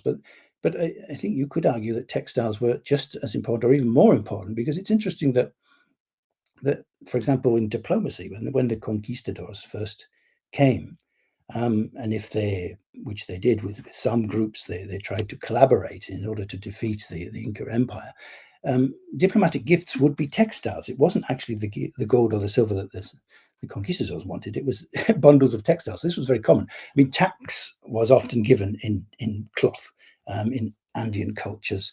I mean, for the Incas, men and women were weavers, both. It seems to be a skill that all classes had, so it was sort of something that was valued as a skill that any younger person could learn. The finest materials, as in other cultures, clothing often similar between classes, but the difference was the material. So the best material for the Incas was a super soft, vicuña wool, and that was reserved for the Inca elite. Nobody else could wear that. And I've got, I'll change picture there. I've got another tunic. This is a Inca military tunic. So again, that geometrical emphasis, and also colors had a significance. So you have here red represents blood and conquest, whereas black represents death. So that seems a suitable combination, doesn't it, for a soldier? So easily identifiable members of the Inca military from their tunics. Yeah, so we had vicuña wool, I said, and also wool from llamas, alpaca. Also, they made textiles from plants, from like the magui, the succulent plant, often confused with cactus, but it isn't. That's sort of, they made clothing from those fibers from that plant. Colors like here, the red and the black, they came from natural dyes of plants, minerals, crushed insects, shellfish, as in many other cultures I'm sure people have talked about today. What else I would say? Yeah, the wearing of certain colors was restricted. So not only material, but apparently foreigners or non-Incas, better say, non-Incas in the capital, Cusco, were forbidden to wear colors. They had to wear black clothing, in fact, when they were in the capital. So yeah, we can see these designs. So let me show you my last picture, which is an Inca royal tunic. So obviously that's going to be one of the best, isn't it, really? So again, you've got these geometrical patterns, lots of repetition or seemingly repetition, but maybe not exactly repeated. You have to look very carefully. But you can see in there, if you look carefully, you can see that tunic, the military tunic there, you can see that repeated in that royal tunic in many of the different squares. So perhaps to represent the fact that this wearer was a general or something in the armed forces, perhaps, yeah. And another thing about Incas and weaving is that they had distinctive patterns for distinctive geographical areas, because, as I said, textiles were given as a tax because it was so valued. And so in order to identify which region was giving what, they would have their own distinctive weaves and patterns. So they became identified with particular regions. So I think that's all. So that's the book that's two of the cultures. So the idea is to look at that, not just that subject, of course, because we're looking at everything, politics, elite, but also society, fashion, China, Australasia. What did people wear in that? So that's kind of the idea of the book. All right, Mark, thank you very much. I got a couple of questions for you. Yeah, first sure. off, I was wondering the title. What makes the 14th century forsaken, so to speak? Yeah, well, we tried to get a catchy word, of course. So people would say exactly that. Well, why is it forsaken? Well, there's a lot of conquering going on. I mean, you could say that in any century, I suppose. But you know, you had the Mongols in China, so that's a big rift from tradition. You had the African empires were really growing at that time in the sub-Sahara. Like we said, Mali from Mansa Musa, the rich guy there. So that was a big change. The first real sort of like big African kingdoms, empires, let's say, not kingdoms, empires. And the plague as well that caused so much disruption around the world. And it was a global effect, obviously. If a lot of people tend to focus on, well, what happened in Europe, but of course it did have consequences in all kinds of parts of the world. So yeah, that was really, there seemed to be a lot of bad things going down in the 14th century. It's like one of the ones you might want to miss if you were reincarnated going back in the past. Don't want to be in the 14th one, but so it was just an interesting one as well, because we wanted to present that global perspective to really sort of give, you know, like the Americas as well is just like, obviously it's got a longer history, but I think it's true to say that we know more about certain parts of the world from that period. So that was another reason as well that we could really shine a light on different parts of the world which maybe are not so commonly looked at. Yeah, interesting. A couple of questions from the viewers. So regarding, I think this was written when the Wari textile panel was up. They were wondering how they made that. Is it a special type of weaving? And is it a normal type of weaving that we're familiar with around the world, or did they have their own techniques for that? Yeah, well, I'm not actually a specialist on that, or I don't remember because I wrote it quite a while ago. But I would say, yeah, I mean, I remember reading. I mean, I'm not a specialist in that. I don't actually understand when it says something like so many weaves per weft and all this. I don't actually know what that means, but it was very technically accomplished for sure in Andean culture and Wari. Compare it if you took a textile and you compared it with one made from, I don't know, Persia or somewhere like that, they would hold their own and probably have more concentrated threads, I would say in layman's language, per millimeter, per centimeter, square centimeter. So they're very technically accomplished, but using simple spindles and as most cultures really. Another question regarding the checkered pattern, I think in the image before this on that tunic, do we have any idea why they might have chosen a pattern like that? Is it to help break up the person so it's harder to focus on them, like camouflage type of thing? I mean, I don't know of any checkered patterns in nature, but if you're amongst a whole group of people like that, maybe it'd be hard to distinguish one from another. No, I suspect the opposite. I mean, yeah, military history is one of my things. Camouflage is quite a new thing. So it was, I mean, you only need to look at the British Army with their red cuts. It was like we only got rid of those and had khaki in the late 19th century. But because we knew that it made people distinctive, but that was the point. So I suspect the Incas were exactly the same as the British Empire soldiers, is that we are soldiers. Be afraid of us. You can see us. We are professional people. We know what we're doing with our weapons. We are armed, and you probably aren't, and you certainly wouldn't know how to use a weapon like I do. So I think all of that messaging was part of that. So I would imagine, as you said, it's not in nature. So it's it's actually, I mean, I don't remember seeing so much check patterns in Andean art. So it's almost as if they also chose a pattern that was deliberately, it's like, this is different from what we normally do. As you can see with those tunics, and it's often figures, often animals. So to have purely geometrical, I think would have been quite striking. So I think, I mean, I'm not saying I know, but my guess would be that that's deliberate. Yeah. To make them conspicuous. Yeah. Awesome. Well, thank you very much for that conversation. I'm sure everybody can go check out the book and take a look at all the history and the focus. I really like my own podcast, The Archaeology Show. Sometimes we do an episode called Timelines, where we take one sort of anchor culture that people might know about, or event, or item or something like that, and then we look at two other cultures or two other things happening simultaneously around the world. And I really love looking at, taking a slice of time, so to speak, and seeing what's happening around the world at that. Yeah, it's really interesting to see how different cultures are, like where they're at. Oh yeah, that's one reason why I do my job. Is I mean, you said in the introduction, wrote 100 articles. Well, I've actually written 1,500. But the reason why I'm interested and motivated to keep doing it in different cultures is precisely that, because you so often historians are specialized, and I'm a sort of semi-historian, but I'm not a specialized historian. So I'm allowed to look at different cultures, and my reputation will not be in tatters if I talk about something else.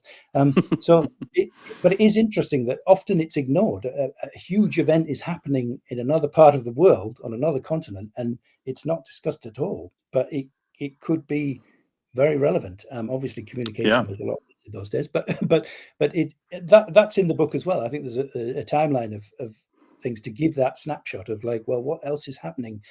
Really, I didn't know that was happening then. You don't imagine, because you often study it in isolation, you don't imagine that these things are contemporary. And there are things like the plague, which affects other parts of the world, which you wouldn't imagine, or gold, like in the sub-Saharan cultures, where this guy Mansa Musa had so much gold, and he went on a shopping trip to to North Africa, and the price of gold crashed, and then it crashed in Europe.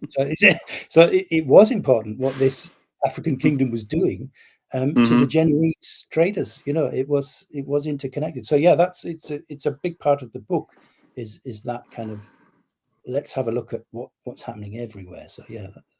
Awesome. All right, well, check out the book. And again, thanks, Mark, for bringing this up and discussing this book with us. Thank you. Thank you. Okay. Let's let this share end. And then while that's happening, don't forget to RSVP for the social hour. We'll be having that just after the presentations end. But again, you need to grab a separate Zoom link for that if you want to join in. So it's free. You just have to go over to the Save Ancient Studies website and sign up for it. All right, now we're going to start session 6, Power. And this next presentation is going to be from Dr. Christina Monir Ibrahim, and it's called Representations of Servants' Clothes and Coptic Textiles till the 7th century AD. And I'll just give a brief bio here. Sorry, I've got too many screens. There we go.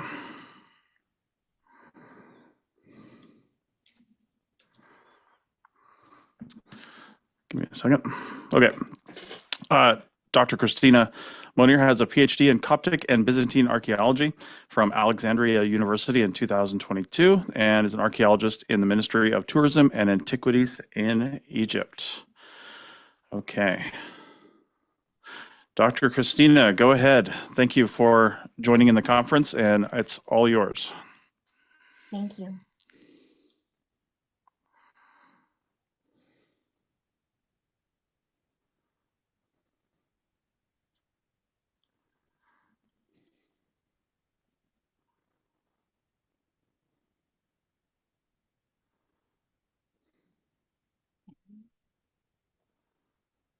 Is it clear now?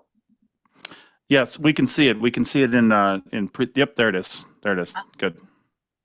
Hello, everyone. It's really my pleasure to present my research about representation of servant clothes in Coptic textile till the 7th century AD. This study examines how servants were depicted in Coptic art and explores what their clothing reveals about social identity, occupation, and daily life in late antique Egypt. Through the analysis of selected examples, the presentation highlights the artistic conventions as well as the historical significance of this representation.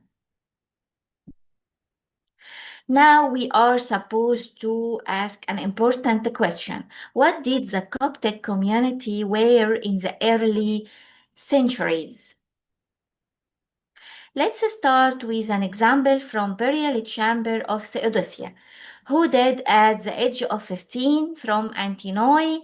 Dates back to the 5th century.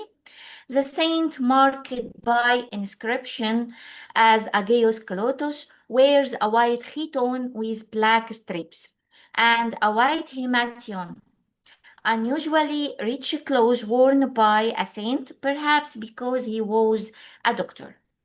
The girl marked by inscription as Theodosia wears a light yellow chiton decorated with brown woolen ribbons, which were the most popular decoration of that period. These include two liner ribbons ending in two medallions under the chest, two decorative squares on the bottom of the chiton, and embellishments on the sleeves. Also wearing light brown himation and a transparent head covering that reveals her arranged hairstyle and is appropriate for her young age.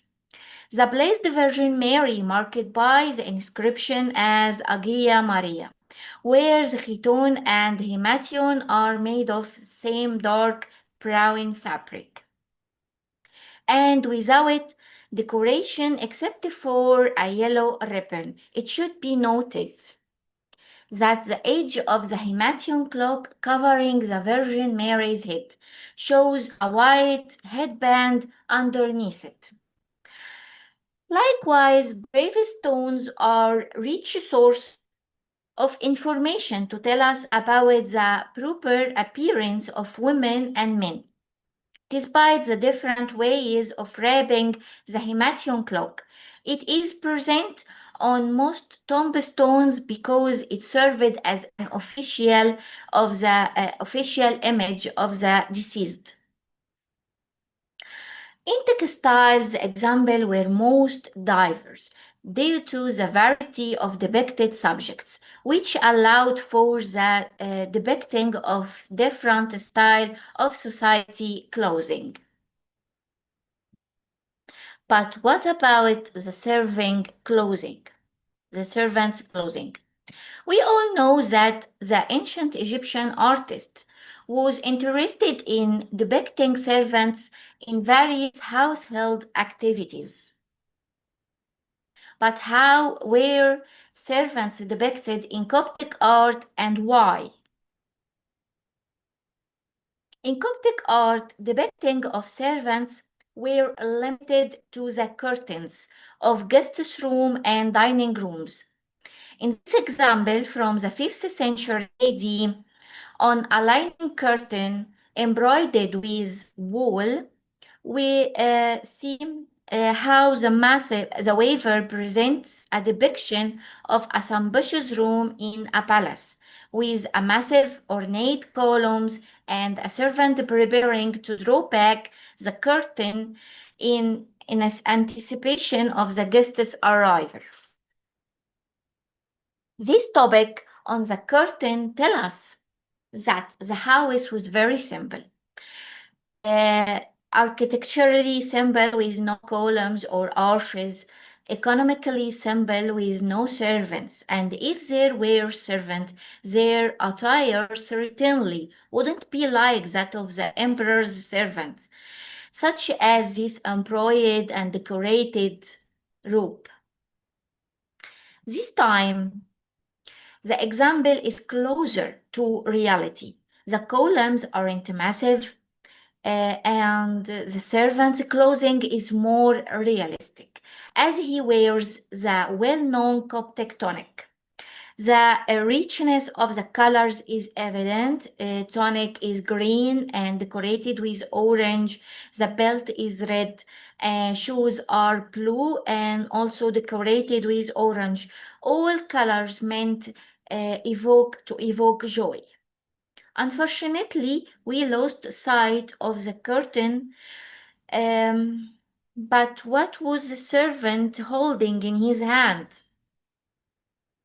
In another similar example, might answer that. As usual, between the two columns, this time supporting a gable, stands a waiting servant.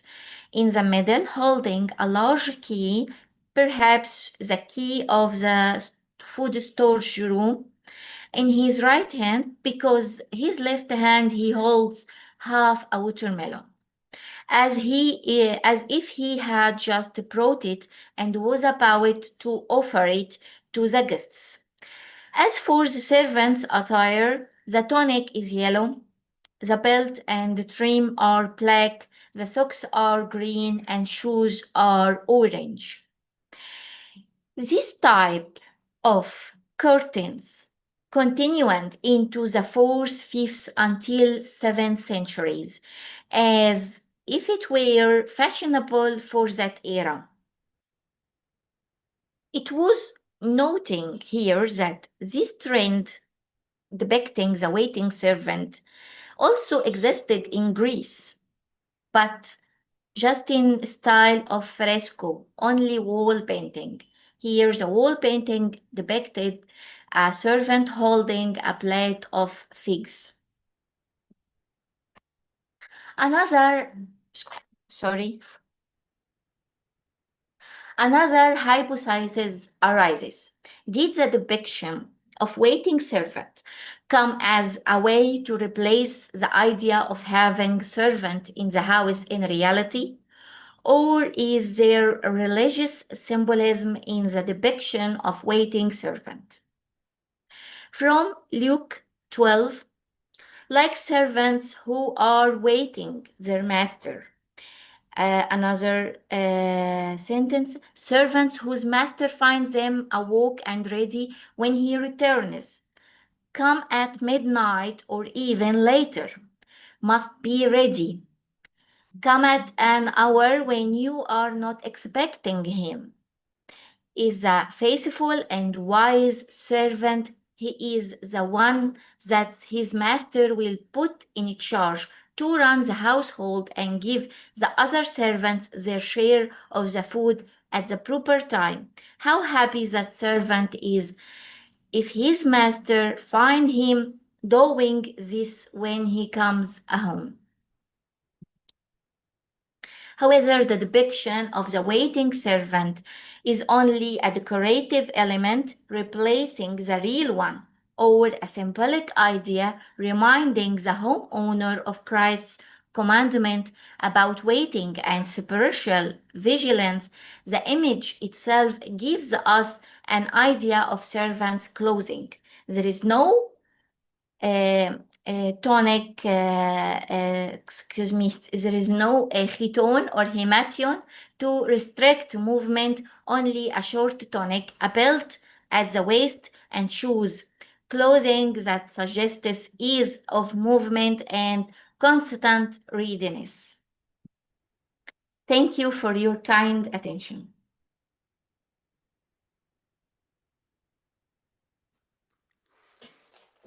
Okay. All right. So thank you for that. That was very entertaining, very educational, actually. I was really interested in the reasons for depicting servants, because I was actually thinking of that question, like, why do we have so many depictions of servants? And then you went and gave somewhat of an answer for it. So, but do we think those depictions, I mean, if they were saying, hey, if I have a picture of a servant in my house, but I can't actually afford one, maybe this is somewhat of a status. How much do we trust how those servants were depicted? You know what I mean? Like, it could have been very stylized up, I guess, from what normal servants are. I don't know. Is there any thoughts on that? I am with the opinion of symbolic idea. Just, Coptic art depends on a symbol more than how to act the reality. He preferred to depict the symbol. So I am with the opinion of it's just only a symbolism idea. Okay. And we had another question from the chat as well, referring really just in general to some of the dyes that were used for some of these. Do you have any idea on what kind of dyes were used, where they may have sourced these? Because the colors were so vibrant on some of the depictions that you had in there. So do you have any information on that? We actually find the tonic a lot of colorful. It's already best colorful, a very colorful tonics. It's we found it especially in Upper Egypt. So it's already existed to be green with orange, white with black, brown with yellow. So it's already exists. Yes. Okay. Awesome. All right. Well, thank you for that. We appreciate it. And again, thank you very much. You can Welcome. end your presentation. It looks like you've ended your presentation. That's good. All right. Thank you. Appreciate it. We're going to bring on our next speaker a little bit early. And let me get myself prepared here.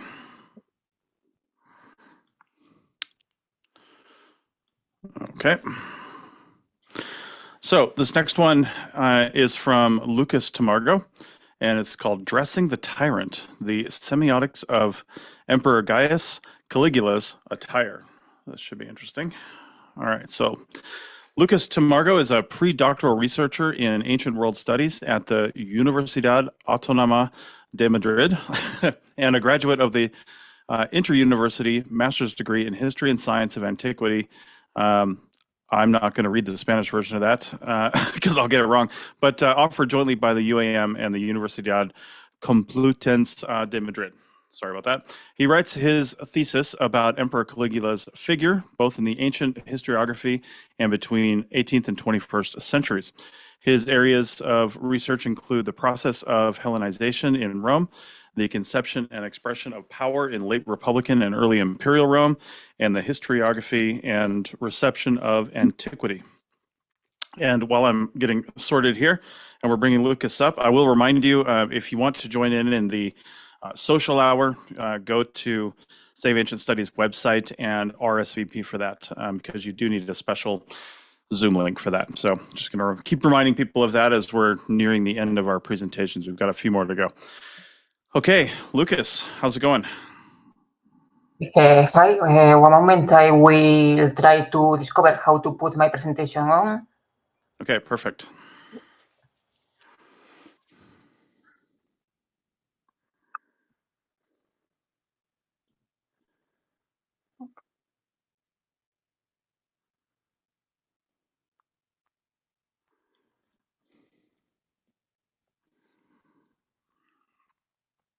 Okay, here it is. Do you see it Looks well good. correctly? Yep, I see it. There it is. Okay, perfect. So I start. Sorry, because I will read the presentation from a script. English is not my native tongue, and I prefer to read to make it clearly. So, good morning, everyone, and thank you for the introduction. Over the next 15 minutes, I would like to show how the ancient literary tradition uses Caligula's clothing as a deliberate rhetorical device, a coded language through which the sources construct and reinforce his image as a tyrant. Let me begin with a brief introduction to my subject. Caius, whom we know by his nickname Caligula, reigned as emperor from March of the year 37 to January of the year 41 of our era. Our knowledge of his reign depends all on 4 authors: Suetonius, Cassius Dio, Philo of Alexandria, and Flavius Josephus, with more incidental contributions from Seneca, Tacitus, and Pliny. Caligula is generally regarded as the first of the so-called Mad Caesars.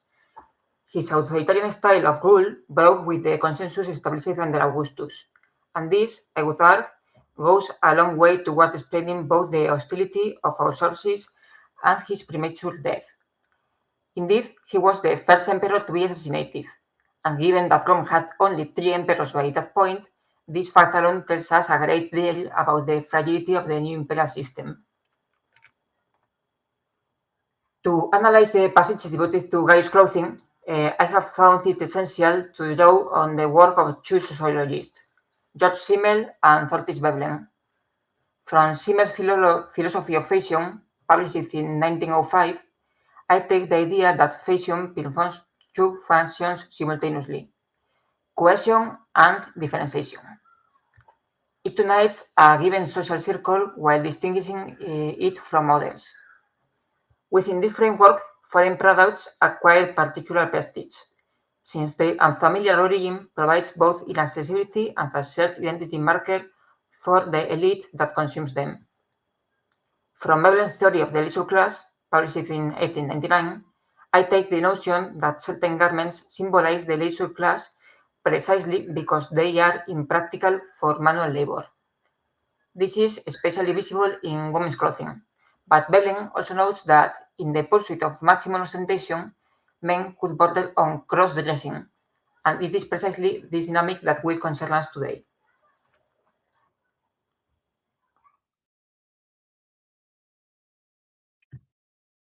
Our richest depiction comes from Suetonius, who offers what amounts to an inventory of the emperor's wardrobe. Allow me to read the passage in full, since it is the cornerstone of my entire analysis. In his clothing, his shoes, and the rest of his attire, he did not follow the usage of his country and his fellow citizens, not always even that of his sex, or in fact that of an ordinary mortal. He often appeared in public in embroidered cloaks covered with precious stones, with a long-sleeved tunic and bracelets, sometimes in silk, and in a woman's robe, now in slippers or buskins, again in boots, such as the emperor's bodyguard wear, and at times in the low shoes which are used by females. But oftentimes he exhibited himself with a golden beard, holding in his hand a thunderbolt, a trident, or a caduceus, emblems of the gods, and even in the garb of Venus. He frequently wore the dress of a triumphing general, even before his campaign, and sometimes the breastplate of Alexander the Great, which he had taken from his sarcophagus. As you can see, in a single passage, Suetonius manages to weave together 4 distinct accusations: cross-dressing, effeminacy, ostentation, and what I will call divine cosplay, impersonating the gods themselves. Every garment named here will reappear in more detail over the course of this talk. Cassius Dio corroborates this image, focusing above all on the motive of cross-dressing. Indeed, to match the change of name, he would assume all the rest of the attributes that belonged to the various gods, so that he might seem really to resemble them. Now, he would be seen as a woman holding a wine bowl and tilsus, and again he would appear as a man equipped with a club and lion skin, like Hercules, or perhaps a helmet and shield. He would be seen at one time with a smooth chin and later with a full beard. Sometimes he wielded a trident, and again he brandished a thunderbolt, Poseidon or Zeus. Now he would impersonate a maiden equipped for hunting or for war, and a little later would play the married woman. Thus, by varying the style of his dress and by the use of accessories and wigs, he achieved accuracy in many diverse parts, and he was eager to appear to be anything greater than a human being or an emperor. Notice how Dio closes the passage. Caligula, he says, wishes to appear anything but a human being and an emperor. That closing line will matter a great deal when we reach my conclusions. These 2 testimonies, Suetonius and Dio, already give us the essential coordinates of the problem: a wardrobe that constantly slides between genders, between human and divine, and between Roman and foreign. In this image, we can see a scene from the famous 1976 series I, Claudius, in which the emperor is depicted wearing one of the divine costumes mentioned in the sources, dressed entirely in gold, including his birth, identifying himself with Zeus, Jupiter, and his sister Drusilla with Hera. In addition to illustrating the descriptions found in the sources, this image helps us highlighting how these depictions were received in the collective imagination. Flavius Josephus, and as we will see shortly, Seneca as well, insist on this same charge of cross-dressing, and they do so with a very particular rhetorical purpose: to underline the irony of an emperor who mocked the effeminacy of Cassius Charea, the very officer who would later assassinate him. Now, although he had sometimes put on women's clothes, and had been wrapped in some embroidered garments belonging to them, and done a great many other things, in order to make the company mistake him for a woman, yet did he, by way of reproach, object the like womanish behavior to Charea. The accusation, in other words, rebounds on its author. Caligula condemns in Charea precisely the trait for which he himself was most notorious. Once again, I present a scene from my Claudius in which Caligula dresses as a woman and dances before the senators, depicting exactly what we have just read in Flavius Josephus, along with an anecdote from Suetonius, according to which one night he woke the senators and brought them to the palace to teach them a dance he had just invented. We can identify each of the garments named by Suetonius, together with its social connotations. The paenula was a sleeveless cloak worn by both sexes as a kind of raincoat. In Gaius' case, embroidered and studded with jewels, clear signs of ostentation. Manuleatus refers to long-sleeved tunics, a fashion associated far more with women than with men. Bracelets, armillatus, were for women and foreigners, exactly like silk, sericatus. The kiklas was a light, circular garment with decorated edges worn by women. The crepidae were sandals typical of the Greek world. The soki, Greek-style footwear worn by comic actors. And the coturni, high boots worn by tragic actors. The caligae, finally, were studied military sandals, associated with the speculatores, praetorians who served as special agents and executioners. Taken together, this inventory presents Gaius as a man who dresses as a woman, a Roman who dresses as a Greek, an emperor who dresses as an actor, and a man who dresses as a god. In short, the classic image of the tyrant as a transgressor of boundaries, the negation of everything he ought to be. This same logic extends to what we might call barbaric dress. Foreign garments allow the sources to portray the tyrant as an outsider, not simply to Roman custom, but to civilization itself. The long sleeve, the silk, the jewels, even the Hellenistic and Oriental references we will discuss shortly, all serve to consistent narrative purpose, to place Gaius outside the boundaries of what a legitimate Roman princeps should be, and to align him instead with the stereotype of the Eastern despot. Let us look more closely at what is perhaps the least obvious of these effeminate markers for a modern reader, the long sleeve. Our best explanation comes from Aulus Gellius, writing in the Attic Nights during the reign of Marcus Aurelius. It was considered indecent in Rome and throughout Latium for a man to wear tunics that extended beyond the arms, down almost to the fingers. Our people called these tunics chiroditae, long-sleeved, and considered that such garments were proper only for women. Publius Africanus reproached Publius Sulpicius Gallus, an effeminate man, for wearing tunics that completely covered his hands. In Scipio's own words, will anyone doubt that he who, as a young boy, dressed in a long-sleeved tunic, reclines at banquets beside his lover, that he does what sodomites do? Applying Veblen's theory to the Roman case is, I think, particularly illuminating here. Roman men originally favored short sleeves precisely because long sleeves are impractical for manual labor. This mattered enormously in a culture that tied virtue directly to virility, and that places great value of labor, cultivation, and combat, even among the elite. A garment that hindered the use of one's hands was not merely uncomfortable, it was a visible symbol of distance from the Roman civic ideal. It was through Greek and Eastern influence that the long sleeve slowly entered Rome, and since the passive partner in an homosexual relationship, the kinaeus, was defined by adopting traits of the opposite gender, it is natural that the long sleeve came to be associated with that figure as well.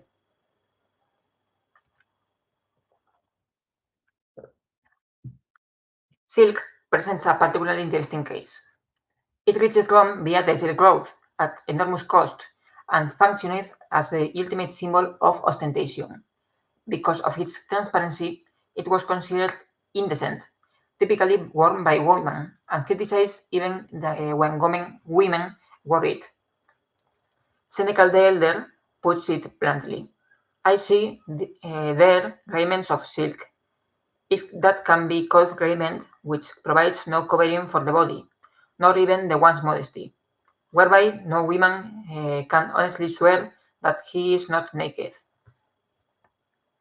This semi-transparency turned silk into a marker not only of effeminacy but of indecency, so much so that the Senate banned its use by men in the year 16 under Tiberius.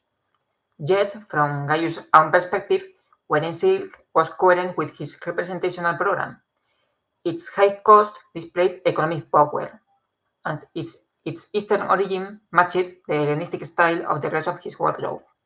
Here, then, we are dealing less with cross-dressing than with the expression of power through dress, for Simmel, with effeminacy emerging, for Veblen, as a side effect of maximal ostentation.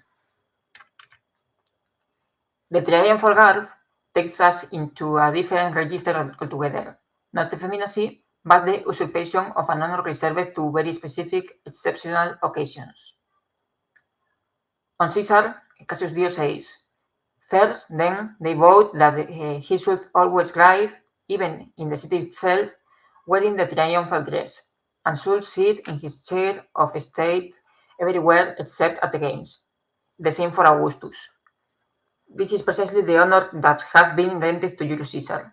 For Gaius to wear the triumphal dress on a daily basis, and even before any actual military campaign, was to appropriate an exceptional distinction and turn it into an ordinary habit.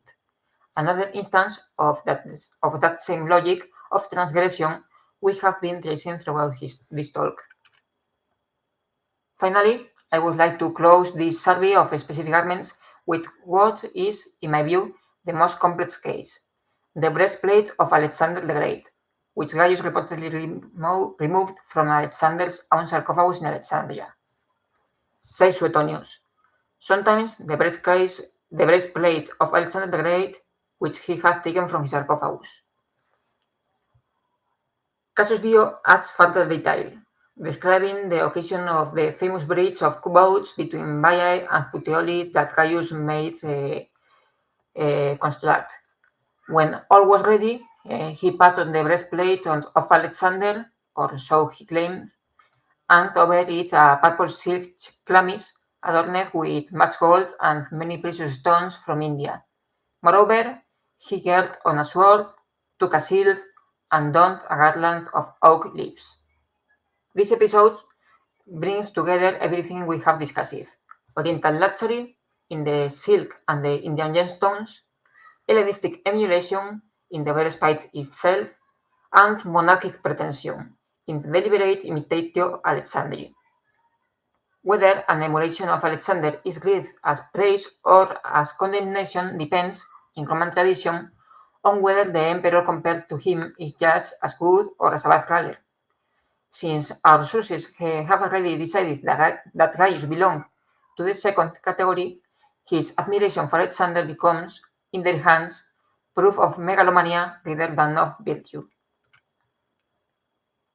Let me now draw these threads together.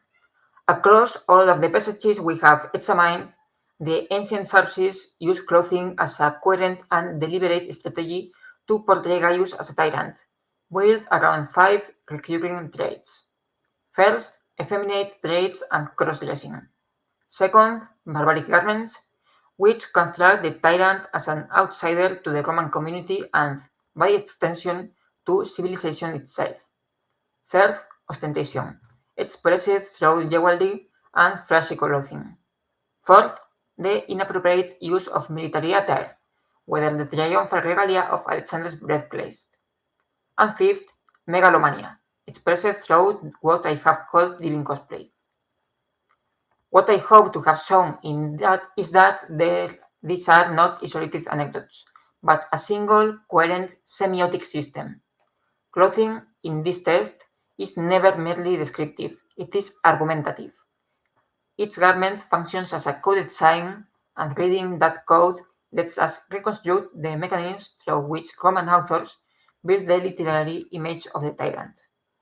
Thank you very much for your attention. I would be delighted to take any questions. Okay, thank you very much. Yes, we do have a few questions. First off, that whole him wearing Alexander the Great's breastplate, I had no idea about that. That's interesting. Is that just one example you put in here, or were there other examples where he took things from past people's graves, for lack of a better way to say that, and wore them? Yeah, indeed, if you have saw Caligula's 1979 film by Tinto Brass, there is a scene where he wears the breastplate. Doing this, the Romans were very familiar with cosplay as a performative parallel with past personages, like in the funerals, when they wore the mask of the defunts of the family. In this manner, Caligula says, I am like Alexander. This can be interpreted in two ways. in a positive way, I am a great conqueror, I am the best king, and so on, or in a negative way, as the authors say. Alexander the Tyrant, Alexander the Greek, not the Roman, an Orientalized one that aimed to an absolute power. So the Romans had two Alexanders, and the representation with the breastplate has two translations. Okay, interesting. All right. Another question from the chat. You mentioned, images of him and discussions of him wearing women's clothing. How do we actually know that it was specifically women's clothing, like exclusive to women, and not just more gender neutral clothing that he probably preferred? Yeah, as I said, there was difficult cases such as silk. The silk could be interpreted as a very luxury dress to say I have a lot of money and I show it, or can be interpreted as a translucent dress appropriate for women and particularly for prostitutes. So as Thorsten Veblen said, in this association into feminine dress and ostentation, there are definite boundaries, and one dress that can be interpreted by Gaius like expensive, ostentative, could be shown by his fellow citizens as feminine. The objective cases are the dresses of gods. If he dresses as Athena, as Hera, as Artemis, it is clearly cross-dressing with a difficult sense. Is he associating with the goddesses for his virtues, for a gender question? It's difficult, and we even don't know in which circumstances, in which cases he did so. In a parade, in a quotidian contest, we don't know when he did it. We have small tessellas from the mosaic and try to give a general image that is difficult to say. Okay. I'm curious too, with a lot of cultures, famously like, England and things like that in the 1800s, when the leader does something, right? The leader dresses a certain way, acts a certain way, has a certain behavior. A lot of times that perpetuates throughout the culture and other people start acting that way. Do we have any evidence that his eccentric style of dress carried through beyond either beyond his death? I mean, he was assassinated, so it's not like they liked what he was doing. But did anything carry through? Did his style, perpetuate? Yes, for Caligula's style of dress, I don't know. We know of another emperors who imitates him, Nero, Domitianus. They have a similar dress, but the common people or the senators is more difficult to say. In a sculpture, we can see it. No, there is no senators that has cross-dressing sculptures. We know that in concrete periods, the senators imitate the hairstyles of the emperor, like we see in the Augustan period with his particular haircut. In the Ulpio-Arian, in the Antonine period, they imitate the beard. So there are cases. Caligula did a few things that validated things that were forbidden by his predecessors. Two cases: the silk. Tiberius forbids the silk, and Caligula uses it. So he says, "Now you can." And with the memory of Mark Antony, because Augustus banned the celebration of Actium Victory, the celebration of Antony figure, and Caligula celebrated his birth and the victory. So, without changing the law, he validated some acts with his own acts in an imitative way. Okay, interesting. All right. Well, thank you very much, Lucas. We appreciate your talk here at the conference today. And again, thank you very much.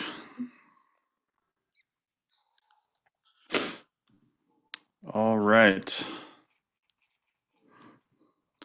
So we are a little bit ahead of schedule. We're going to move on to our next one. First, I'll remind you in the chat should be a link to take you to the SASA page where you can sign up for the social hour. That's going to be coming up here in a bit. You just have to sign up, and then you should get a link. Usually when you sign up for stuff like that, you'll get a link through the email. But you should get a link for the social hour. It's a Zoom link. So if you don't have Zoom, make sure you go download that, or you can probably just use it online. But that's what it's going to be. And we will have that as soon as the presentations are over. Okay. Just give me 1 second here. All right. So this next presentation in session 6 on power is called Dressing Power, Clothing, Embodiment, and Social Hierarchy in the Late Post-Classic Mexico Tenochtitlan. And this is by Rosa Mayra Avila Aldapa. I probably said that wrong, and I apologize. But let me say her bio real quick before we get on to the presentation. Rosa Mayra Avila Aldapa is a historian specializing in ancient Mexico and professor researcher at the Autonomous University of Mexico City. She holds a PhD in history from the National Autonomous University of Mexico, where she also completed her undergraduate and master's studies in history. Her academic work is situated at the intersection of history, archaeology, and cultural studies, with a particular focus on material culture, clothing, and the construction of social hierarchy in Mexica society during the late post-classic period. Her current research explores the production, circulation, and symbolic significance of luxury objects in Mexico Tenochtitlan, emphasizing the role of artisans and material practices in shaping sociopolitical structures. She is particularly interested in how dress functioned as an embodied and performative system that articulated identity, status, and power. Dr. Avila Aldapa has an extensive academic career spanning over 3 decades, including teaching at undergraduate and graduate levels, research, project leadership, and thesis supervision. She has participated in numerous national and international conferences and has published on culture history, tourism, and education, including her widely used book, Cultural Tourism in Mexico, Scope and Perspectives. Her work also engages with educational research, integrating critical and interdisciplinary approaches into the teaching of history and the training of new scholars in higher education. Okay. Let's see here. All right. Rosa, you are free to present. Thank you for joining us. Thank you.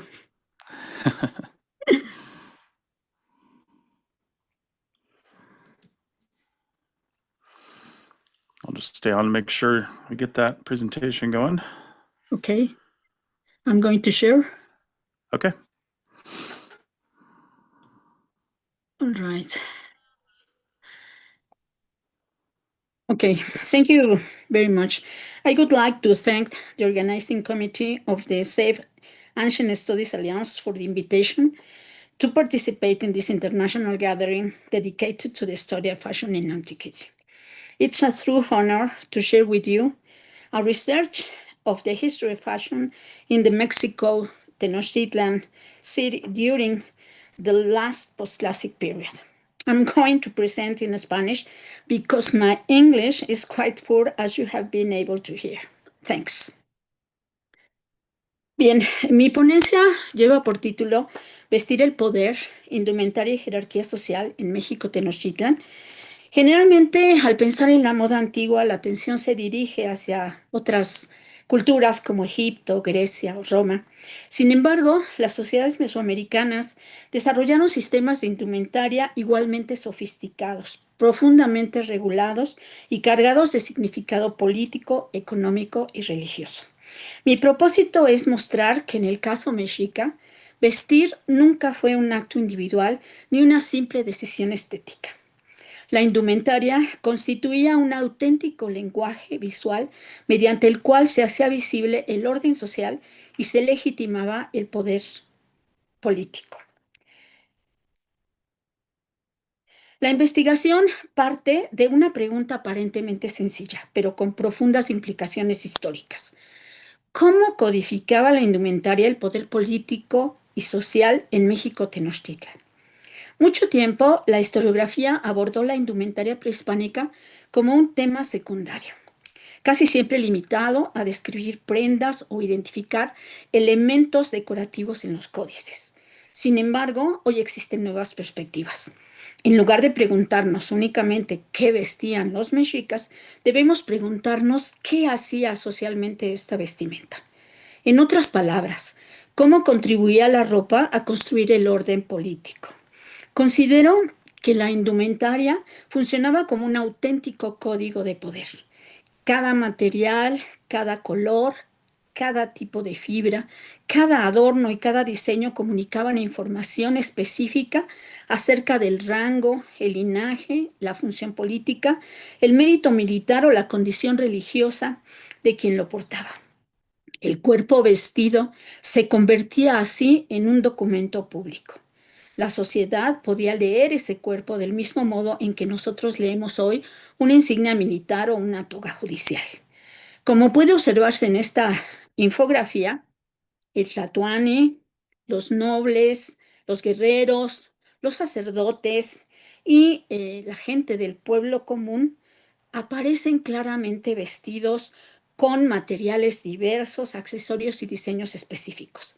La jerarquía no necesitaba explicarse, era visible. Esta imagen representa uno de los momentos más significativos para comprender la dimensión política del vestido, la entronización del tlatoani.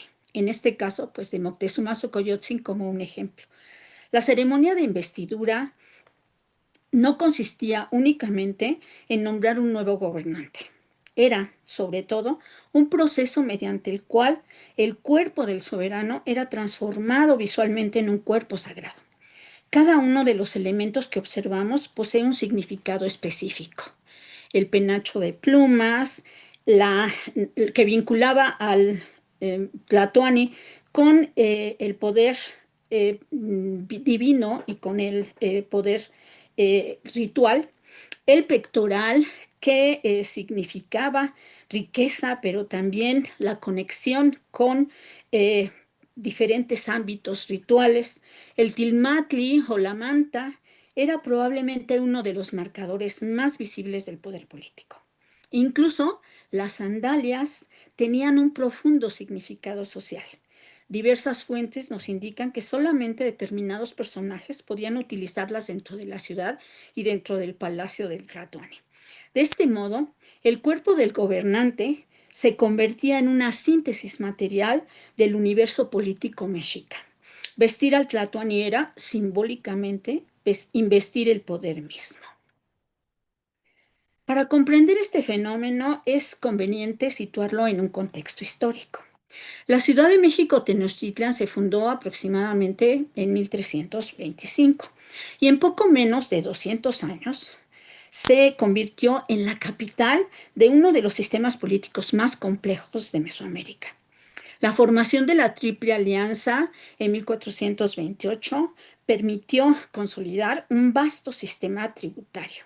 Durante el gobierno de Axayácatl comenzaron a documentarse con mayor claridad las leyes suntuarias que regulaban estrictamente quién podía usar determinados textiles y ornamentos. Bajo Moctezuma II, sin embargo, entre 1502 y 1520, estas normas alcanzaron probablemente su máxima expresión. En este momento de máximo desarrollo es el que constituye nuestro objeto de estudio. Finalmente, la conquista española de 1521 interrumpió este sistema político, aunque muchas de sus tradiciones textiles sobrevivieron durante el periodo colonial y siguen existiendo aún hoy en día. El análisis de la indumentaria exige pues un enfoque necesariamente interdisciplinario. La propuesta que nosotros presentamos articula tres perspectivas complementarias. La primera corresponde a la semiótica del vestir. Retomando las ideas de Roland Barthes, se considera que el vestido funciona como un sistema de signos. Las prendas comunican información social. Por otro lado, la segunda perspectiva procede de la economía política. Los textiles no eran únicamente bienes de consumo, ni los adornos, desde luego. Eran tributos, riqueza acumulable, mecanismos mediante los cuales el Estado organizaba la redistribución de la economía del imperio. Finalmente, a partir de la arqueología y las excavaciones y descubrimientos que se han hecho en el proyecto de Templo Mayor, sabemos que se han recuperado restos textiles, malacates, objetos de plumaria y numerosos ornamentos que confirman la información proporcionada por las fuentes etnohistóricas. Estos tres enfoques nos permitieron comprender que la indumentaria no es un fenómeno aislado, sino que formaba parte de un sistema mucho más amplio en el que convergían economía, religión, política, producción artesanal y representación visual del poder. En la siguiente parte vamos a adentrarnos un poco en las evidencias históricas y arqueológicas que tienen que ver con este tema. La idea central de nuestro estudio puede resumirse en una sola afirmación. Vestir el poder significa hacerlo visible. La indumentaria era más que un conjunto de prendas, constituye una auténtica tecnología política de visibilidad, es decir, un sistema mediante el cual el Estado mexica lograba hacer reconocibles las diferencias sociales en el espacio público.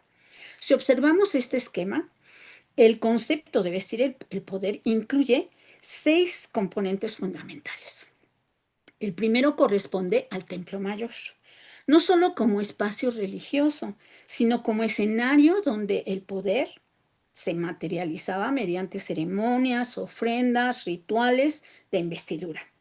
El segundo elemento es la cultura material.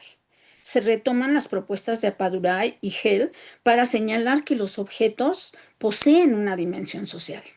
Los textiles, las joyas, los penachos no eran bienes pasivos, participaban activamente en la construcción del prestigio y la autoridad.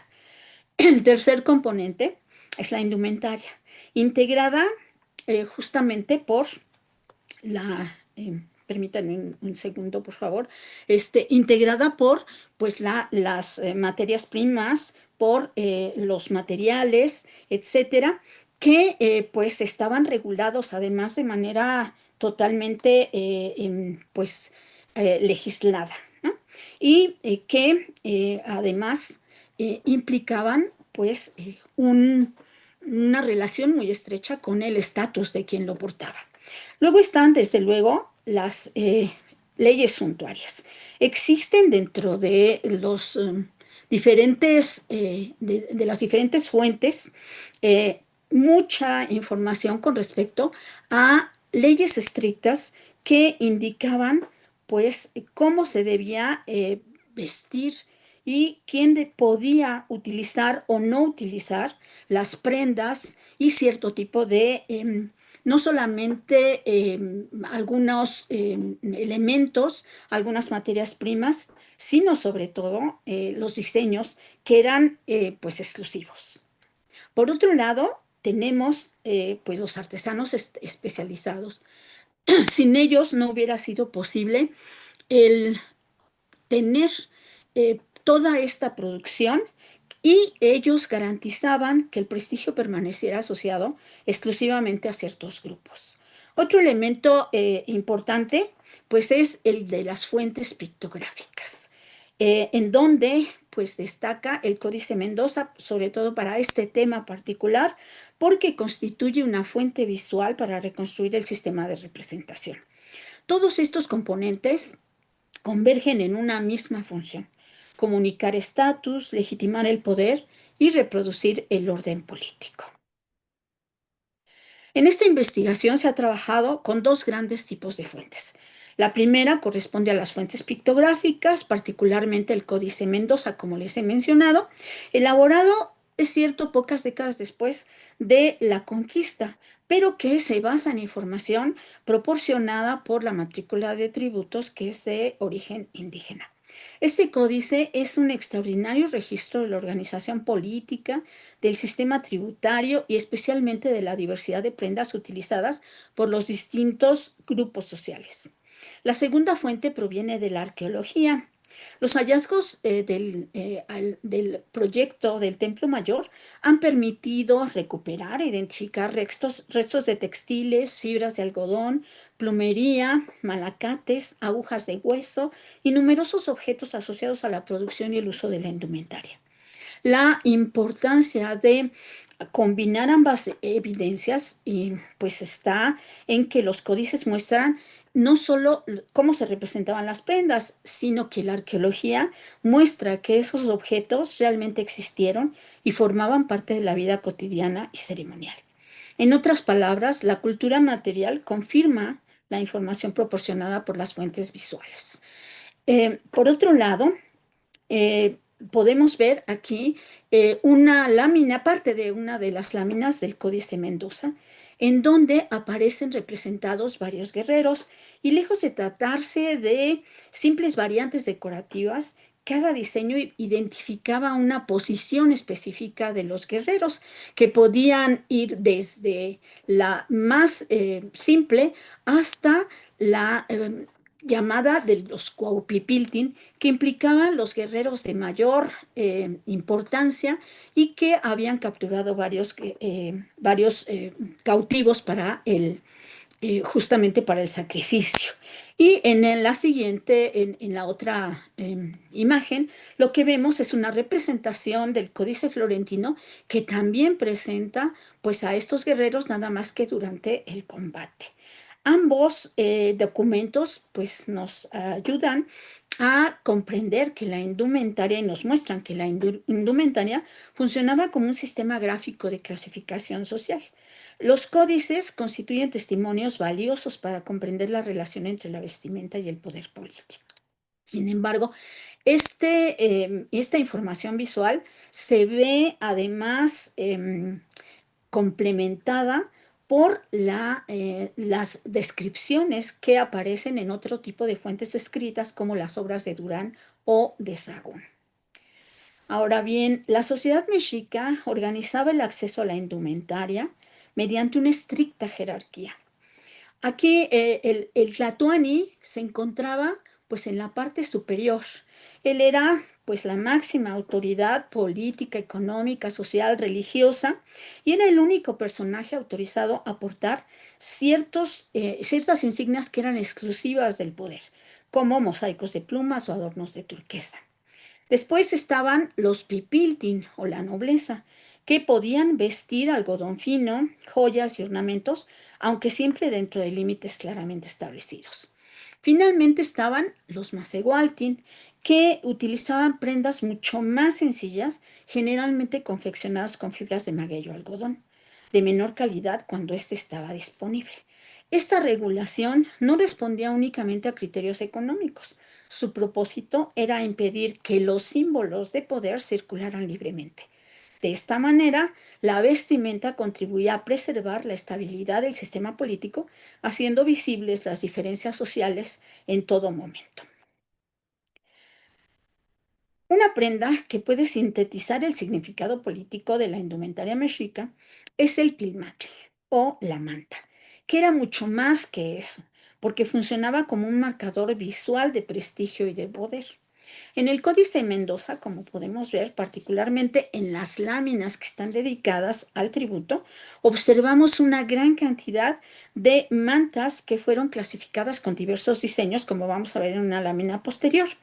Cada patrón geométrico indicaba una combinación específica de rango, mérito militar, etc. Entonces, estas mantas formaban parte de esa tributación que sostenía la economía del imperio. Por otro lado, la plumería constituye otra de las manifestaciones más refinadas del arte mesoamericano. Los amanteca, artesanos especializados en el trabajo de las plumas, desarrollaron técnicas sumamente complejas en el trabajo de las plumas. Desarrollaron, por ejemplo, conocimientos textiles, iconográficos y rituales. Usaban plumas de quetzal, de cotinga, de guacamaya, que provenían de regiones muy lejanas y que requerían complejas redes comerciales y tributarias para llegar a Tenochtitlan.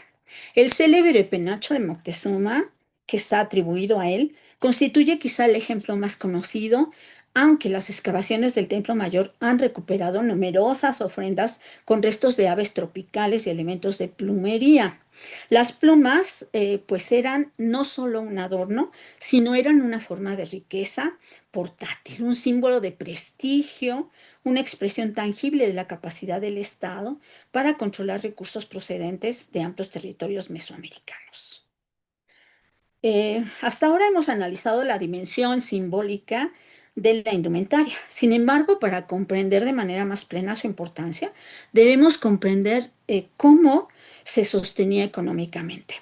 El lujo mexica no surgía únicamente de la habilidad artesanal, dependía de una compleja organización tributaria que organizaba y que integraba decenas de provincias sometidas. Como puede observarse en este mapa, el imperio mexica articuló un sistema de extracción de recursos que tenía uno de sus principales productos justamente los textiles. De acuerdo con la matrícula de tributos y con el Códice Mendoza, numerosas provincias entregaban periódicamente cerca de 400 mantas por provincia cada determinado tiempo. Se ha llegado a plantear que llegaban a México Tenochtitlan anualmente 1 millón de prendas. Por otro lado, había 38 provincias tributarias y prácticamente todas tenían que entregar algún producto textil. Los códices, por otro lado, registran más de 20 diseños registrados acerca de estos textiles que son de lujo precisamente. Sin embargo, a pesar de que el sistema tributario era muy amplio, no sirve exclusivamente para comprender ni explicar la diversidad de materiales que se utilizaban en la nobleza mexica. Hay que considerar pues la labor y la importancia que tuvieron los Posteca, que fueron comerciantes especializados que recorrían enormes distancias que iban desde México Tenochtitlan hacia el norte, hacia el sureste, hacia las costas o hacia la península de Yucatán, inclusive para obtener productos que eran imposibles de obtener en la cuenca de México, como plumas de quetzal que procedían de Chiapas y Guatemala, conchas marinas que venían de las costas, cacao, algodón fino, tintes, pieles y metales preciosos que provenían pues de otras provincias, sobre todo en Tierra Caliente. Los pochtecas además no solo eran comerciantes, desempeñaban funciones diplomáticas y de inteligencia política. Eran agentes del Estado responsables de mantener el abastecimiento de aquellos bienes indispensables para construir el prestigio visual de la élite gobernante. De esta manera, la moda mexica también fue el resultado de extensas redes económicas y geopolíticas.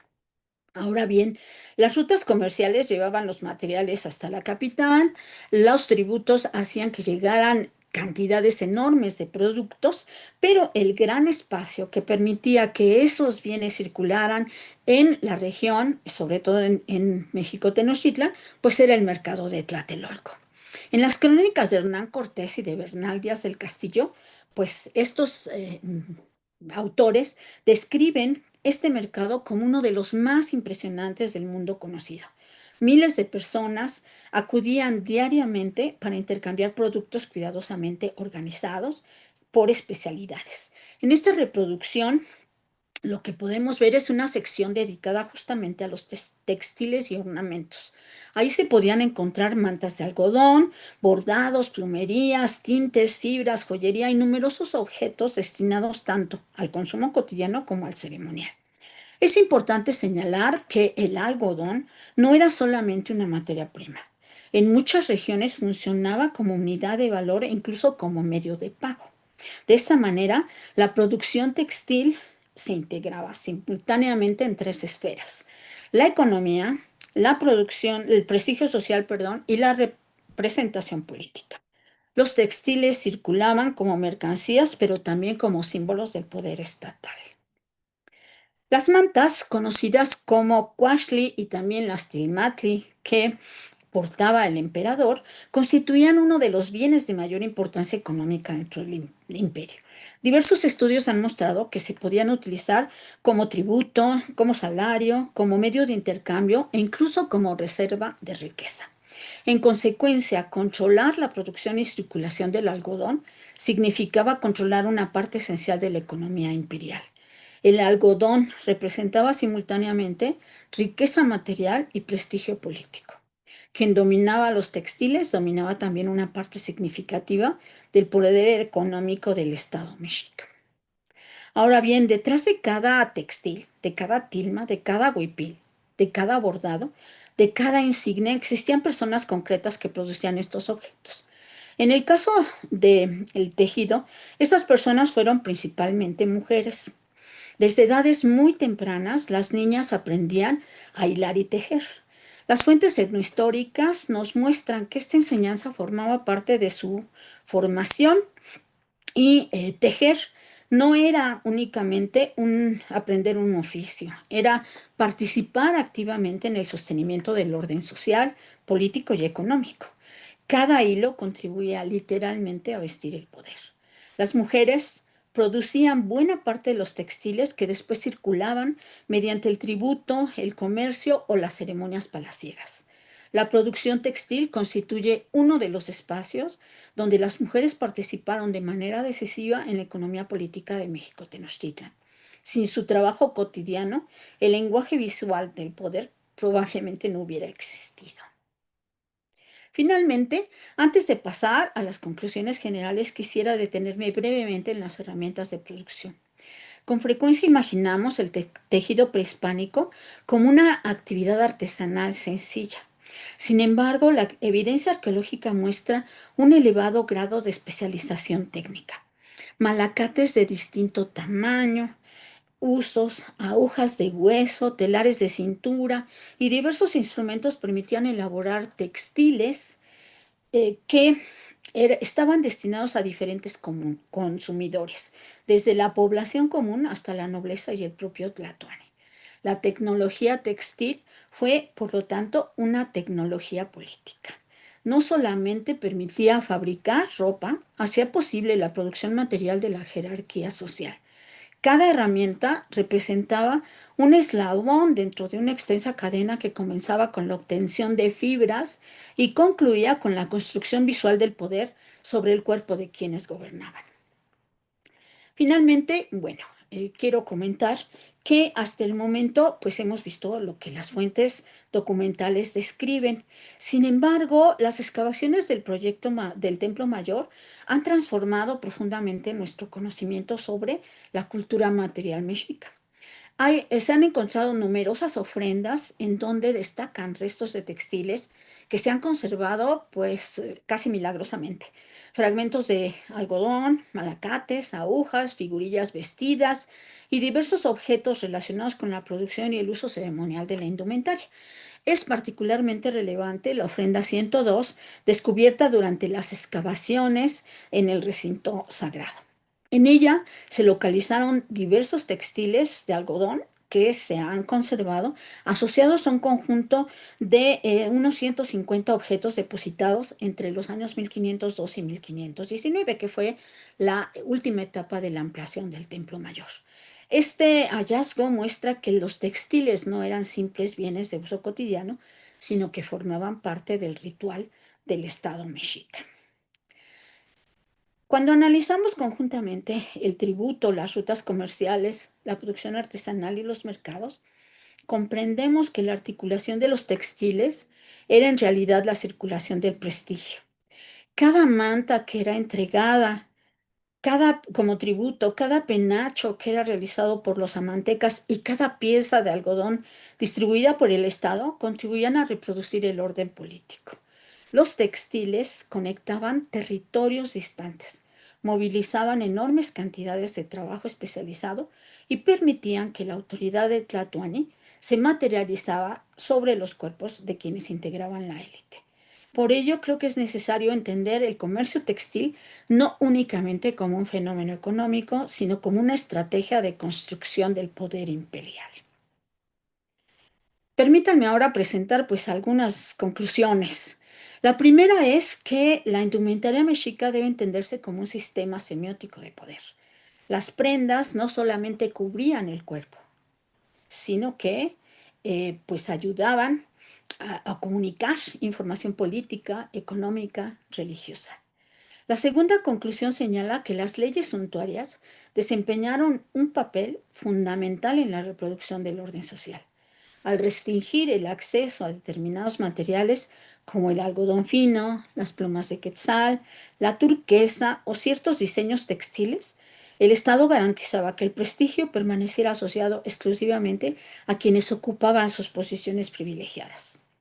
La tercera conclusión sería que la producción textil involucró una compleja red de actores, mujeres tejedoras, amantecas, comerciantes posteca, provincias tributarias y funcionarios encargados de la redistribución de los bienes.